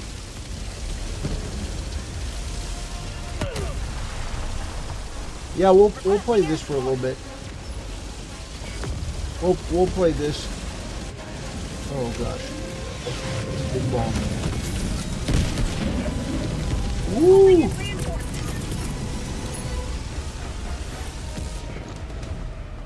Request approved. All right. Reinforcements have been launched.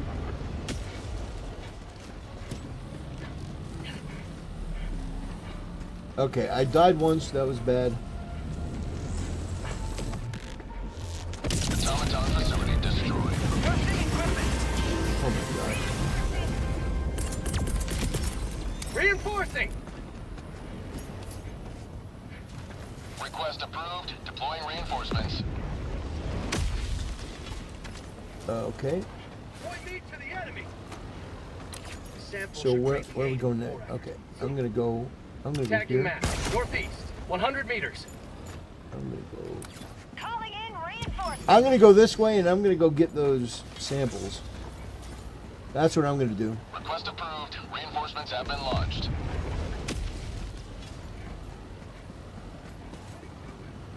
Found something.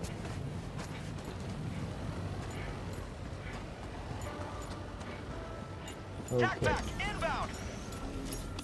Requesting advanced weaponry. got it. Oh, look, another sample. Got a sample. Another sample.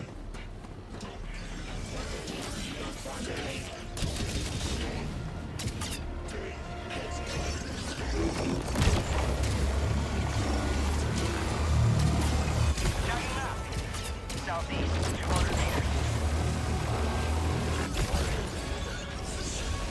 It sucks I couldn't drop that thing on the dude. Automaton outpost scrapped.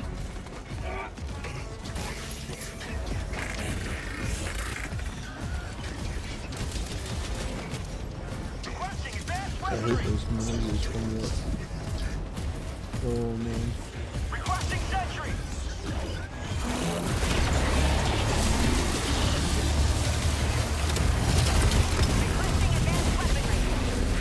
Oh shoot. Oh man.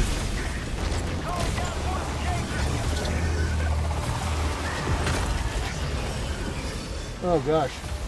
They're everywhere.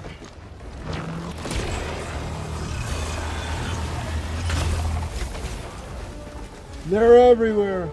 Alright. Where else are we going? Where else do we need to go? Okay. Dropping a pin. South, 300 meters. Automaton outpost destroyed. Man, we keep dying. Keep dying! Request approved. Reinforcements have been launched. Alright, yeah, we'll play this for a little bit. You know, I ran the poll, people wanna watch it, so that's what I'm gonna do. And I'm not even gonna charge money. Guys, you said you wanted me to play this, and now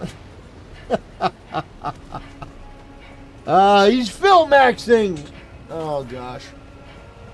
DSP.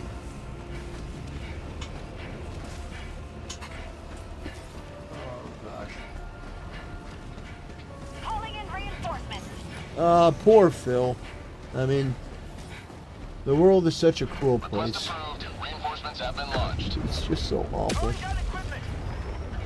Man, he's so unbelievably awful.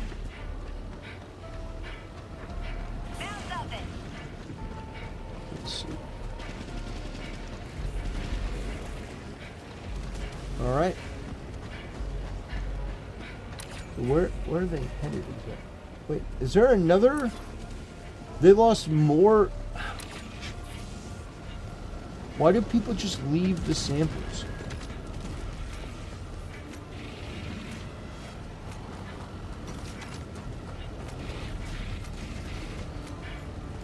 Why do people just leave the samples? It's an important part of the collection process.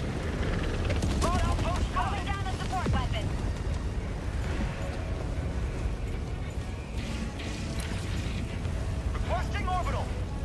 Drop ship. Okay. Outpost destroyed. Oh. All right, I'm gonna go get this thing over here. Sending in an eagle. Calling down a sentry. I see that. I see it blinking.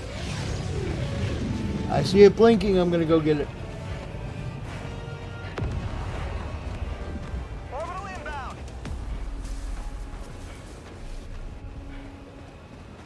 Okay, I can get this thing.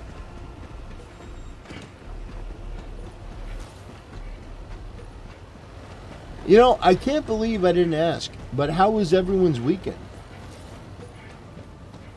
You know, I feel terrible. How come I didn't ask how people's weekend was?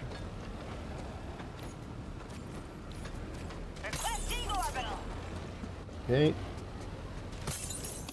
Outpost cleared. Okay. I could probably go take out this compound. Calling down a support weapon. Maybe.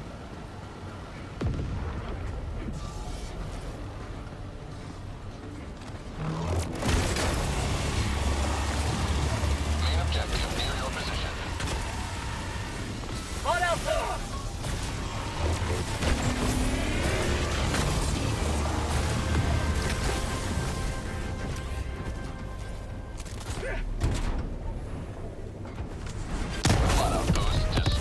Woo! We did it, boys! Single-handedly, we did it. We got oh, my weekend was based. What'd you do on your weekend that was so based?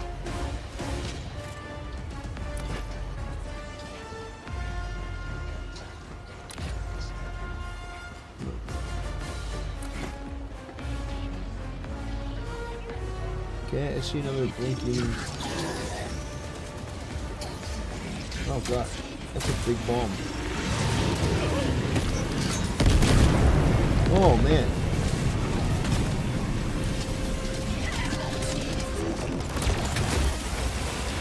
Man, that's a big boy.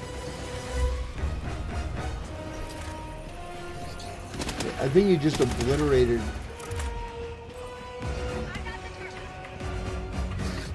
Okay, are there actual robots here? I can put down a sentry if I have to. Okay, I think it's done. Maybe not. Nope.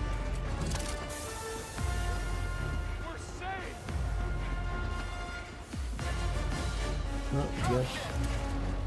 Requesting sentry. Requesting advanced weaponry. Okay, where would I? Requesting advanced weaponry.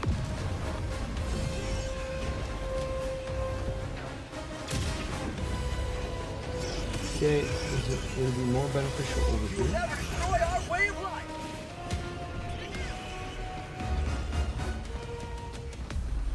You gotta find the you gotta find the right place to put down the.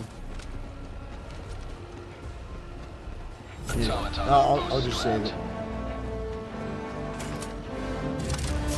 We're safe. I'll just save it unless I need it.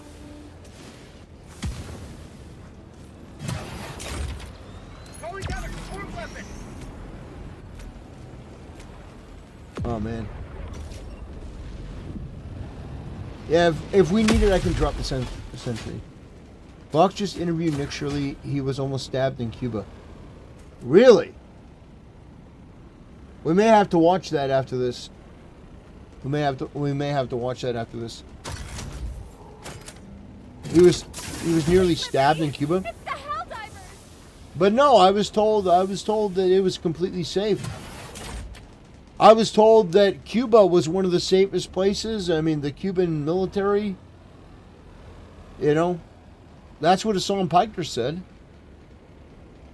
Hasan Piker would never lie, would he? Man.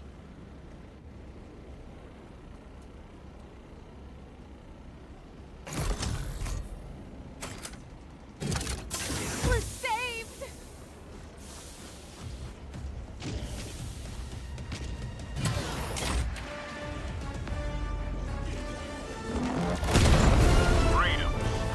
Oh gosh. Extract when ready. Got chased by a guy with a knife. That's wild.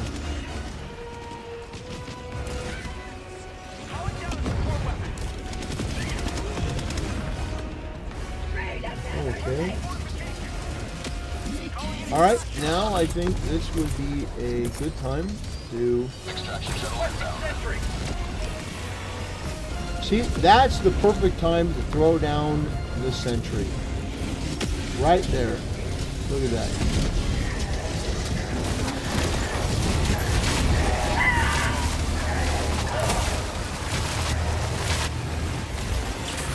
Freedom never sleeps.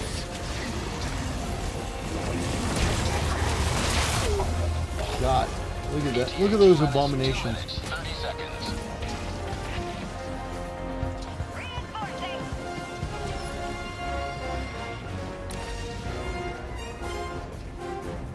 Request approved. Reinforcements on the way.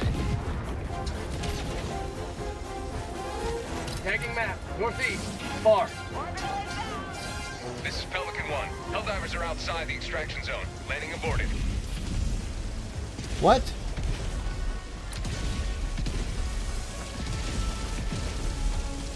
What? What are these guys doing? Extraction is available.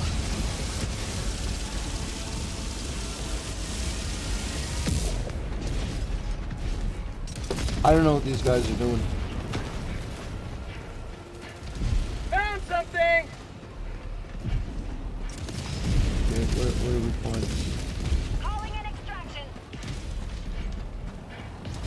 What do we find? Pelican 1 will re-attempt pickup at extraction zone. Okay, so they obviously picked that up.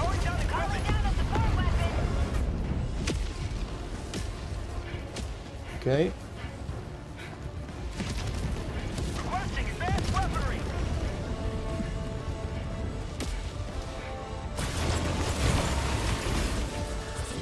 Okay. ETA T-minus 2 minutes and 30 seconds.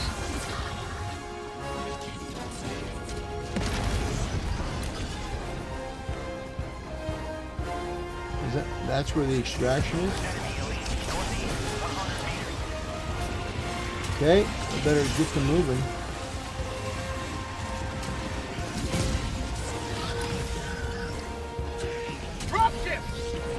Alright, we're running. We're moving. Oh gosh.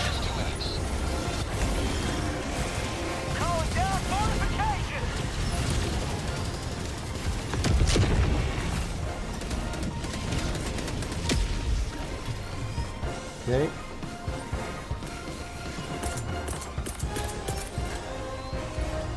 Calling down a sentry.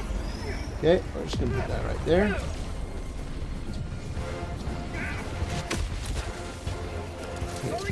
Did we get all of the... We got everything. Yep. Woo! Oh, Spain. Nick Shirley almost got stabbed in Spain. That's crazy.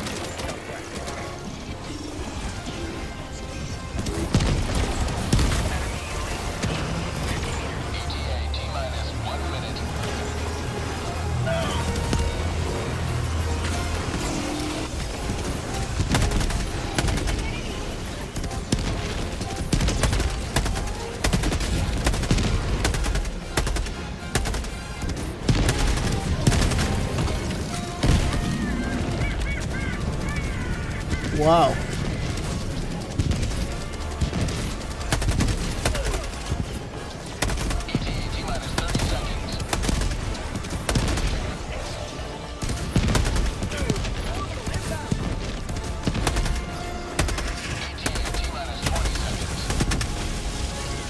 I like this gun.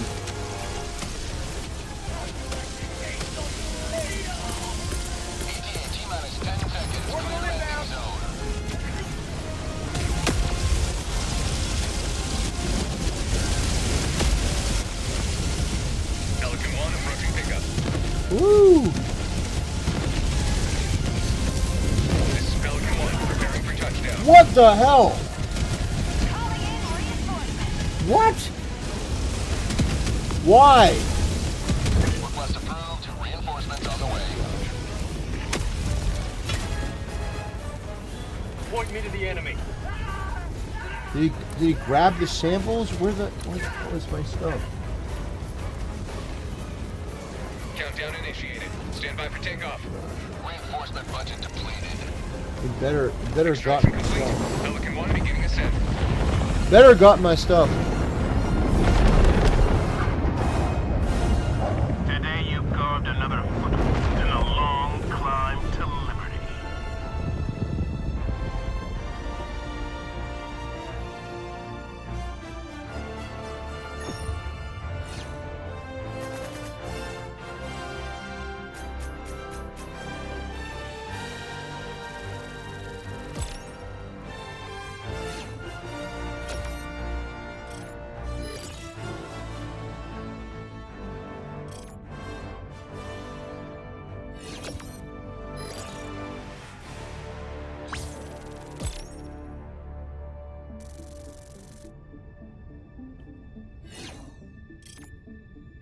All right.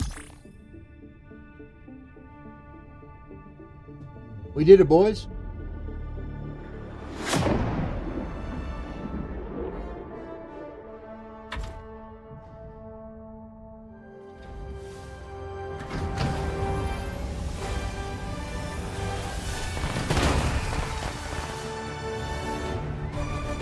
We did it. Okay, let's see. How did I do? Well done. Lots of enemies. 7 to 9 kills. Lots of samples to help us. My accuracy was terrible. Like, really bad. Shots fired, 81. Shots hit. Wow. My accuracy was abysmal. Mission coordinates locked. Okay, we're going to change armor.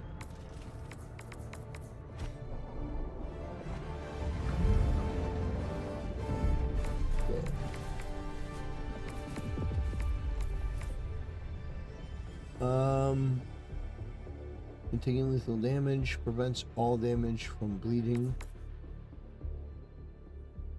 Okay.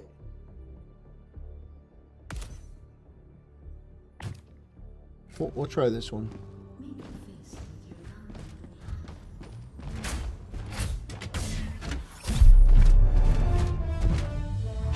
We'll try this one.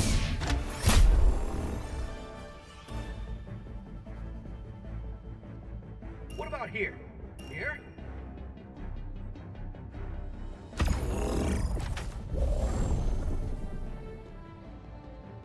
We got Akaden saying free Palestine and USA from Zionist occupation. Well, I agree.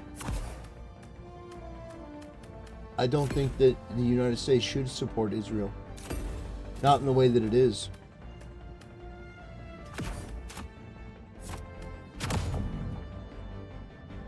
Accuracy by...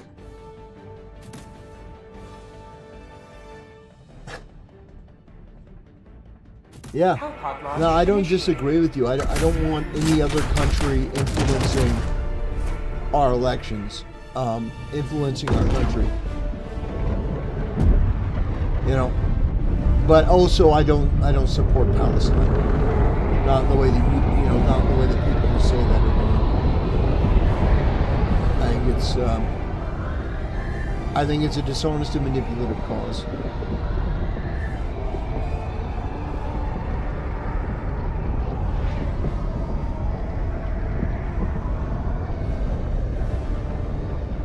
All right, anytime now, we're gonna be loading in.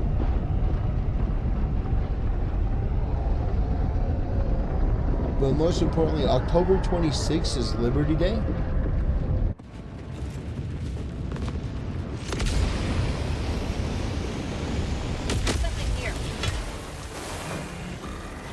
All the galaxy looks to you for salvation. Let nothing stand in the way of liberty.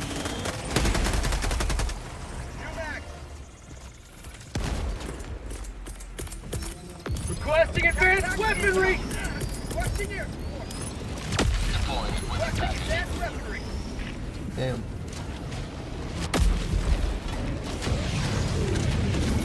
Okay. Outpost destroyed. 3, 2, 1. All right, perfect.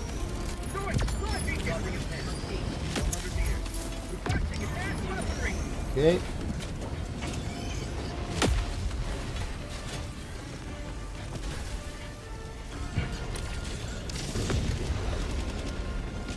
Found something. So where? Which way are we heading? Okay, they're heading this way. Requesting orbital. Oh man.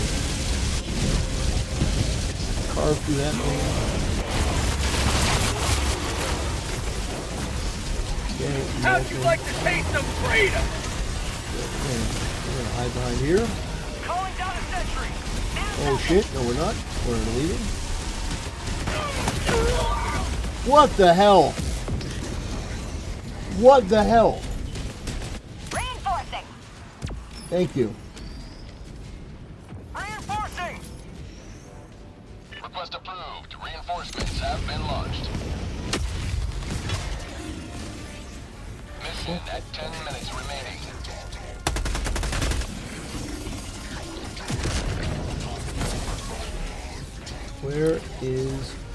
Where's my stuff? What the fuck? What the hell?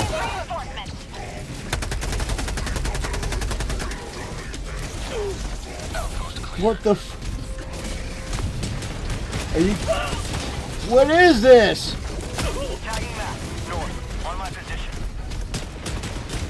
Oh my gosh.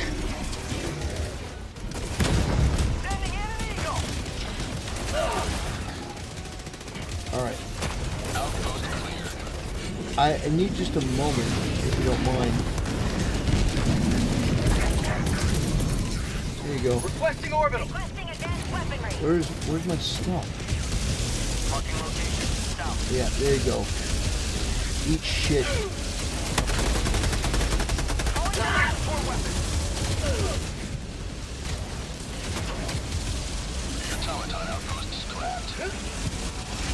Woo! All right, that really did the job. That really did the job. Dropships. Oh gosh. Dropship. No. Laser cannon. No.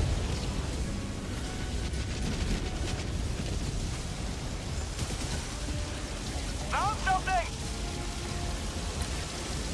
Okay,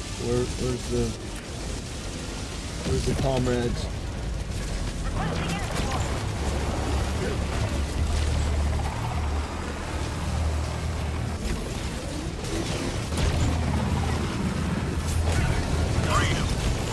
Woo! Extract when ready. Took down one of those. Okay. Calling in reinforcements.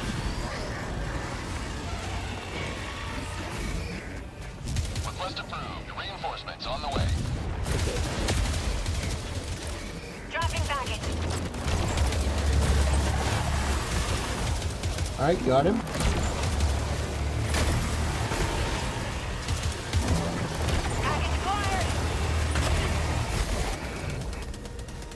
All right, man, we're doing okay. That was rough.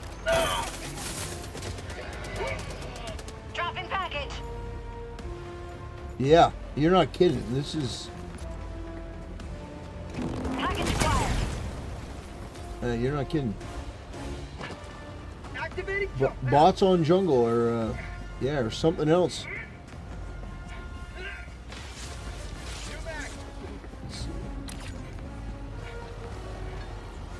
Dropping package. Oh gosh. What if I do this? Requesting sentry. What if I do that? Sending down sentry. Dropping package.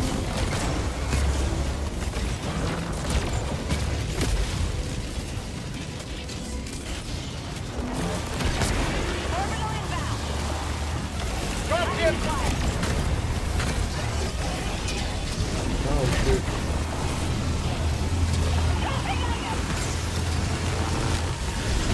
Oh gosh, no, run away. Run away. Ah. Package acquired. Ah. No. They're everywhere. Package acquired. Dropping package. Okay.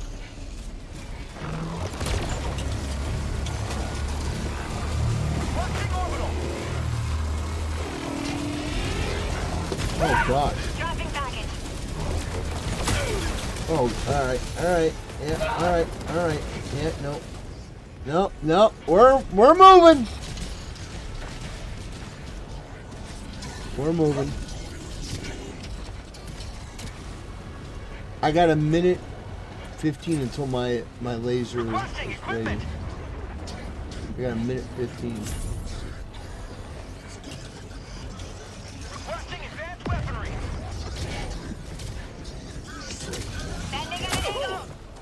Okay. 5 minutes left. Liberty speed your step, Helldiver.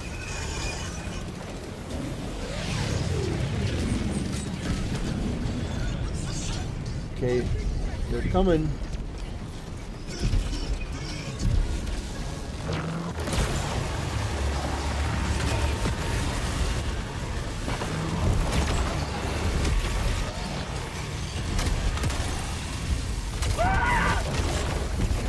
Okay. How many more are coming? Good.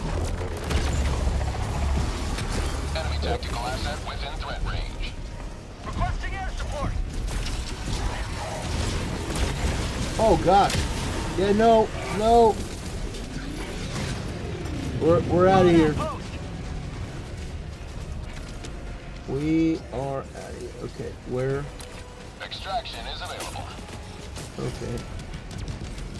Extraction is available.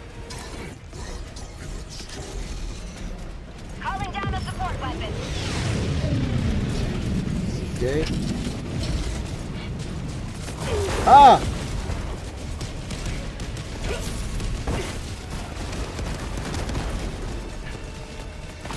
Okay. Do I spend this now?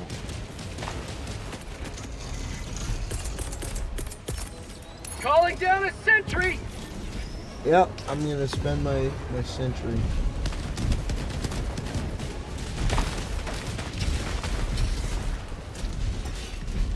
Okay, I'm gonna run.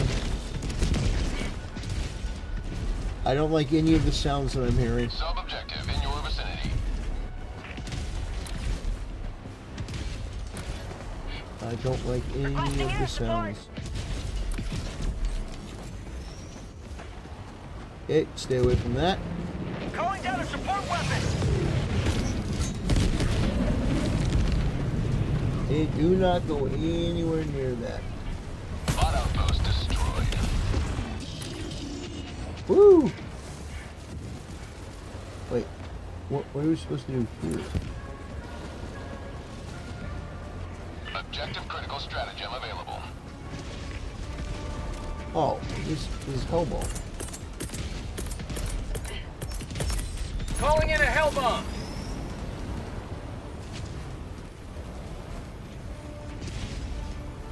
Okay, hurry up.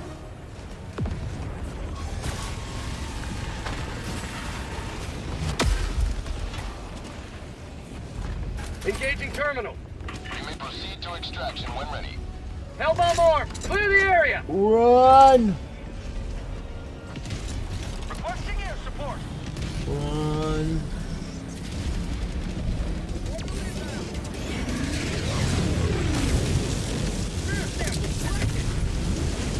Woo! Okay, clean that one up. Deploying reinforcements. Damn.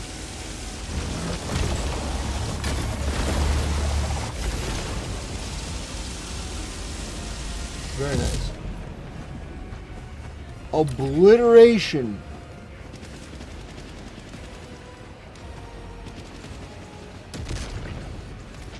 Very nice.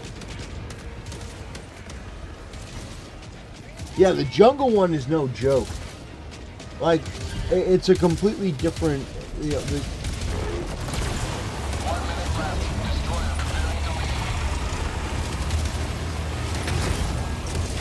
oh gosh, okay. What is that? I'm sorry, what is that? What?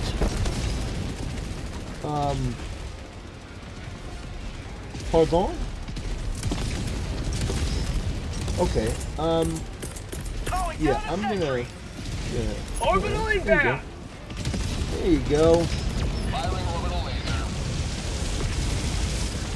Requesting orbital. Yeah, oh. Stop shooting me! I'm hiding behind cover.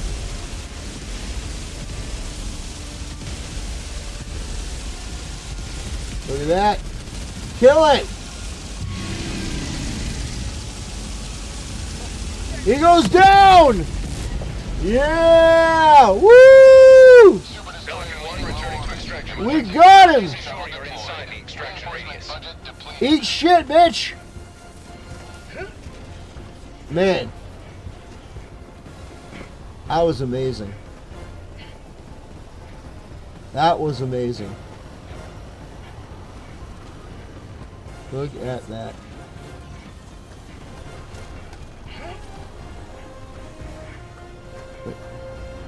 You okay? ETA, T-minus 2 minutes, 30 seconds. Okay, buddy? Okay.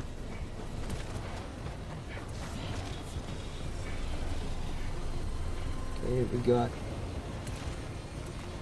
we got no backup.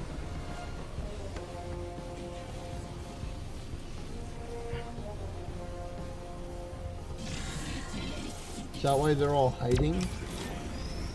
Tagging location. Never mind. Northwest. Marking location. ETA, T-minus 2 minutes. Oh gosh.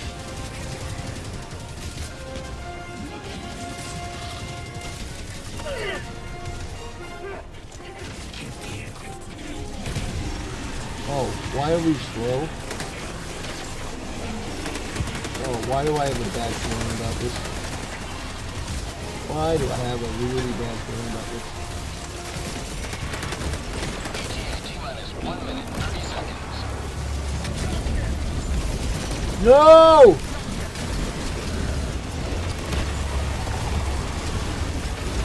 Oh gosh. It's horrible.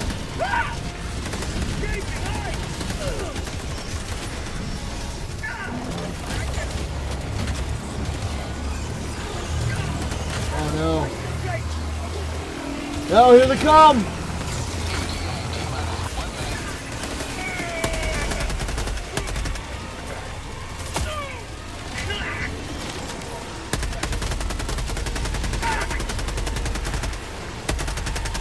New mag!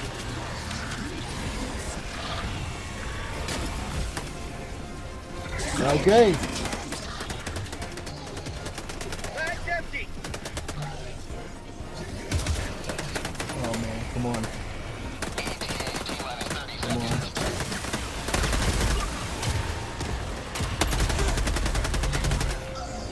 I need stabs!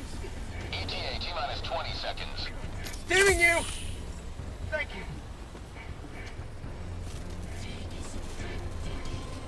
Enemy elite. ETA T-minus 10 seconds. Okay. I'm out.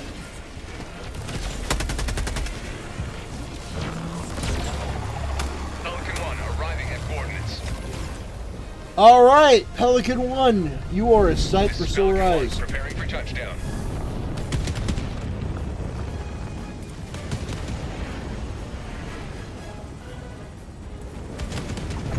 Woo! We did it, boys. Stand by for takeoff.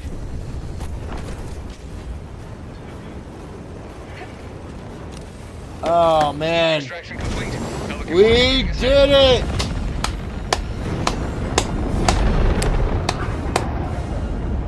Another victory for the right side of history. Yes, sir, we did it. That's right, boys.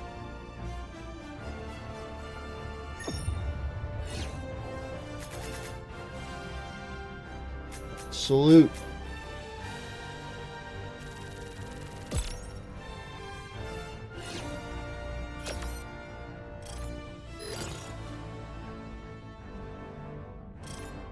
Not bad.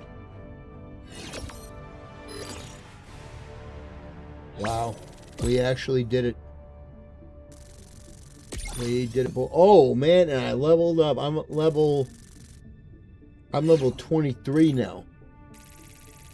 Top tier gamer. Level 23.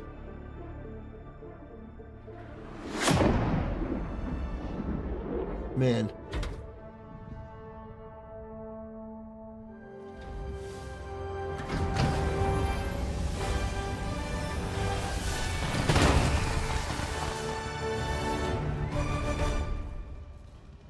Keep it up, and pretty soon there won't be any bots left. Woo, let's see how I did. Democracy.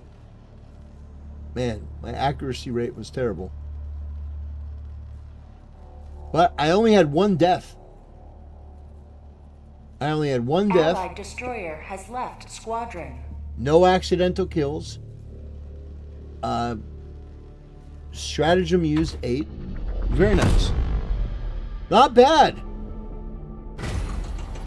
Not bad at all.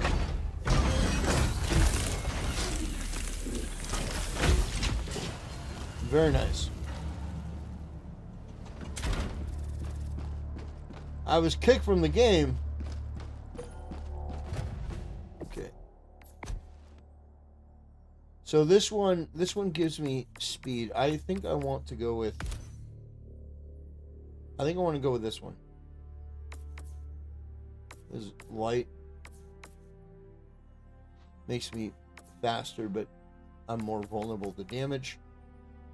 This one makes me slower with, like, it's not worth the trade. So you're slower and you have less stamina regeneration. For 50 more armor rating. Just give me that. Alright. Look at the drip. Look at the drip. Alright. Cape looks extra sharp. Well, we're gonna wrap things up. We're gonna wrap things up for tonight.